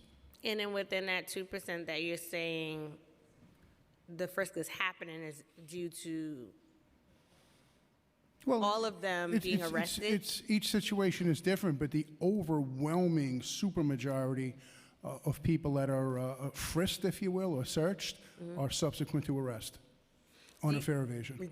Does NYPD have like a more definitive statistic on that in terms of out of that grouping of those who are frisked, what proportion of those are then arrested versus those who are not? And for those that are arrested, what are the types of offense? And for those who are, I'm sorry.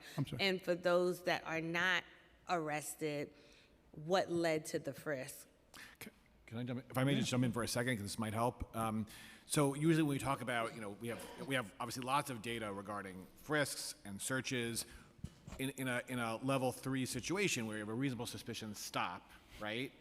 You're not making an arrest, or you may or may not make an arrest, but you're making a level 3 stop, and then there are all sorts of rules about when you can frisk and when you can't, when you can search and when you can't, and we obviously we have reports we are required to do every time we have a level 3 stop, and we have to track frisks and searches and the like. But I think what Chief Kemper is getting at is that in the fare evasion context, if you're talking about an actual arrest, you're almost always going to be talking about a situation where you have a probable cause arrest to begin with. That is, someone was caught evading the fare. Most of those times we're not effectuating an arrest, as Chief Kemper said. But in that universe, almost always you're going to be in a level 4 situation, probable cause arrest for some reason. From one of these narrow reasons, we've chosen to actually effectuate an arrest. And then every time someone's arrested, right, there's going to be a frisk and search pursuant to arrest. So I don't think we would necessarily track that, because every arrest has sort of a search incident to arrest that comes with that. But I think what we can do is we can certainly, pull the data, look at it, and to the extent we have data that's responsive to your question, we will provide it to you. Chairs, can I just ask 2.5 more questions, please? Give you 2 minutes. Thank you. In terms of the overtime, in the prelim hearings, I had inquired about wanting to know if there was a way that PD could project what the hours are that they're needed. So instead of it being overtime hours, that the hours are fully accounted for in the budget. Is that something that PD is able to do? And then also with the coordination with the governor's efforts to address the subway spike in crimes that was taking place, what is the coordination with NYPD, MTA, and the State Patrol in terms of the searches that were taking place at the train station? And then finally, the 116th Precinct, which is in my district, I wanted to just get a status update on when that precinct will actually be open. There's also the satellite that's still there. And my understanding is the satellite for the 105 precinct will still be owned by NYPD, and there will still be operations out of there. But now that we have a brand new state-of-the-art precinct in the 116th precinct, I just want to understand better what that means in terms of the law enforcement presence there, in terms of, is it going to be still having units out of the satellite? And is there a way that we can develop that into maybe a community space instead, now that we once again have a brand new precinct? So I'll take the first question. Councilmember, nice to meet you. I don't know if you had the benefit of my overtime explanation a few hours ago. Sorry, I had to step away. That's okay. So our overtime's really quickly broken down into three pieces. There's the adoption budget, which you're probably looking at, that covers our core overtime. And there's a significant amount of grants and reimbursement funds that are loaded in over the year. So it's increased over the year incrementally. That's federal, state, other categorical and intracity funding. It's significant. And thirdly, some of the unfunded overtime projects we have, like asylum seeker coverage, the enhanced transit, protests, things of that nature, we manage that incrementally in financial plans with OMB. So that's why, like in the January plan, you saw that incremental increase for those types of one-year unfunded costs. Thank you for that. As far as the additional assets, you know, the NYPD increased our presence by 1,000 additional cops, really the first week of February. So I want to make that clear, and the results were immediate. Crime was down the month of February over 15%. Subsequent to a few high-profile, very, very tragic, unfortunate incidents, I'm going to bring you to mid-March, probably March 15th-ish. That's when the governor announced that she was directing the deployment of the National Guard, if you will, into the subway system, which started then and is still currently in place. So our relationship since March 15th is great. We literally work side by side. I want to be very clear. The National Guard is not patrolling the New York City subway system by themselves. At every assignment, they are with a New York City cop. They're assigned to, either presence at the turnstile area with a New York City cop, or they're assisting us at bag checks. And with the communication, I understand you say it's great, but what makes it great? Like, how is the chain of command when you're there? We had the MTA a few months ago come in and give their perspective, but I'm curious to hear from NYPD's perspective, what's working, what's not working, how the communication is to address being preventative in terms of the crime in the subway. So I'll be clear, the NYPD is in charge of public safety in the New York City subway system. Everyone else that's assigned there, including the National Guard, is to support our efforts. And I'll say this again, the relationship is strong, we get along, and it's well received by the public. I want to say also that our efforts, the cops' efforts, New York City cops' efforts since the beginning of February have reduced crime dramatically. 15% reduction in February, 23% reduction in March, 23% reduction in April. And I don't want to jinx it as we're sitting here right now into May. But we could always do better. We're not waving a flag of victory. We recognize that. I say that all the time. We always strive to have zero crime. But we are nowhere near where we were in January. We understood the concern. We recognize the concern, and tremendous investments have been made. And those investments, and I'm proud to sit here and tell you, those investments are paying dividends. Thank you for that. In terms of the 116, late September, early October, we'll probably name a commanding officer next month. September, October? Excuse me? You said September, October? Yeah, September, October. What's causing the delay? Because I was told it was going to be late spring by DDC. No, I don't think that was ever, I've never heard that. I've always heard mid-September, late September. So we're looking at mid-September, late September, early October. but we are in the process of finding the commanding officer. We'd like to have the commanding officer named by early to mid-June. That way the commanding officer, he or she, can start getting into the community, start developing a little bit of a leadership team, help build a community council, start doing certain things. So that way when it does open, he or she will have a community council in place. They'll have certain things in place as they start bringing in new police officers and start addressing the conditions over there in the 116. And it'll still have that community process in terms of the community being able to be a part of the interviewing, correct? Yes, absolutely. We're going to definitely open it up for the community to meet with whichever commanders submit and selected. The 116 is going to be great. You know, we have a community room there that people will be able to use. In terms of the other building, you know, it's still our property. We have to sit down and strategically figure what we're going to do with it, if we're going to put different units in there, if it's more advantageous for us to put different units there to send extra support to the Rockaways, things like that, or detective units or other units. So it's something that'll be worked out and discussed. I think it would be wonderful to consider like maybe a community space there instead, because adding other units there, I'm already concerned about the parking dynamic for the police cars, so that they're not on the sidewalks, they're not taking up the community space in that, because parking over there already is just not great. And so it would be great to maybe repurpose that facility, considering we have a brand new facility there. But thank you for the responses. Yes, ma'am.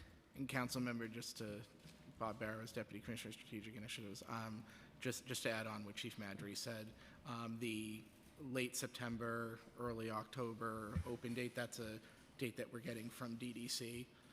But as Chief Madry mentioned, we are underway in terms of our own planning, so it's not like we're waiting until we get to that date to start staffing and moving this along. We know how much the community is anticipating this new precinct, as well as yourself. Thank you, because that October deadline, I'm sure I'm gonna get some emails and calls today about that, but thank you. Okay, we have questions from Councilmember Yeager, followed by Palladino. Good afternoon. There we go. Good afternoon. A lot's been said today. I think you've been here for a couple of hours. I think the one thing that probably hasn't been said often enough, although it has been said a little bit here, is thank you very much for the people of New York who appreciate you, and notwithstanding the talk that you're not trusted, seem to be calling you notwithstanding, call you anyway. As Chief Madry said, people don't call the police when things are good. People call the police when things are bad, when something got broken. Whether it's a crime, whether it's somebody not healthy, whether it's something wrong, things are not right, and that's what triggers a call to the police. Otherwise, nobody would ever call the police. So the idea that there's a lack of trust, I'll ask the following question. Do you know of any city agency that doesn't have a social media account talking about the work that they do?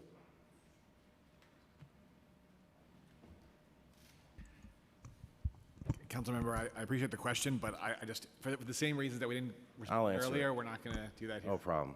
Lawyers.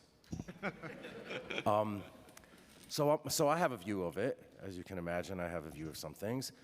And my view is that when the police department tweets about the work that it does, it's to create trust. It's to tell New Yorkers, this is why you pay us, and this is what we're doing. And we're doing this to protect you. So, for example, a group of people took over a private building, went into that building, barring the owner therefrom, keeping some of the people who were in that building who didn't want to be there against their will. And the owner of the building reached out to the police department and said, hey, can you help us out? Things were broken, so they called the police. That's what happens. If things were good, they wouldn't have called the police. And then the police went. And successfully. Nobody was injured. The biggest complaint that we've heard today is an accident. A discharge of a weapon when there were no longer any civilians there. That wasn't said before, that the civilians were no longer there at the time when the officer's weapon was accidentally discharged as it was being moved from hand to hand. It's not optimal. Nobody wants a weapon to be discharged, but it was accidental, and nobody got hurt. And that's the biggest complaint you've gotten today about that operation. And also your use of a particular vehicle, which sounds to me that you ought to have one of those, maybe more. If something's happening, you don't know who has weapons, and you need the ability to actually usher the victims or potential victims into something where they can be protected, particularly if they're out on the street. So it's spoken about the fact that there are complaints about, and you don't have to answer this, I know you're off that topic, but I'm on it.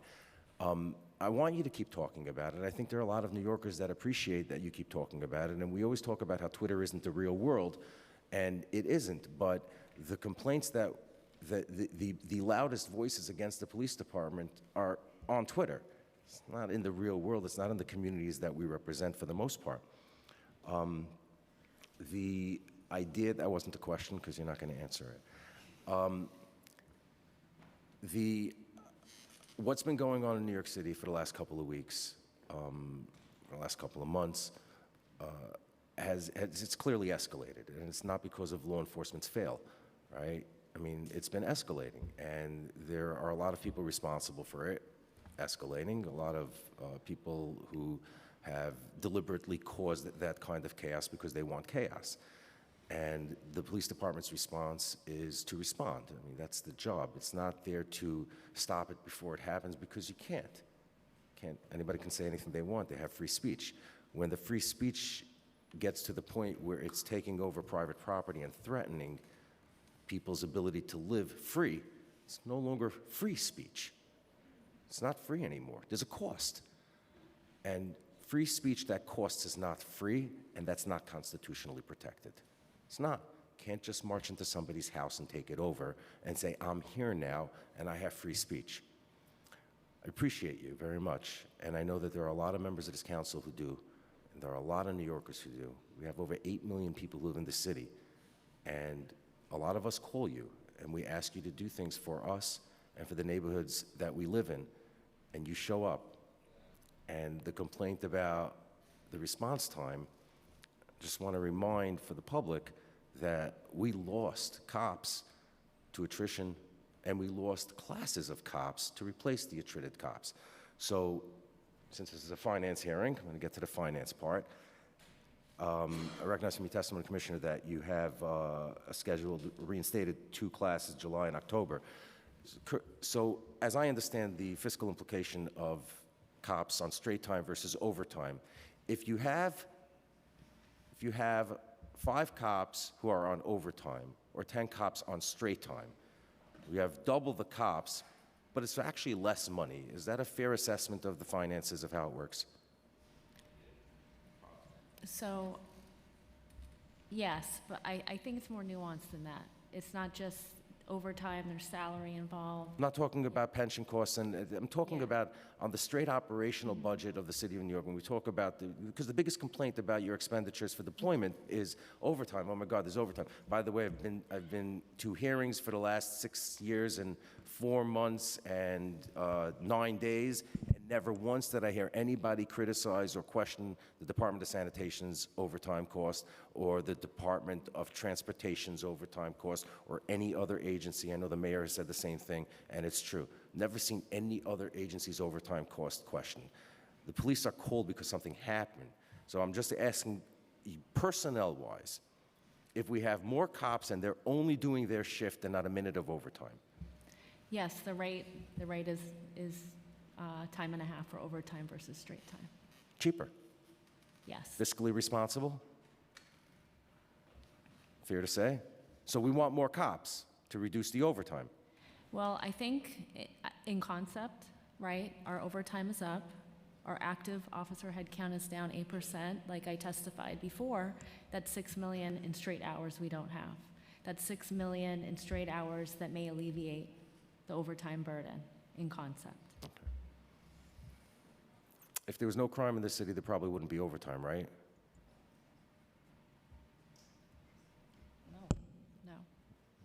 No. It's not a trick question. Okay. Look, I went over my time, and I know the chairs are looking at me, and I like to go last because It's really, I'm not No, last. you're not last. I'm not last. Because my time is running out here, and this is maybe my last opportunity to keep Councilman Brannan sitting and working. We came in together, and we get to leave it around the same time. But I really do appreciate you very much, and it has to be said very often and very loudly. You're doing what we have asked you to do.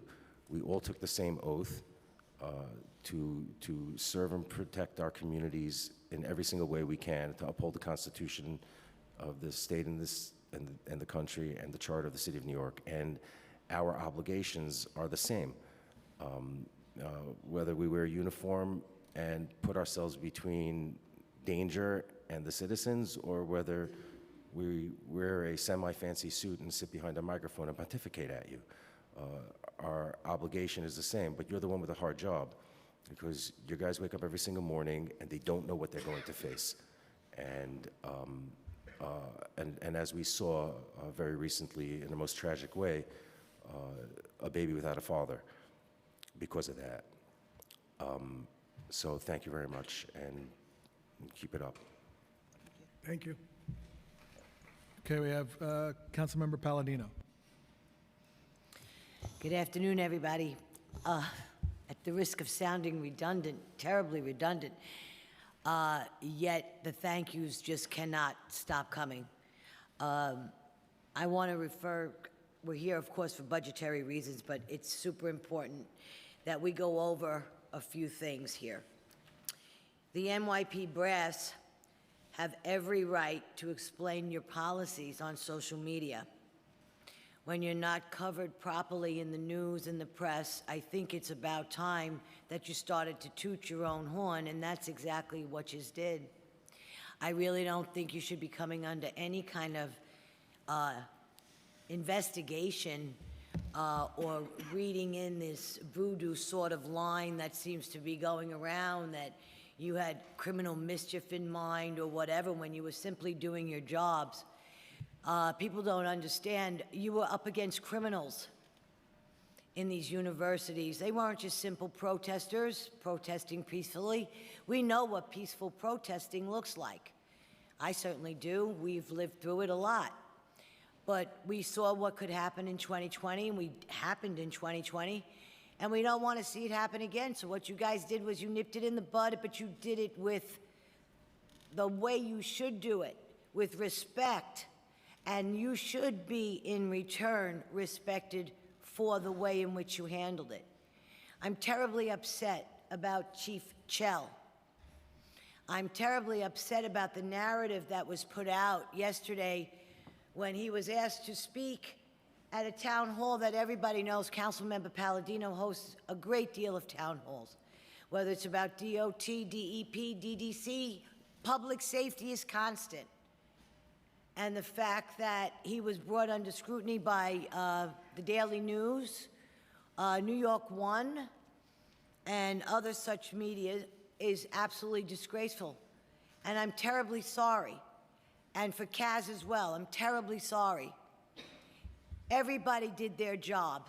It was a tough job, but they don't understand the people, and you had to go to the people and tell them that you were faced with anarchists. You were faced with things that you guys probably maybe never saw and some did, the young guys probably never saw it. And you had every right to go to the media and to defend yourselves. And the fact that this body here in this city council wants to call you to task and yet now tell you nicely how much they all need more of your help. And yet when you respond to their help, you get criticized and you get called out on the mat in the worst possible way. I am angered and I'm very sad because our NYPD deserves the respect, and you should be getting the respect. And please extend to Chief Chell and Chief Dougherty that I'm brokenhearted for them, and you will continue to get the respect you need from the people that you heard from here today. So thank you very much, everybody. Thank you. Commissioner, you and your team, I appreciate you giving us your time today, and we look forward to working with you in the future. Thank you all very much.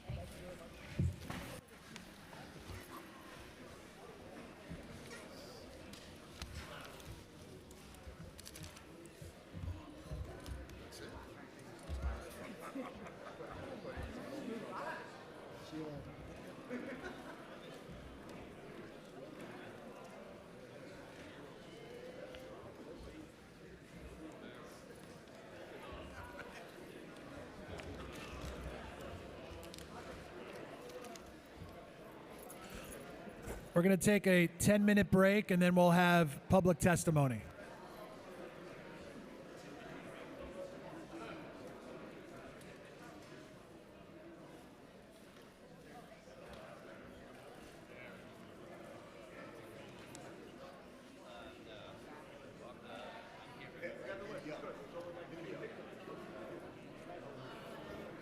Can I ask a question? Yes. Can you get me the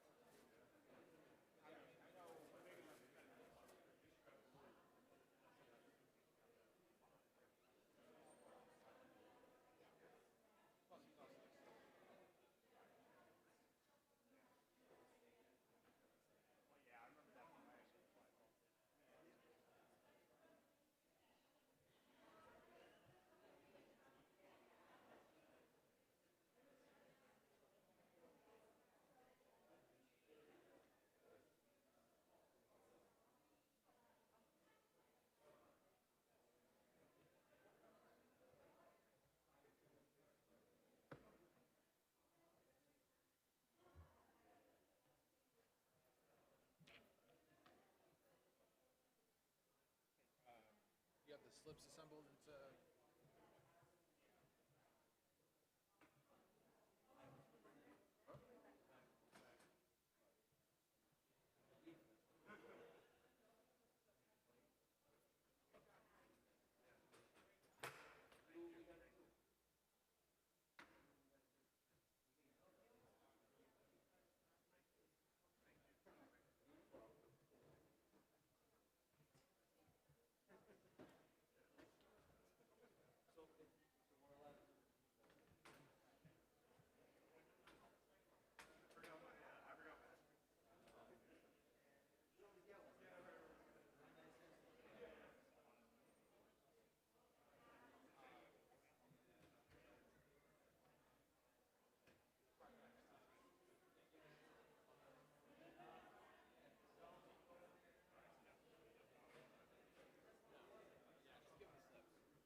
And then I'll write out the remote. Here's a bunch of paper.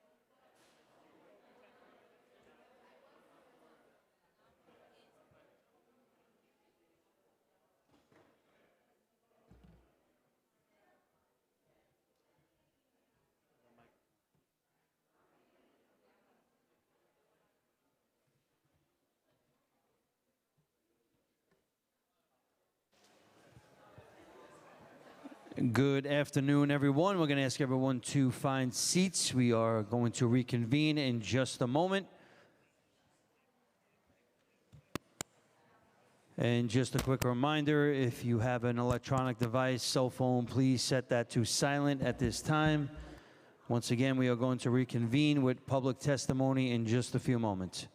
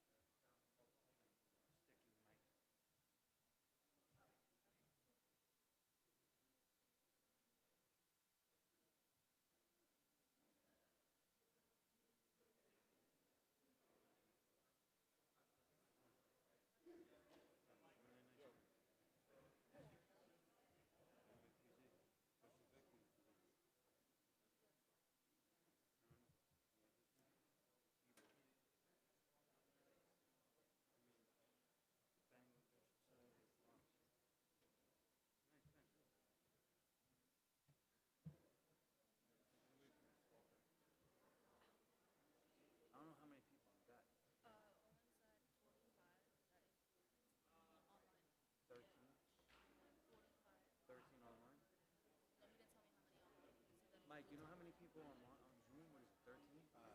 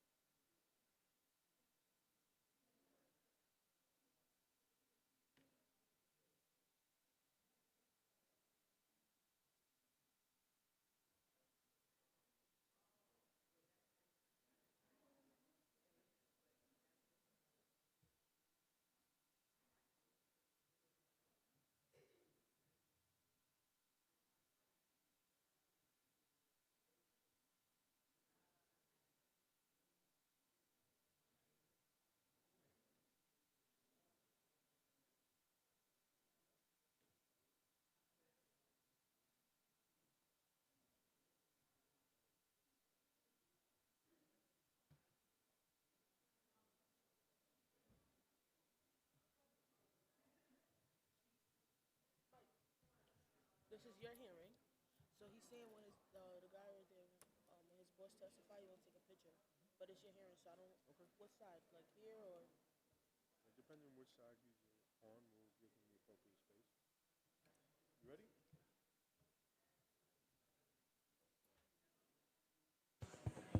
Ladies and gentlemen, please come to order. We're getting ready to resume with the hearing. Once again, please come to order. We're ready to resume.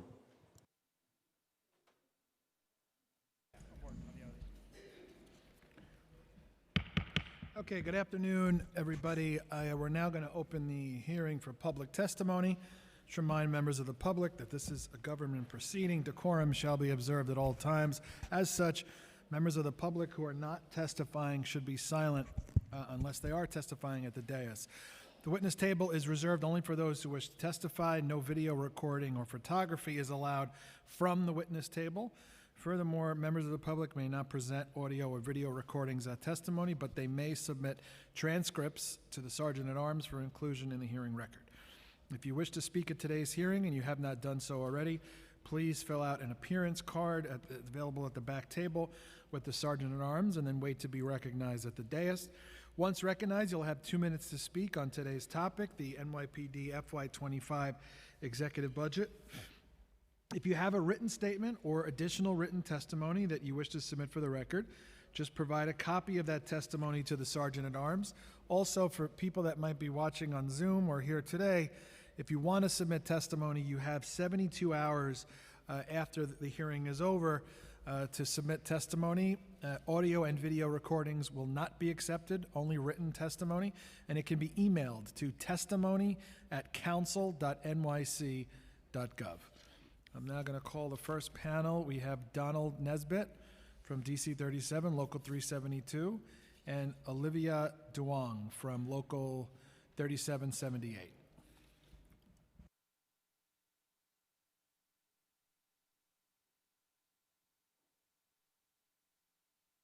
Hi, good afternoon. You could begin when you're ready.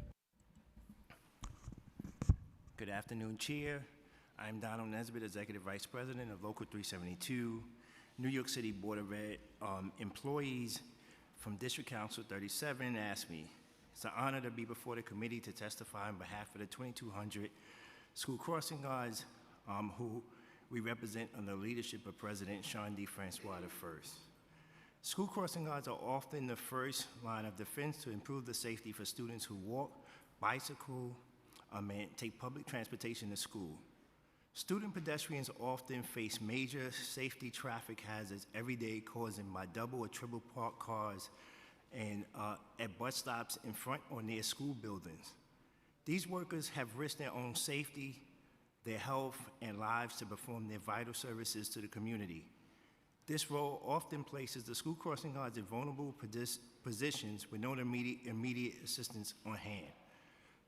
Just last year, 2 of our members in Queens were struck by moving vehicles, and unfortunately, one of those 2 tragically lost her life.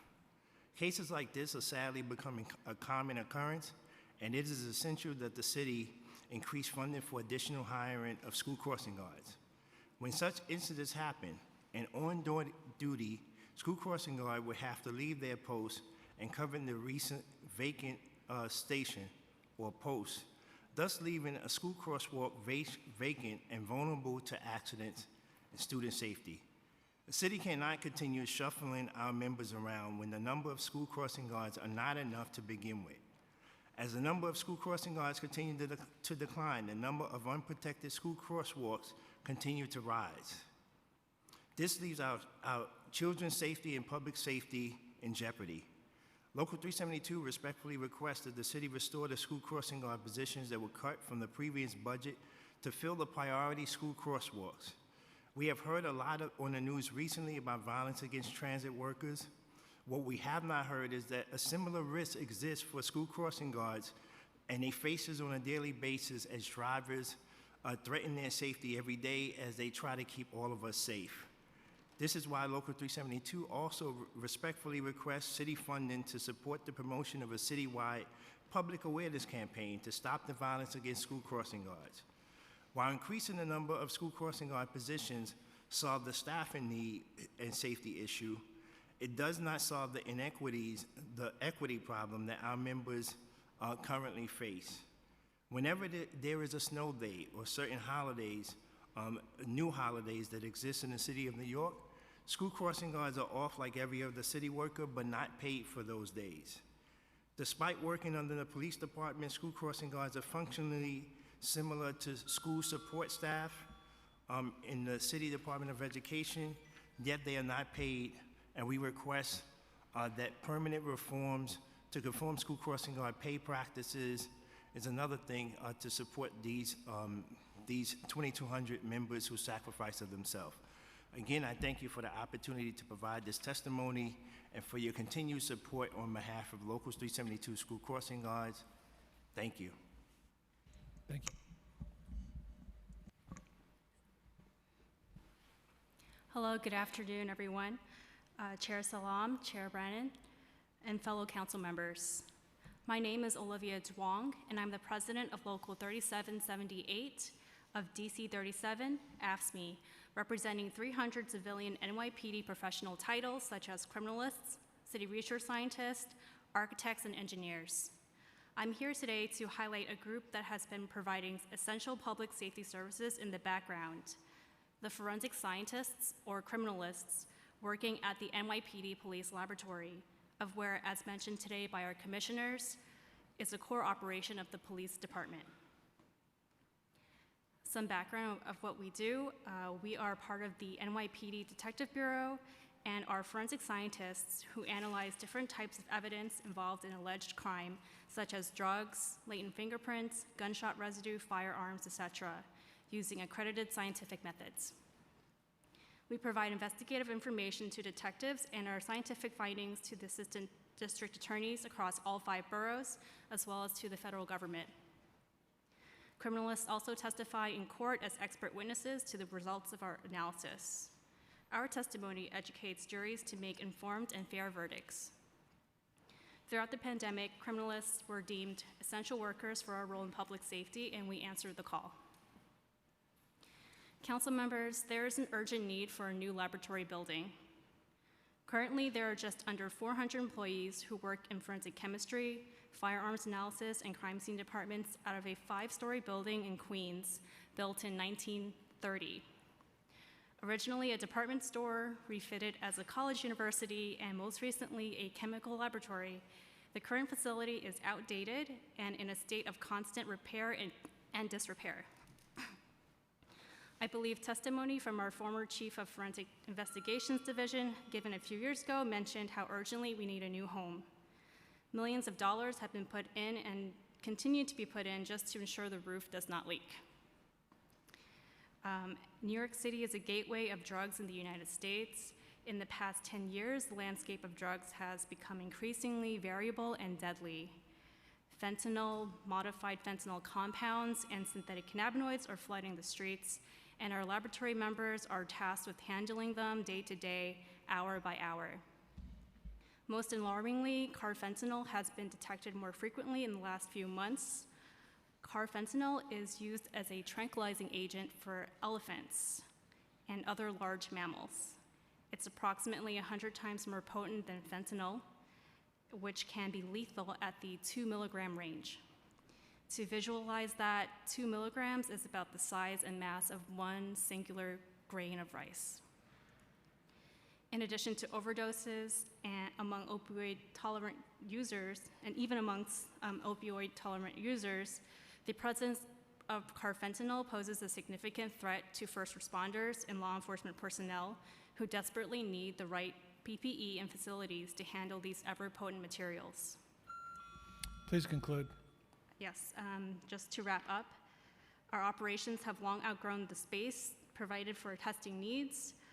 Despite all these challenges, we continue to provide the highest quality of testing for the City of New York. And I thank the Public Safety and Finance Committee today for the opportunity to speak. Have you identified a new location for a new laboratory building? That information, at this point, I'm not too sure about. Okay. I believe the answer is no. Thank you. Okay, thank you. Thank you both very much. Okay, our next panel, Pernell Bryce. William June.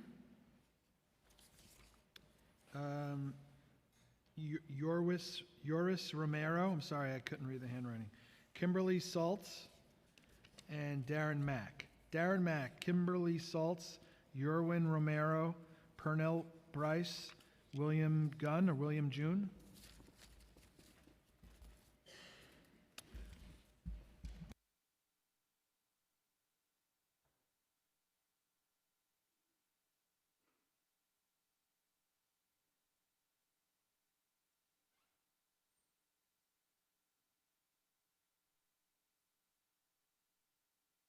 Okay. Want to go left from right from left, whatever you want. Thank you, Chair, for the opportunity to testify today. My name is Darren Mack. I'm co-director of Freedom Agenda. New York City has committed to closing Rikers Island because mass incarceration undermines public safety by destabilizing communities and draining resources we need for housing, healthcare, and more.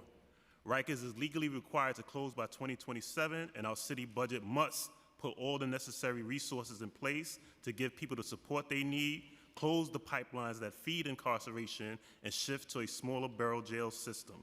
Unfortunately, Mayor Adams is planning to do the opposite, doing an executive budget proposal that will cut social services while continuing to funnel billions to the Department of Corrections and NYPD. The mayor's proposal to slash millions from alternatives to incarceration and reentry services should be a big concern for all New Yorkers committed to public safety, and we thank the City Council for pushing back. New York City has an incredible network of alternatives to incarceration providers who are far more successful in preventing rearrest than Rikers. Some providers have success rates of over 90% in preventing felony rearrests for their clients within 2 years. ATIs cost between $8,000 and $22,000 per person per year, while exposing someone to the brutality of Rikers costs $556,000 and $539 per year. Rather than cutting their funding, the mayor should be directing the Office of Criminal Justice to actively encourage judges and prosecutors to utilize supervised release and alternatives to incarceration instead of bail, remand, and city sentences. Expanding the use of these alternatives is even more urgent when we consider that 90% of people at Rikers have not been convicted, and over 50% have a mental health concern. It is unconscionable that the mayor proposes cutting funding for evidence-based programs while maintaining a $5 million public relations budget for the NYPD, an agency that uses those resources to attack civil rights reforms and undermine the presumption of innocence. The NYPD's public relations budget should be cut by at least half, and they should not be allowed to add 1,200 recruits to the uniform headcount. Lastly, the City Council knows that the safest communities are the ones with the most resources.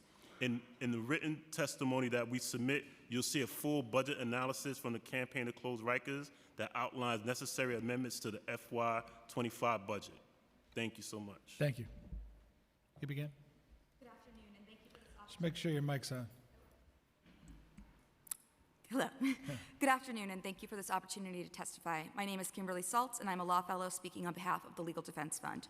We urge the City Council to divest from the harmful policing entities that disproportionately target Black communities and instead invest increased funding towards social services and mental health care for communities that have been most negatively impacted by police practices in New York. The city should end its investment in mental health co-responder models.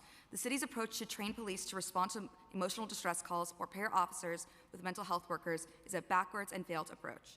Nothing illustrates this point more than the recent tragic and preventable death of Wynn Rosario.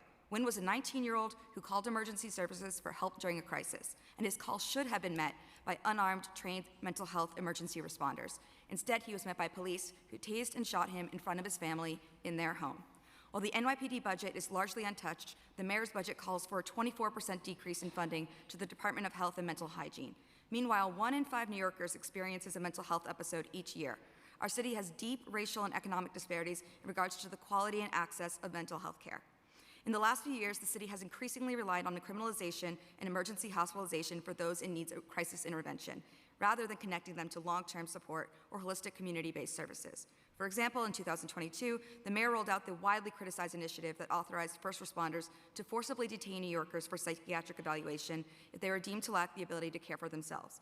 According to the NYPD's own figures, 47% of people who were subjected to involuntary mental health removals are Black. The NYPD is not equipped to conduct mental health outreach services. They are law enforcement. They are not mental health workers.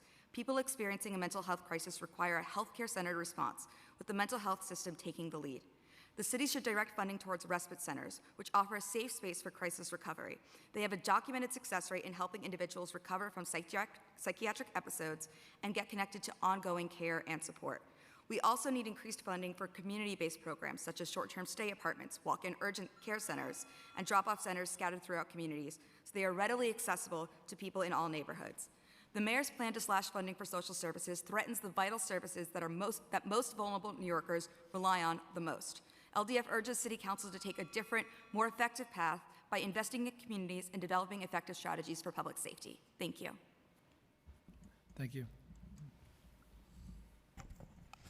Good afternoon. Thank you for this opportunity, Chairs. My name is William John. I'm a senior staff attorney at New York Lawyers for the Public Interest.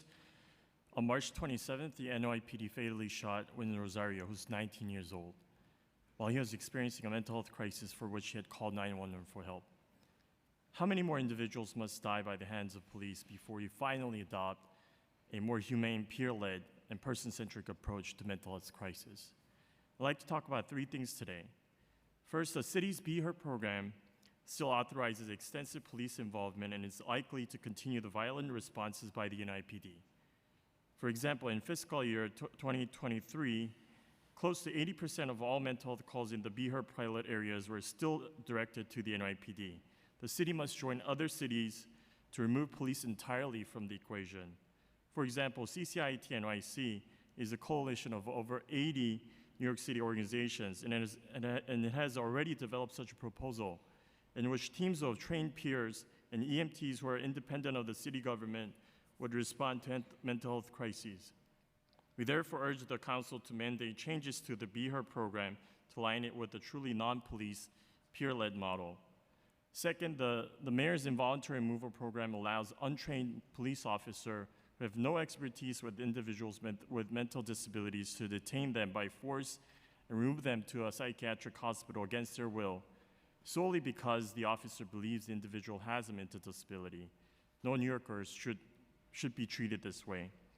Lastly, the governor recently announced that she is directing $20 million to the Subway Core Response Outreach Team, the SCOUT team, which permits the use of force against people with mental health challenges. But what people with mental health challenges need are supports and services such as the successful non-police SOS health teams in the subways, who are trained to bring in the police if needed. We ask that you urge the governor to instead use the $20 million to provide for voluntary mental health treatment, respite care, food, clothing, and shelter. Thank you very much. Thank you. Thank you all very much. Thank you.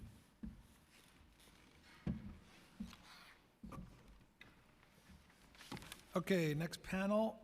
Again, apologies if I pronounce wrong or I can't read the handwriting. Raluca Anaccio, Melissa Chua, Tanya Matos, Liz Roberts from Safe Horizon, and Robert Anthony Wallace.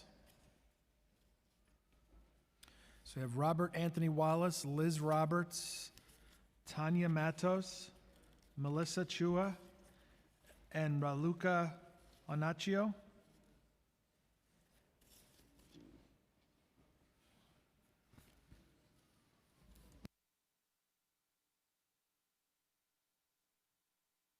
Okay, say your name and begin. You guys decide. Go ahead. Can you hear me? Yeah. Good afternoon, Chairperson Salam, Chairperson Brannon, other members of the committees. My name is Liz Roberts, and I am the CEO of Safe Horizon, the nation's largest nonprofit victim service organization. Safe Horizon offers a victim-centered, trauma-informed response to 250,000 New Yorkers every year after an experience with violence or abuse. We use a lens of racial equity and justice to guide our work with clients, with each other, and in developing the policy positions we advocate. My testimony today will be brief and to the point. We need the help of these committees and the full City Council in urging the mayor to reverse a $3 million peg to our crime victim assistance program. If this cut goes through, it will dramatically curtail Safe Horizons' ability to respond to victims of crime and abuse across all 5 boroughs. At a time when New Yorkers are deeply concerned about shootings, transit crime, sexual assault, hate crimes, and other forms of violence, we need a deeper investment in victim services. The last thing we need is unnecessary budget cuts to essential programs that help individuals and families to heal. Who does this program serve? In fiscal year 23, the Crime Victim Assistance Program provided services to over 26,000 domestic violence victims, over 27,000 victims of other crimes, and 811 sexual assault survivors, reaching a total of nearly 54,000 victims.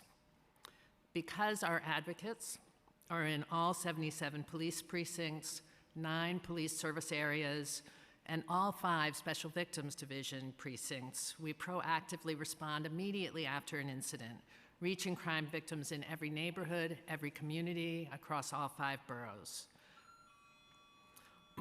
The loss of $3 million in funding will mean 11,000 crime victims who could have had our help will not receive it next year. 20 precincts that currently have on-site advocates would no longer have that support for their community, and 50 full-time staff positions would be impacted.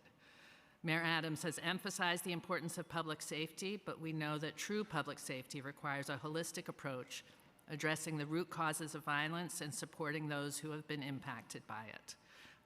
The work that we do helps to break the cycle of violence and create a safer, more resilient city. Thank you. Just hit the button on your mic. Oh, yeah, there's an on switch. My name is Robert Wallace, known as Bob. I live at 236 East 82nd Street, apartment 5A. I'm a lawyer at Paul Weiss, but I'm not here representing anybody, and certainly not here on their behalf, but I'm here because I'm a person who's concerned about the escalation in, let's call it collective violence of demonstrations and people who take advantage of those. There's been a lot of testimony for the time I was here this morning that just gets me absolutely convinced that the police department's doing everything they can across the board in all kinds of dangerous situations, dangerous challenges that New Yorkers and particularly the police face.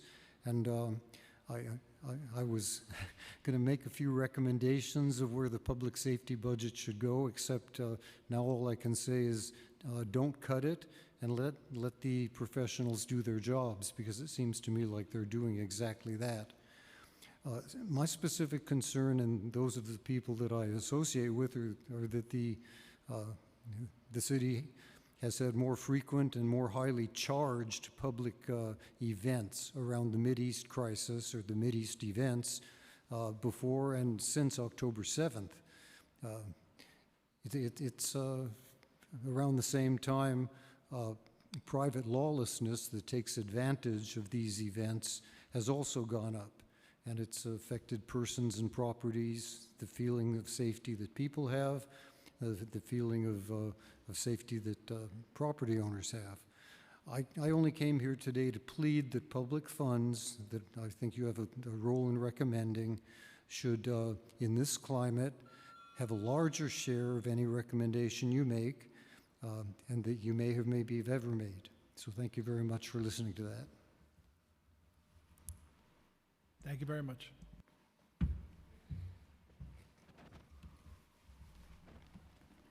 Okay, next panel, Dominique Hood,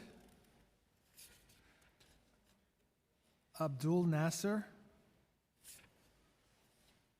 Bard Cash, Sophia Whetstone, David Jenkins.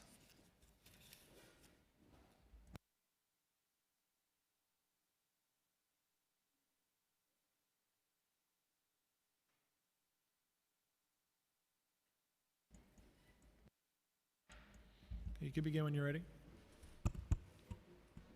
Go ahead.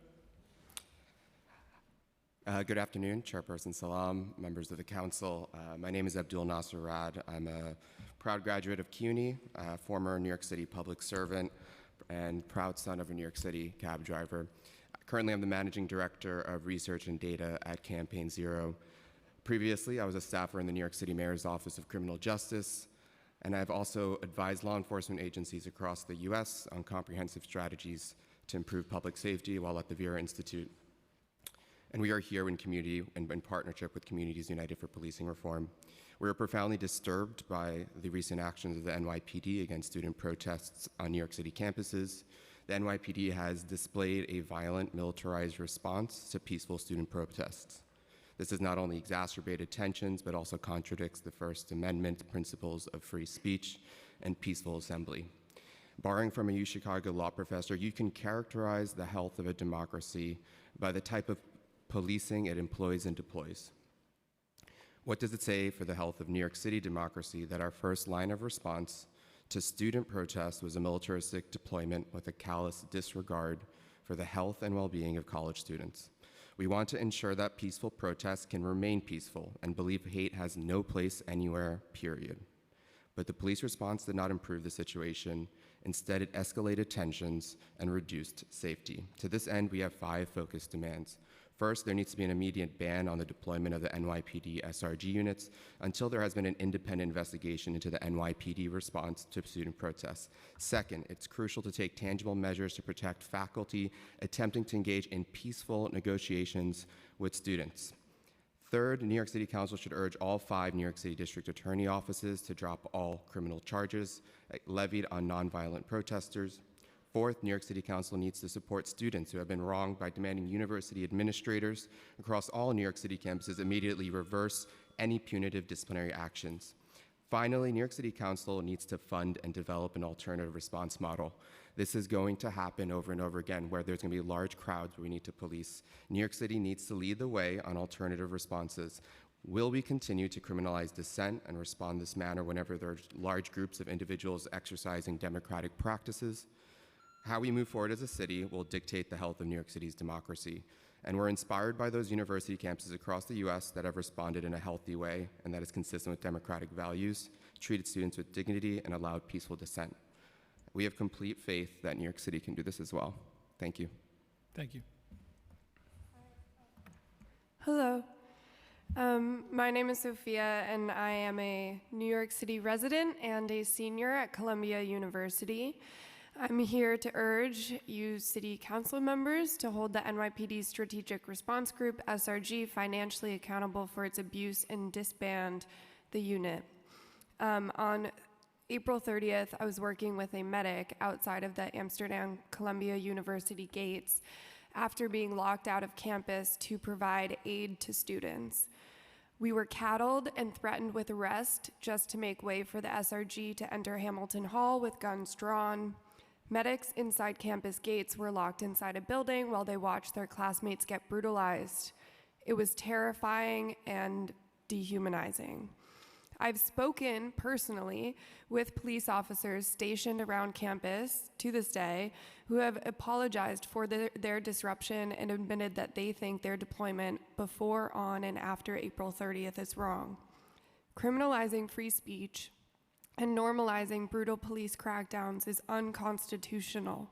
It dehumanizes peaceful protesters and officers alike, including those officers given carte blanche to lock medics in buildings, throw demonstrators downstairs, break our bones, pepper spray us, toss flash grenades, and even discharge their weapon in a school building.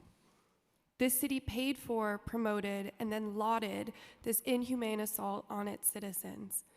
Chief Madry stated that the NYPD were very restrained at Columbia University on April 30th. He also swore not to lie under oath. So if he honestly considers discharging a gun in a school building, throwing students downstairs, breaking their bones, and locking medics in a building restrained, I am terrified to imagine what he would define as unrestrained police behavior. In short, the SRG's mission and behavior is not rational. Rather, it is antithetical to the foundational values of the United States: life, liberty, and the pursuit of happiness, freedom of speech. So you guys have a clear choice. You can hold the SRG accountable for its continued abuses and vote to defund the unit, or at the very least, ban it from ever entering college campuses for protest again. Or you can continue to sponsor the SRG so it can continue to trample NYC residents and our constitutional and human rights. Any of your children could be up here asking the same exact thing as I am right now. Thank you. Thank you. Hello, my name is Bard Cash. I'm a graduate student at Columbia University and a New Yorker. I'm here today to testify about the SRG. I agree with much of what Sophia said. The particulars of the brutality experienced by student protesters, peaceful student protesters, and I'll even do the caveat of outside the building, is unacceptable. I think further, speaking directly to testimony heard earlier this morning from Commissioner Caban, directly leads to what I take to be the core issue with the SRG, which is that it elides an incredibly important distinction between protected speech and, in the case of what Caban was saying, terrorism. It is a problem that there is a section of the NYPD whose tasks are both to counter terrorism and then deal with First Amendment protected protests. Responding to First Amendment protected protests with a highly militarized unit is an excellent way to escalate those protests. We have seen historically, both reported on by Human Rights Watch, by the by the NYCLU, et cetera, that this is what happens every time. When there are mass protests in the city and the SRG is deployed, there are hundreds of people arrested, sometimes unconstitutionally, and hundreds of people injured. It has to stop. It must be disbanded. That's all I have to say. Thank you all very much.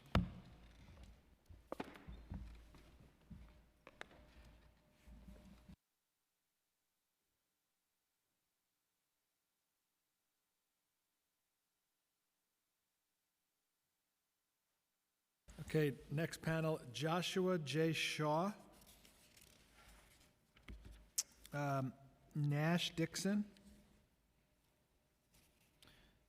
Devon or Devon Krishnani, I'm sorry, I can't read it, Ilana Mendez Pinate, and Elizabeth Branty.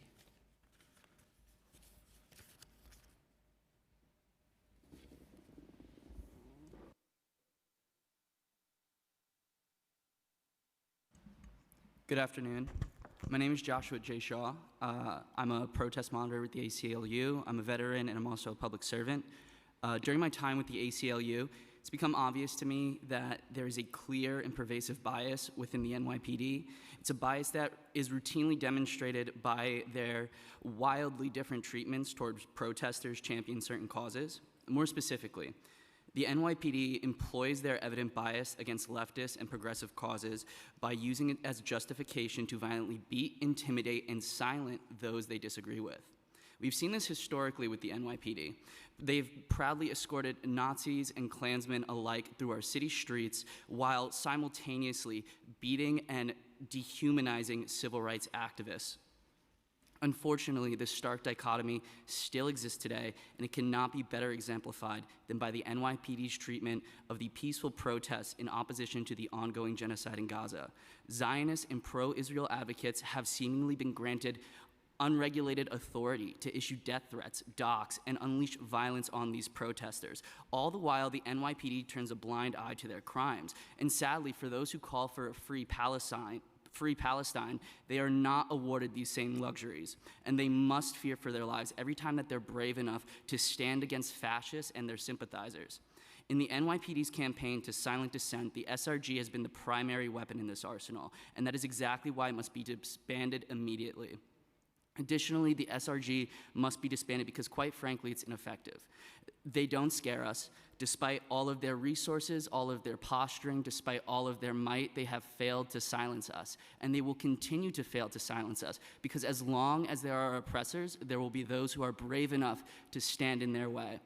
I ask you to stop funding the SRG and reallocate our tax dollars towards initiatives that will actually help our city flourish, instead of wasting our money on something as useless, as ineffective, and as incompetent as the SRG and the NYPD. Thank you. Who wants to go next? Of course. Thank you.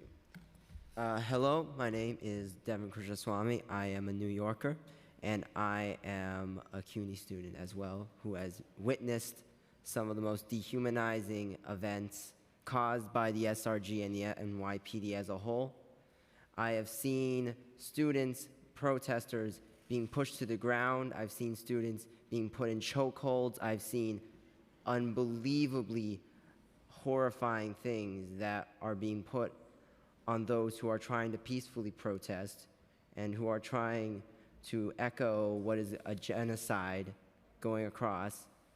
The SRG has been doing this along with to many other protesters, and it is most important that we not only defund and disband this group, but we also reallocate those funds to what the city actually needs. It is incredibly important because right now we are giving this group, we are giving the NYPD money, funds to brutalize and attack peaceful protesters, including myself. And I especially applaud those who have been able to stand and continue the protest, including those in Columbia and in the city, in colleges in the city and in the state alone. And I hope for an end to the violence that is going on, and I hope that the SRG is disbanded, and that is all I have to say. Free Palestine. Thank you. Thank you. Go ahead.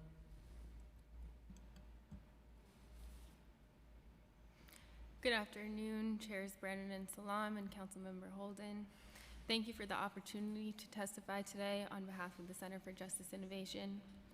As the city further invests in traditional public safety methods, it is imperative to make parallel investments in preventative services, upstream responses, and justice system off-ramps like alternatives to incarceration. Funding for programs like ours can help keep individuals out of the justice system in the first place, and when necessary, connect involved individuals with meaningful supports so they can live productive lives safely in community. Our sites, including the Midtown Community Justice Center, Bronx Community Solutions, Neighbors in Action, and more, play an instrumental role in reducing recidivism. Beyond just processing cases, our staff works to resolve the underlying issues that can result in justice system involvement, connecting participants with a range of services, including counseling, drug treatment, employment, and housing help. Offering support early builds safety, restores lives, and saves money. For example, at Brooklyn Mental Health Court, teams of mental health practitioners and judges work together to craft effective responses to crimes committed by those with severe mental illness. Addressing both program participant needs and community safety concerns, the court links defendants who would ordinarily be incarcerated to long-term community-based treatment. To date, over 1,300 participants have received treatment, satisfied program requirements, and graduated, all outside of the carceral setting. These participants saw a 46% reduction in the likelihood of rearrest and a 29% reduction in the likelihood of reconviction. The center's programs generate lasting benefits to public safety. With further city investments, we can continue to transform the justice system into an institution that is truly meaningful and transforms the lives and communities it touches for the better. Thank you. Thank you. Thank you so much, Chair Brennan, and thank you, Chair Salam. My name is Ileana Mendez-Peñete, and I'm here on behalf of Communities United for Police Reform and our New York City Budget Justice Campaign. We're here to talk about the fiscal year 25 executive budget that proposes $5.8 billion for the NYPD's expense budget, but it also proposes another $6.1 billion in fringe and pension costs for NYPD that are centrally funded. So this brings the total spending for the NYPD that's proposed for next year to $11.9 billion. While $72 million has been restored to the NYPD from the PEGs, there are still significant cuts to crucial public programs and services. This is, for example, cuts to schools, cuts to mental health programs, cuts to police oversight like the CCRB, cuts to housing programs, programs for older adults, programs for young people, childcare, adult literacy, and services for people leaving Rikers. Over the past several weeks, we have also seen hundreds of NYPD officers respond in hyper-militarized fashion to peaceful protests on university campuses. We've seen the NYPD attack council members and journalists on social media, and we've also seen alarming footage of Win Rosario being killed by officers in his home. The mayor's executive budget continues to reward the NYPD in the budget process rather than address these harmful actions. The NYPD Public Relations Department, for example, has grown from a staff of 36 a few years ago to now a staff of 86. That's a more than double in the NYPD Public Relations Department. The mayor's also proposing a $10 million increase to the Strategic Response Group. And he's sustaining funding for police in schools and police response to mental health crisis, even while he's cutting the education budget and cutting services to mental health. So we are calling for the council to cut the NYPD's public relations budget by at least 50%. We're calling for the council to freeze hiring on school police, to disband the notoriously abusive SRG unit, and to remove police from mental health response. Thank you so much. Thank you. Thank you all.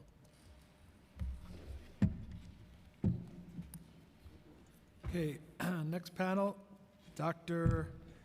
Aztem Gurich, Alex Brass, Doreen Tai or Doreen Tal, Olivia Tai or Olivia Tal, Victor Herrera.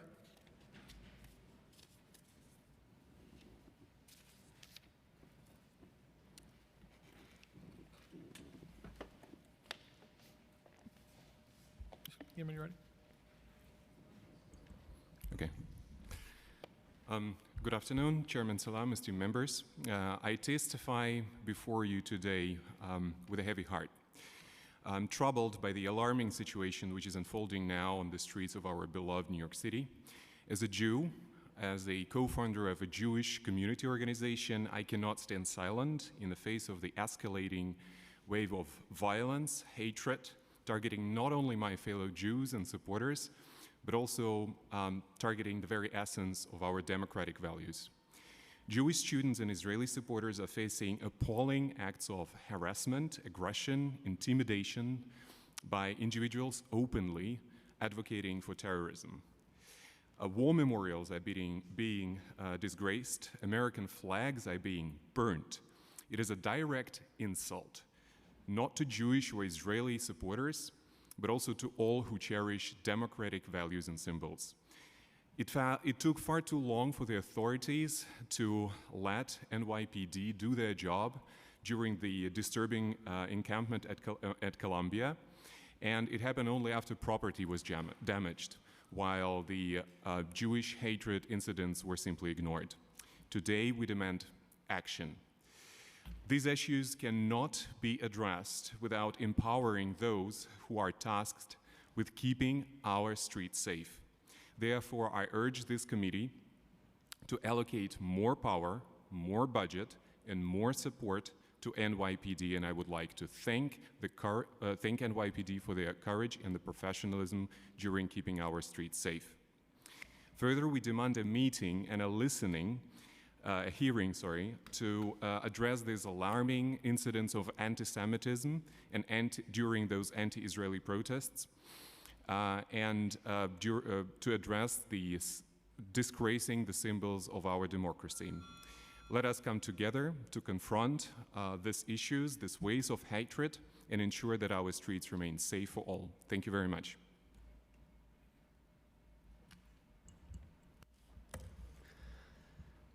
Hi, thank you for being here. My name is Alex Brass. I'm here representing the Steering Committee of Correct Crisis Intervention Today, otherwise known as CCIT. I identify as a peer. Back in January of 2022, I had a health crisis and a police response, which resulted in an exacerbation of my mental health and substance issues, and has been a long road to recovery. Unfortunately, I have many friends who are unable to be here today and share their story because they're still dealing with the aftermath of their police interactions and their crisis response.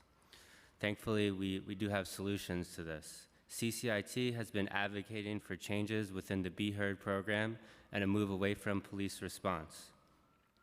This year, we have two simple asks. We'd like to swap out social workers and replace them with peers with lived experience who are best equipped to manage these situations. Additionally, we're looking to restore PEG cuts within the budget so that the Be Heard program can be in a better position to operate and do what they're there to do.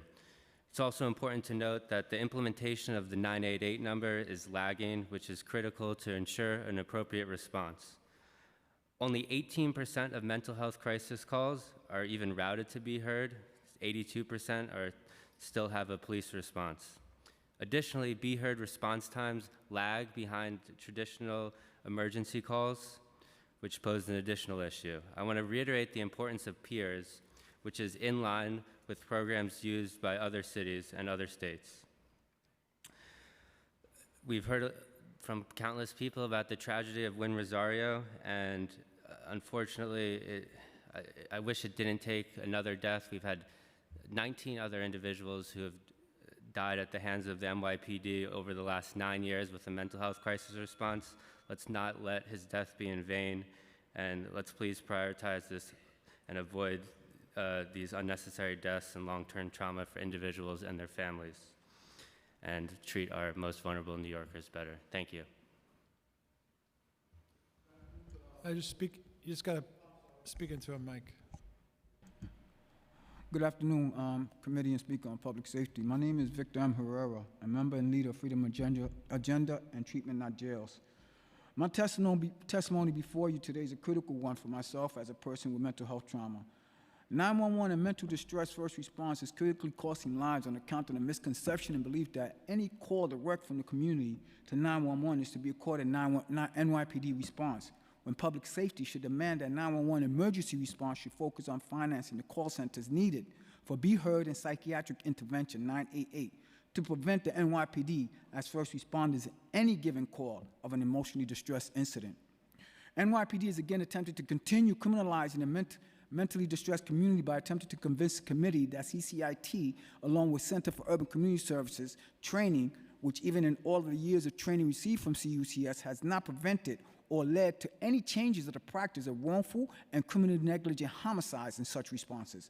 NYPD does not need any financing beyond their own budget, and no training will change the present preemptive criminalization, as was the case in Wynn Rosario's death, a child whose life was taken prematurely at the continued financing of NYPD ideas. NYPD should never gain entry, and the community should be informed of the right to keep them from entry in such responses until mental health professionals and peers takes on a more active and responsive effort in any public health-related mental health crisis, along with peer specialists working not from the confines of the police department, rather FDNY EMS stations located throughout many of the city and private hospitals.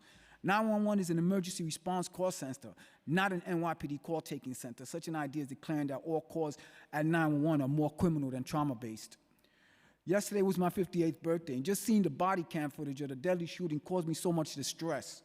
No matter how much information NYPD receives, personal experience, even on August 1st of 2023, during a pretext stop, the sergeant and police officer were made aware of my own condition, disabled and solely on account of a license suspension applied in the arrest process that is common with extreme force, which is followed by an abuse practice of being processed, reported as an EDP, and again forcefully medicated by hospital staff, ignoring the obvious implications of no examination or evaluation solely to accommodate the NYPD's practices.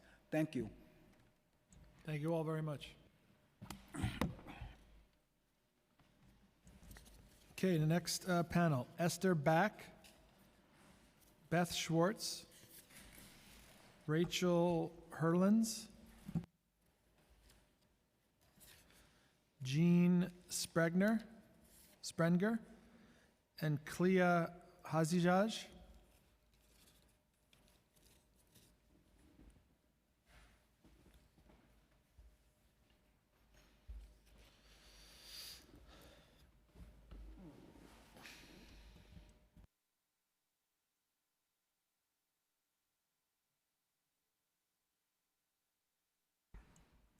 All right.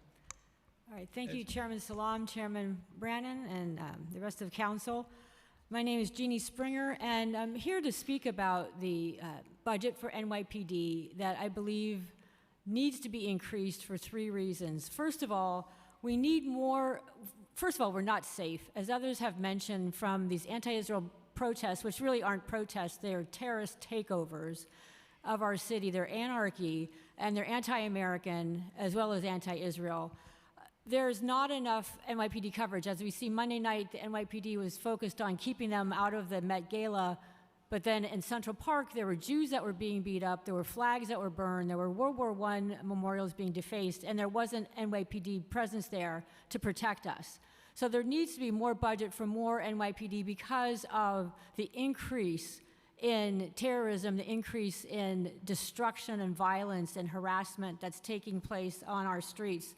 The second reason is the NYPD mentioned that since October, there have been $53 million has been spent just in overtime. And this is money that taxpayers, we should not be paying for lawlessness, for terrorism. And I believe that there should be money allocated for the NYPD or for the Public Safety Committee to for an investigation into who is funding these takeovers, who is funding these so-called protests, because they need to be held accountable for the lawlessness and destruction that they're leaving in the city, and that we should not, as taxpayers, be paying the $53 million in overtime. And thirdly, the fact that there is $53 million in overtime tells us that these are not peaceful protests. If they were peaceful First Amendment protests, there would not be $53 million being spent in overtime by the NYPD. And by focusing on and asking the NYPD, how much do you think you're going to spend in overtime this year, they can't answer that question because these protests or takeovers are continuing to intensify because we're not getting to the root cause of the lawlessness that's taking place. The NYPD are not the criminals. The criminals are these protesters, and we need to get that straight. And we need to focus on increasing the penalties for these crimes so that lawlessness is curtailed. And we need to also, as the City Council, to legislate new legislation regarding hate crimes and anti-Semitism. And lastly, as I've mentioned other times that I've been here, Chairman Salam, we need to have a specific hearing. Obviously, there's so many issues that are contained in these anti-Israel protests. There needs to be a separate hearing on this issue that we can discuss this, and also with the NYPD, because obviously their budget is being overrun by this takeover of our city. And I thank you for your time. Thank you.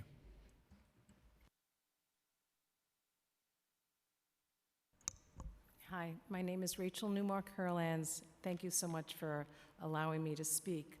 This is the first time I've actually been in City Hall, even though I've been a New Yorker all my life.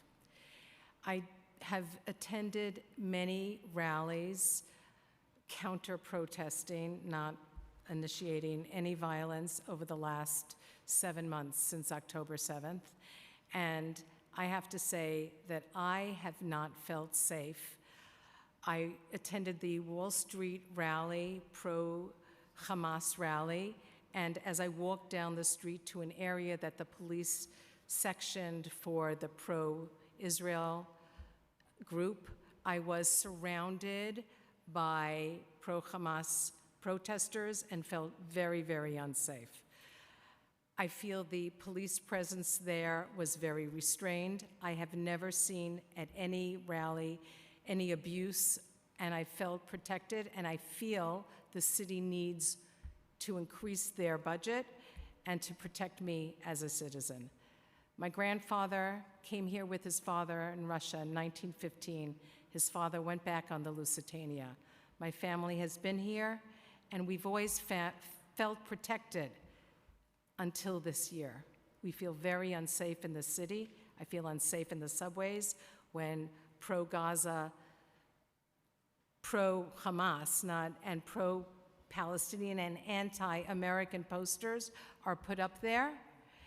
And I feel we need more protection. So I am encouraging the council to increase the budget for the police. And also I thank them for all their work that they've done for us. Thank you. Good afternoon, Chairman and committee members. My name is Beth Schwartz, and I'm an actual lifelong New Yorker who has been registered to vote in New York City for the past 40 years. I live on the Upper West Side, just south of Columbia, with my visibly Jewish family, and I am shocked that the city has not done more to protect its Jewish citizens and stop these illegal, pro-terrorist, anti-Jewish protests that actively call for the murder of Jews and the elimination of the world's only Jewish state. It is shocking to me that there are city council members who do not seem to understand that phrases such as globalize the intifada and from the river to the sea, Palestine will be free are calls to murder Jews, and I am actually dumbfounded that members of the city council actively support and have participated in the protests. The Intifada was not a benign event. It was a campaign to murder and terrorize Israelis. Over 1,000 Israelis were viciously murdered, including Muslims and Christian Arabs, and over 8,000 Israelis were injured. In addition to the physical toll, there was a horrible emotional toll. Every day, Israelis worried, would this be the day I will be killed or severely injured by a suicide bomber while I am grocery shopping or getting gas for my car? Is this the day that one of my children will be murdered on the way to school? Did you know that families would stagger their kids who went to the same school on different public buses, so if, God forbid, there was a suicide bomber, they wouldn't lose all of their children? The chant, Palestine will be free from the river to the sea, and the Arabic version, which is translated as from the river to the sea, Palestine will be Arab, is a call to eliminate the only Jewish state, and I think it is clear that Hamas has demonstrated how they intended to achieve this on October 7th. Are you actually okay with protesters chanting these phrases? You know that these are not all peaceful protests because, as was mentioned earlier today, the city has spent $53 million on police overtime on 7 months of these protests, and it's not summer yet. The things that the city can do to lower the financial costs and keep these protests and keep New York City residents safe. First, people who are arrested during these protests, and especially those who are repeatedly arrested, should be getting more than a death ticket. There needs to be real consequences for those involved in the call to murder Jews and destroy Israel. I'm also shocked that these protesters are allowed to protest with keffiyehs wrapped around their heads like a KKK hood. Would there be any kinds of protests besides for these anti-Jewish protests that would allow the city council, that would allow for this? The right thing to do is pass a law that forbids one to protest with their faces covered. And I also ask for a hearing specifically on these protests. Thank you. Hi. Just turn your mic on. Just hit that little button. Thank you. Hi, my name is Esther Bach, and I want to speak from two sides of myself. One side is as a single woman living in the Upper West Side. I frequently have to walk around at night by myself, and there is nothing that gives me more confidence than occasionally seeing an officer on the beat. It's very frightening to walk past people that are obviously threatening. I'm a member of a synagogue, and if you want to wonder about peaceful protests, you should look at the security that is in place at every single synagogue in New York City now. That's coming out of our budgets, and it's not for nothing. There's a reason why we need that security. The second side of me is as a grandmother whose many of my friends are sending grandchildren to colleges, and the first thing that they ask is, for example, my grandchild wanted to go to NYU, but I don't think it's safe for him to go to that school as a Jewish person. So I'm asking for your consideration of this culture of fear that has now covered the entire Jewish community in New York City, and to help us feel more safe. Thank you. Thank you all very much. Okay, next panel, Cheryl Besh or Batesh, Susan Friedman, and Rebecca Citron.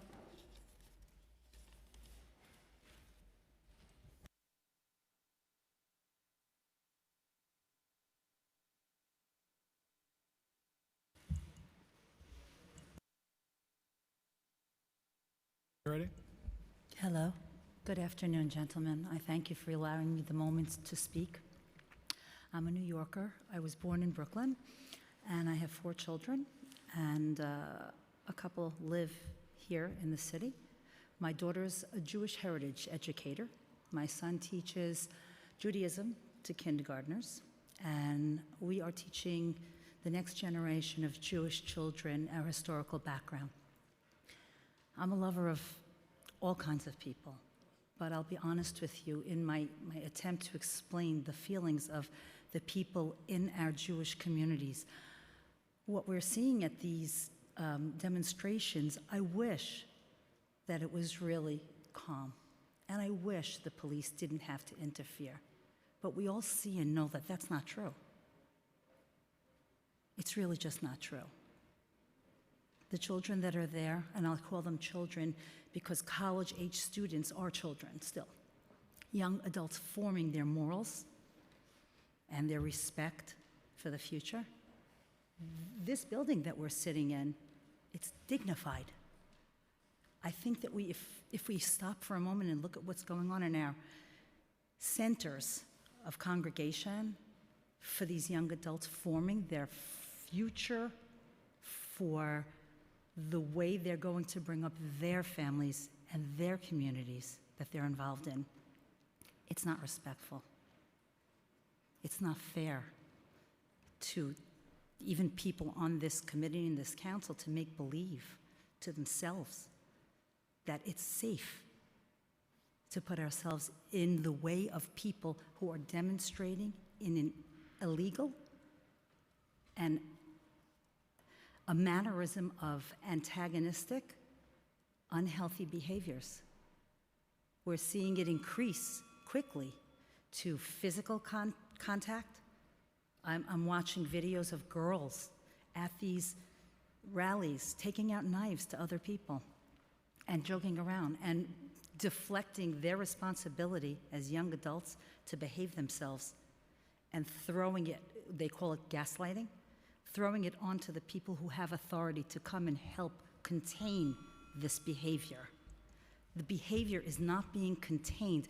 And I know we're at a budget meeting for the police.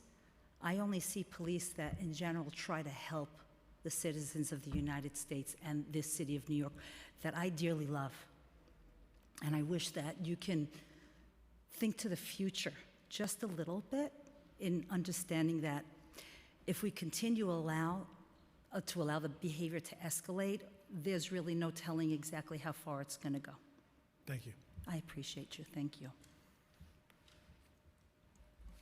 Hi, my name is Dr. Susan Friedman. I've been practicing dentistry in this state, in this city, for 50 years. And I have never felt better. I have had experiences of anti-Semitism when I interviewed at Columbia 50 years ago, where they asked me, am I Jewish? So anti-Semitism has been around a long time, and the ugly head appears in every generation, as the Torah says. And so we must combat that. We cannot be peaceful if people are coming with knives and guns and all kinds of things to rallies. Peaceful, I've lived a long time, so we've had a lot of protests over many, many years. We've walked for many times in this city. But the idea is to have peace while we do it. It's not to make people scared, frightened, and unsafe in this city.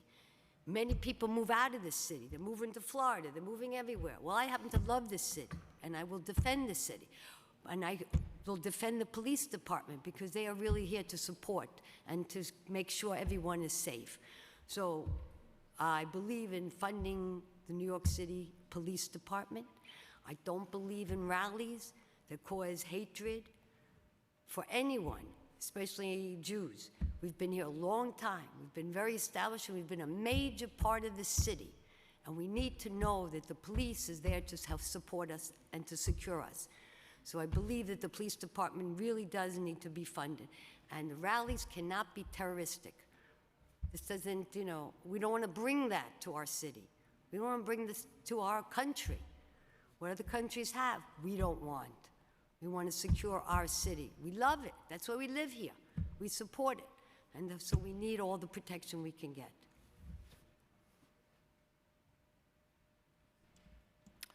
Hi, my name is Rebecca Citron, and I'm also a native New Yorker. Spent my whole life in the city. I am a graduate of NYU. I'm a graduate of Columbia. I have degrees from both institutions. And seeing what has happened in recent months is just horrifying, surreal. I grew up in Queens. I knew there was anti-Semitism. I have to say, it never hurt me. I knew there were people that had stereotypes and, you know, they were just ignorant and you just kind of wrote it off. In my life, I never was afraid of being Jewish. I was always proud of being Jewish. And to see what is going on now in this city is absolutely surreal. It's so reminiscent, we begin to wonder, are we back in 1938? Should we be worrying about leaving this country? This is my country. I grew up here. This is my home. This is my home. I have a home in Israel. I have an apartment in Israel. But to me, that's always been a place to visit as a vacation, some place that I feel identified and comfortable in, but never did I think about fleeing this country, fleeing this city. It never dawned on me until the last few months. The experience of what I see going on at my alma maters is absolutely surreal. I never experienced any kind of anti-Semitism when I was there. It was harder to be a woman in some cases than to be a Jew. Exhibit had more problems with that. The words hurt and words have meaning. People cannot just throw out things, and words are loaded and have meaning and influence others. As we can see, the demonstrations at Columbia have sparked demonstrations all over the country, all over the world. Just words? It's not just words, it's a lot more than that. I thank the New York Police Department for keeping this as quiet as, keeping things as calm as possible. We need your protection. We need the protection of the city. We need to feel safe here. Thank you. I just want to end by saying I happened to visit Roosevelt Island yesterday in the Four Freedoms Park. And the four freedoms that are listed there is the first freedom is freedom of expression. The second is freedom of religion, freedom from want. But the fourth fear is freedom from fear. And freedom from fear should be taken as strong as freedom of expression. People have given up their rights to freedom of expression. Thank you. Thank you. Thank you. Okay, now we're moving to Zoom. Start with Daria. Daria M. You may begin. Hello? Hi, Can go ahead. everyone hear me? Yes, go ahead. Great. Okay. Good afternoon. My name is Daria. I'm an undergraduate student who was born and raised in Brooklyn. I'd like to thank you guys for the opportunity to testify today. So I'm here today to not only urge you to hold the NYPD Strategic Response Group accountable for its abuse, but also push to disband the unit. The SRG was founded as a counterterrorism unit, yet they continue to be deployed at peaceful protests, despite consistently being known for their violent strategies and ever more militarized tactics. As if that isn't bad enough, the SRG is central to countless lawsuits, which has only led to massive financial costs to all parties to settle these cases, and that's awfully redundant, if I do say so myself. For as long as I can remember, I've been a local organizer and activist with fellow students across New York City. Throughout my journey, I've often asked myself, why is it that people are neglected in the first place? Why does the system fail to provide adequate social programs, housing, or even basic health care. As I continued my education, it became increasingly evident to me that it's because we give the vast majority of our funding to the police. Instead of giving New Yorkers what we need to survive, our government officials utilize cops to criminalize our differences and then punish our outrage. We're all citizens. I feel that all suffering should concern public safety. When I graduated from Stuyvesant High School last year, I received an award from the City Council commending me for my outstanding civic engagement and dedication to bettering the circumstances of all New York City residents. Yet, when I came home over spring break to continue doing exactly that, I was met with a brutal arrest at the hands of the SRG. Don't you find it dreadfully ironic? On March 8th of all days, I watched as more than 60 of my fellow New Yorkers were kettled, beaten, and violently arrested. But of course, happy International Women's Day. Let's celebrate by throwing them to the ground and beating them unconscious so that their limp bodies can be handcuffed more easily. Is this how you say thank you for our civic engagement? It's unacceptable to be toasting to the tenacity and resilience of young students like me just to turn around and throw them up against the hood of a car for Your walking time in the has street with expired. sidewalk Thank available. you. Okay, now we have Debbie Becher or Beecher. You may begin.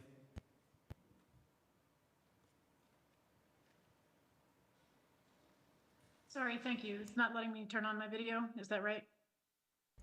That's okay, go ahead. Okay, sorry.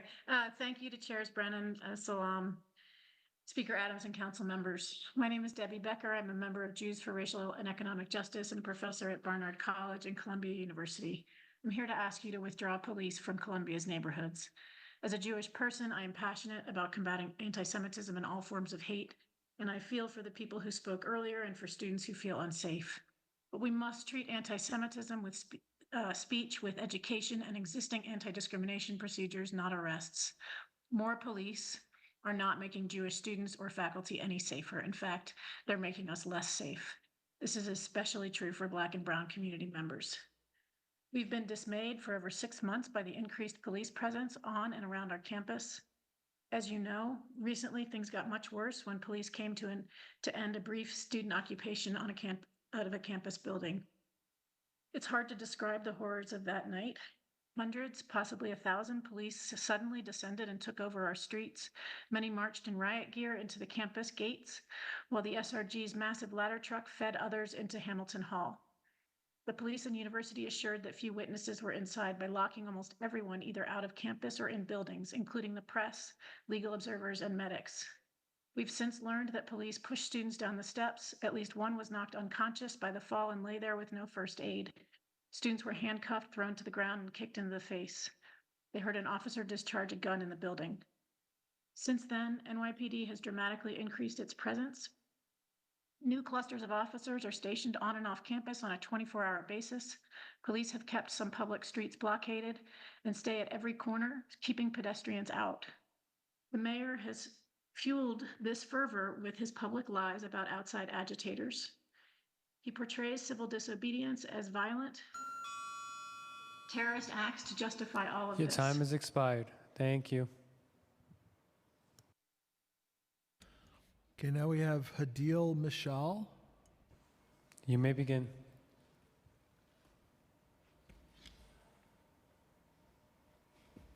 Hello, can y'all see me? Okay, perfect. Yes, go ahead. All right, good afternoon. My name is Hadil Mishal, and I'm the lead organizer at the New York City Anti-Violence Project.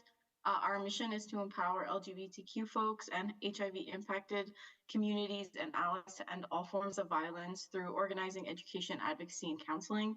AVP was founded in 1980 as a resource for community when other agencies did not and would not show up for us. So we keep us safe and started our 24/7 hotline as an alternative for our community. A huge part of our organizing capacity right now goes into police accountability and transparency. The NYPD essentially functions as a military force within our city. It has a budget that is larger than most militaries in the world, and they still fail to keep us safe. The police fail to serve as the main component of public safety, and it's time for us to reimagine what true public and community safety can look like. With the ongoing college campus encampments, the NYPD has displayed violence towards these protesters. Whenever NYPD has showed up, instead of supporting the young people, we have seen them escalate in harm. The city of New York has invested $10.8 billion into the NYPD for this past fiscal year, and that's about 10% of the budget. When education, housing, and our health systems are not properly funded, it is ludicrous to know that the NYPD has billions allocated to them, that there are still officers on the force who have unjustly murdered people that are still on that force, such as Kowalski Trawick's killers, Herbert Davis and Brendan Thompson. At Columbia University, a student was thrown down the steps of Hamilton Hall, which students occupied as Hins Hall, and when a fellow student and medic attempted to provide assistance, they were blocked by an NYPD officer. On another day, NYPD injured 3 protesters and arrested 109 more. Does the NYPD have nothing better to do than to terrorize college students? With the billions that the NYPD gets from the city, the standards should be higher. If the NYPD were to disband SRG, it would save our city $133 million. Your time has expired. Thank you. No problem. Thank you. Now we have Ju Han. You may begin. Good afternoon, Chairs Salam and Brennan, for this opportunity to testify. I think hearing from a lot of organizations today, I think the community wants and calls for alternate forms of community safety. I'm the Deputy Director at the Asian American Federation, a research and advocacy organization that represents 70 groups serving 1.5 million Asian New Yorkers. Public safety is an urgent need for our community. Anti-Asian hate has been on the rise since COVID, and our community members continue to feel unsafe in the midst of this recovery. And especially after October 7th, the Middle East crisis has fueled refresh attacks on our Arab, South Asian, Muslim, and Sikh community members. Despite NYPD reporting that anti-Asian hate is no longer a problem, people are not actually reporting to the NYPD, and they continue to come to the Federation and our Hope Against Hate partners that works to address anti-Asian violence for needs on an everyday basis because they've been victims of anti-Asian hate. Based on a report that we did last fall, 2/3 of Asian New Yorkers who were surveyed said that they feared being a victim of anti-Asian violence. And we know that in the first 2 years of the pandemic of 2002, 2020 to 22, 3,500 incidents of anti-Asian assaults impacted Asian New Yorkers. We really urge the City Council to do play their role in being able to address anti-Asian violence. Public safety is not just for one community, but for all communities. We believe that being able to invest in community center safety solutions ensures safety for all New Yorkers. And there is a really dire and urgent need to expand the capacity of community center solutions to be able to address anti-Asian violence. We urge the funding of initiatives like Federation's Hope Against Hate campaign, which is 30 Asian nonprofits using community center safety solutions to provide anti-Asian violence safety trainings, victim support services, protective presence, youth programming, and other services needed to help people feel safer in New York. In the past 2 years, we've granted millions of dollars to groups doing this work, but that funding has now dried up. We are training several thousand. Your time has expired. Thank you. Thank you. Now we have Leo Ferguson. You may begin.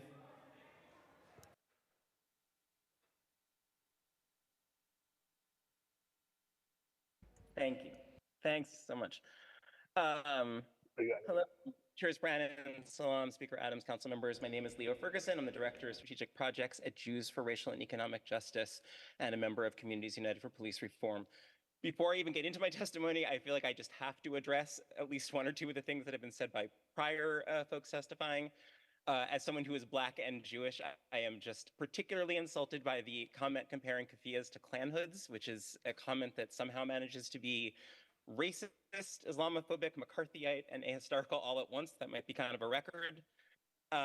You've got people inventing knives and guns and whatnot out of thin air, talking about what have been overwhelmingly nonviolent protests.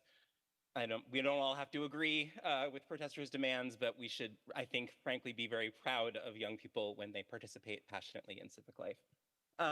So I'm here to talk about a dangerous and out of control NYPD that continues to pour that the city continues to pour precious resources into, even as we contemplate cutting education, libraries, and underfunded social services. Just in the past few months, we've seen the body cam video of Win Rosario's murder, a sickening, tragic scene. We watched police ignore the desperate pleas of Wynn's family. and then shoot and kill him in front of his family. Anyone who looked at that video would conclude that Nguyen would be alive today if the NYPD had not responded. The NYPD did not make him safer, they made him less safe. Earlier today, Councilmember, I think Joseph asked, what have we learned about situations like this one? Well, the NYPD hasn't learned anything because they obstructed the CCRB investigation into the murder of Kowalski Trawick and has refused to impose even the most basic discipline on the officers who killed him. At Columbia and other campuses throughout the city, we watched SRG go on a local college tour of chaos, imposing their violence on nonviolent protesters. Who is this for? As Jews, the notion that this is to protect us is ludicrous when so many of the students endangered were Jewish. And this administration, by the way, cannot claim to care about Your hate time violence has when they expired. unsafely fire Thank the you. director of the Office for Hate Crime Prevention. Thank you. Now we have Maria Adele Grasso. You may begin. All right, I'm actually speaking on her behalf as she isn't present at the moment, but I'm just going to deliver her testimony if that's all right. So here is the testimony. On April, Marie Adele Grasso is 19 years old and is a student at Barnard College of Columbia University, which follows is her testimony. On April 30th, I was in a peaceful protest when my university called in the SRG. We were calm, standing, linking arms, and singing a song about peace. We did this because we care about protecting our peers and neighbors, and also humans across the world. The NYPD and SRG stormed campus aggressively without assessing the situation. They forced press and EMS away to avoid witnesses. Next, they threw me against a gate and forced others downstairs using metal tables and chairs. An individual was unconscious, so I ran to check vital signs. As I was checking, SRG pushed me to the ground. I asked them to call EMS for the individual. They ignored me. The police grabbed my phone, smashing it, and pulled me, dislocating my shoulder, hurting my back and legs, and twisting my wrist. I requested to be cuffed in front and to use my mobility aid. The officer responded, "If you have a disability, you shouldn't get arrested. Not my problem." Because Maria Del Grosso is a woman, it then says that she requested a female officer to pat her down. However, the arresting officer zip-tied me in the front. He was angry and aggressively tightened the zip ties, cutting off my circulation. All of this was abhorrent treatment, but what horrified me most were the police's words on the bus. The officers were casually stating they were disappointed they didn't get, this is a direct quote, to use various weapons on us, including guns. Harming us excited them. They claimed their goal is safety, but they continuously abused citizens. One of the most appalling parts of this was that the NYPD and my university were proud of their actions. Any institution behaving like this must be immediately disbanded. Your time has expired. Thank you. All right, take care. Sorry about that. Thank you. Now we have Nikolai Mishler. You may begin. Hello, thank you Chairs Brannon and Salam and Speaker Adams for this opportunity to testify. My name is Nikolai Mishler. I'm a Jewish New Yorker and a member of Jews for Racial and Economic Justice and Communities United for Police Reform. My recent encounter with the Strategic Response Group reaffirmed to me that our taxpayer dollars should not be funding this unit, and that for the safety of all New Yorkers, it must be disbanded. Last week, I went to the City College campus to support the encampment of student protesters. In exercising their First Amendment rights, I was blown away by the students, including many Jewish, remarkable commitment to creating a space filled with emotional care, support, cultural understanding, and their deep-rooted commitment to peace and justice for all. I returned to the campus the evening the NYPD swept the peaceful encampment as if it was a war zone. Earlier today, the NYPD testified that they swept Columbia's encampment precisely and as safely as possible. What I witnessed at City College was that the NYPD were the ones making students and the community at large unsafe. When I got there, the energetic but peaceful and stationary crowd had already been barricaded by the NYPD.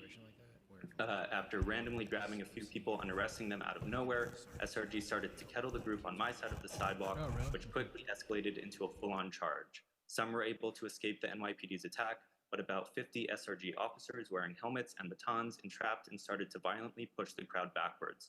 The police were yelling, "You have to move back," and the people in the crowd responded, "We're trying, let us move back." They proceeded to push and rush us, making it impossible to move. I saw them grab a frail old woman, someone said she's 76 years old, and they essentially trampled her. We helped her out of the way. The SRG officers did not help her. Her shoe fell off.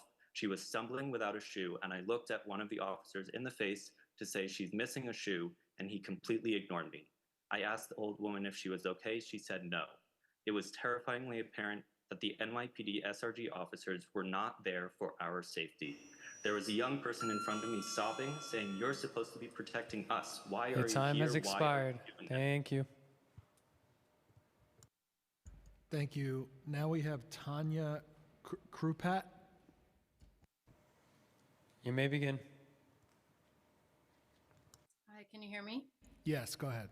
Okay, great. Thank you for the opportunity to speak with you today. My name is Tanya Krupat. I'm the Vice President of Policy and Advocacy at the Osborne Association. In March, a colleague testified about our work with the NYPD and community-based organizations throughout the city to safeguard children when their parent is arrested. The City Council is currently the sole funder of this work, and we're very grateful. We've submitted a discretionary funding request to be able to continue this work, including training and providing tools to NYPD's more than 30,000 members of service. In 2019, thankfully, City Council passed a law which led to changes and mandated NYPD to adopt guidelines to safeguard children present during an arrest and to provide training for officers. To date, we've made significant inroads, but we have much more to do. Children are deeply affected by a parent's arrest, yet prior to this law, NYPD training did not include information about child development, trauma responses, and tools for interacting with children of different ages. The importance of the work now underway cannot be overstated. Each year in New York City, tens of thousands of children experience their parents' arrest, and many of them witness this arrest. Not only do they carry this experience with them, often without ever speaking about it, but it shapes their view of law enforcement immediately and into the future. We've been working with young people who share their experiences. One said, "Every time I see a police officer, I remember the day my mom was arrested." Another said, "It definitely shaped my view of police. I was definitely like, don't trust the cops, don't call the cops." And many of them have recommendations for what we should do next. One said, "I now understand that the police were just doing their jobs, but it was the way they went about it." To date, we've trained more than 2,900 police officers, including recruits, sergeants, and youth coordinating officers. The NYPD commissioner has provided a letter of support for our funding request, and we hope City Council can continue this unique and important work. Thank you. Thank you very much. Christopher Leon Johnson. You may begin. Hey, good afternoon, Justin Brannon and Mr. Yusuf Salam. This is Christopher Leon Johnson here. So I want to make this quick old Zoom call to announce that Mr. Yusuf Salam, you need to resign as chair. You're not a great chair. You know, you're a joke of a chairperson for the committee. You need to resign. You need to give it to Bob Holden. Shout out to Bob Holden. Bob Holden's a real one, the city council. This is a woke session. This is a woke committee. All this, we know that you don't care about public safety. We know that you don't care about human lives. All y'all care about is taking money from NYPD and drive it to these corrupt organizations that's not doing nothing for the city of New York. Now, I'm not saying to defund the SRG, but the SRG needs reform. You can't defund SRG because what's going on right now with these Palestinian people running around the city beating up cops and saying all the anti-Semitic stuff in NYC. Now, the big issue is you, Justin Brannon, the chair. People call you Fester for a reason, is that you're defending these people. You have no problem defending these people because you have a big Islamic population down there, and you know you need their votes for Chris McCray. Chris McCray is running for state assembly, and you need their votes, and at the expense of anti-Semitism. It's ridiculous, Justin. Why are you not saying anything about the Palestinian people like Nordin Kosani and with that lifetime that is backed by Arab American Association of New York, beating up, calling for the death of Jews all over New York City, destroying property. It's ridiculous. We know you ain't gonna listen, Justin. We know you ain't gonna listen, Yusuf Salam. Y'all don't care about the Jews in New York City. Y'all just care about the Muslim votes, and it's ridiculous. Y'all need to care about everybody in this city. It's getting out of control. And that's all I gotta say. And one more thing, Yusuf, you should not park in a bus lane. Jeff Colton exposed you this morning on Twitter of you parking in a bus lane. You need to stop parking in bus lanes. I didn't take that picture. Jeff Colton did. Are you going to block Jeff Colton? Because Your time has expired. Thank you. Outside? I don't Thank think you so much. Thank you. Thank you. Okay, and with that, day 4 of executive hearings is adjourned, and we'll see you tomorrow. Thank you.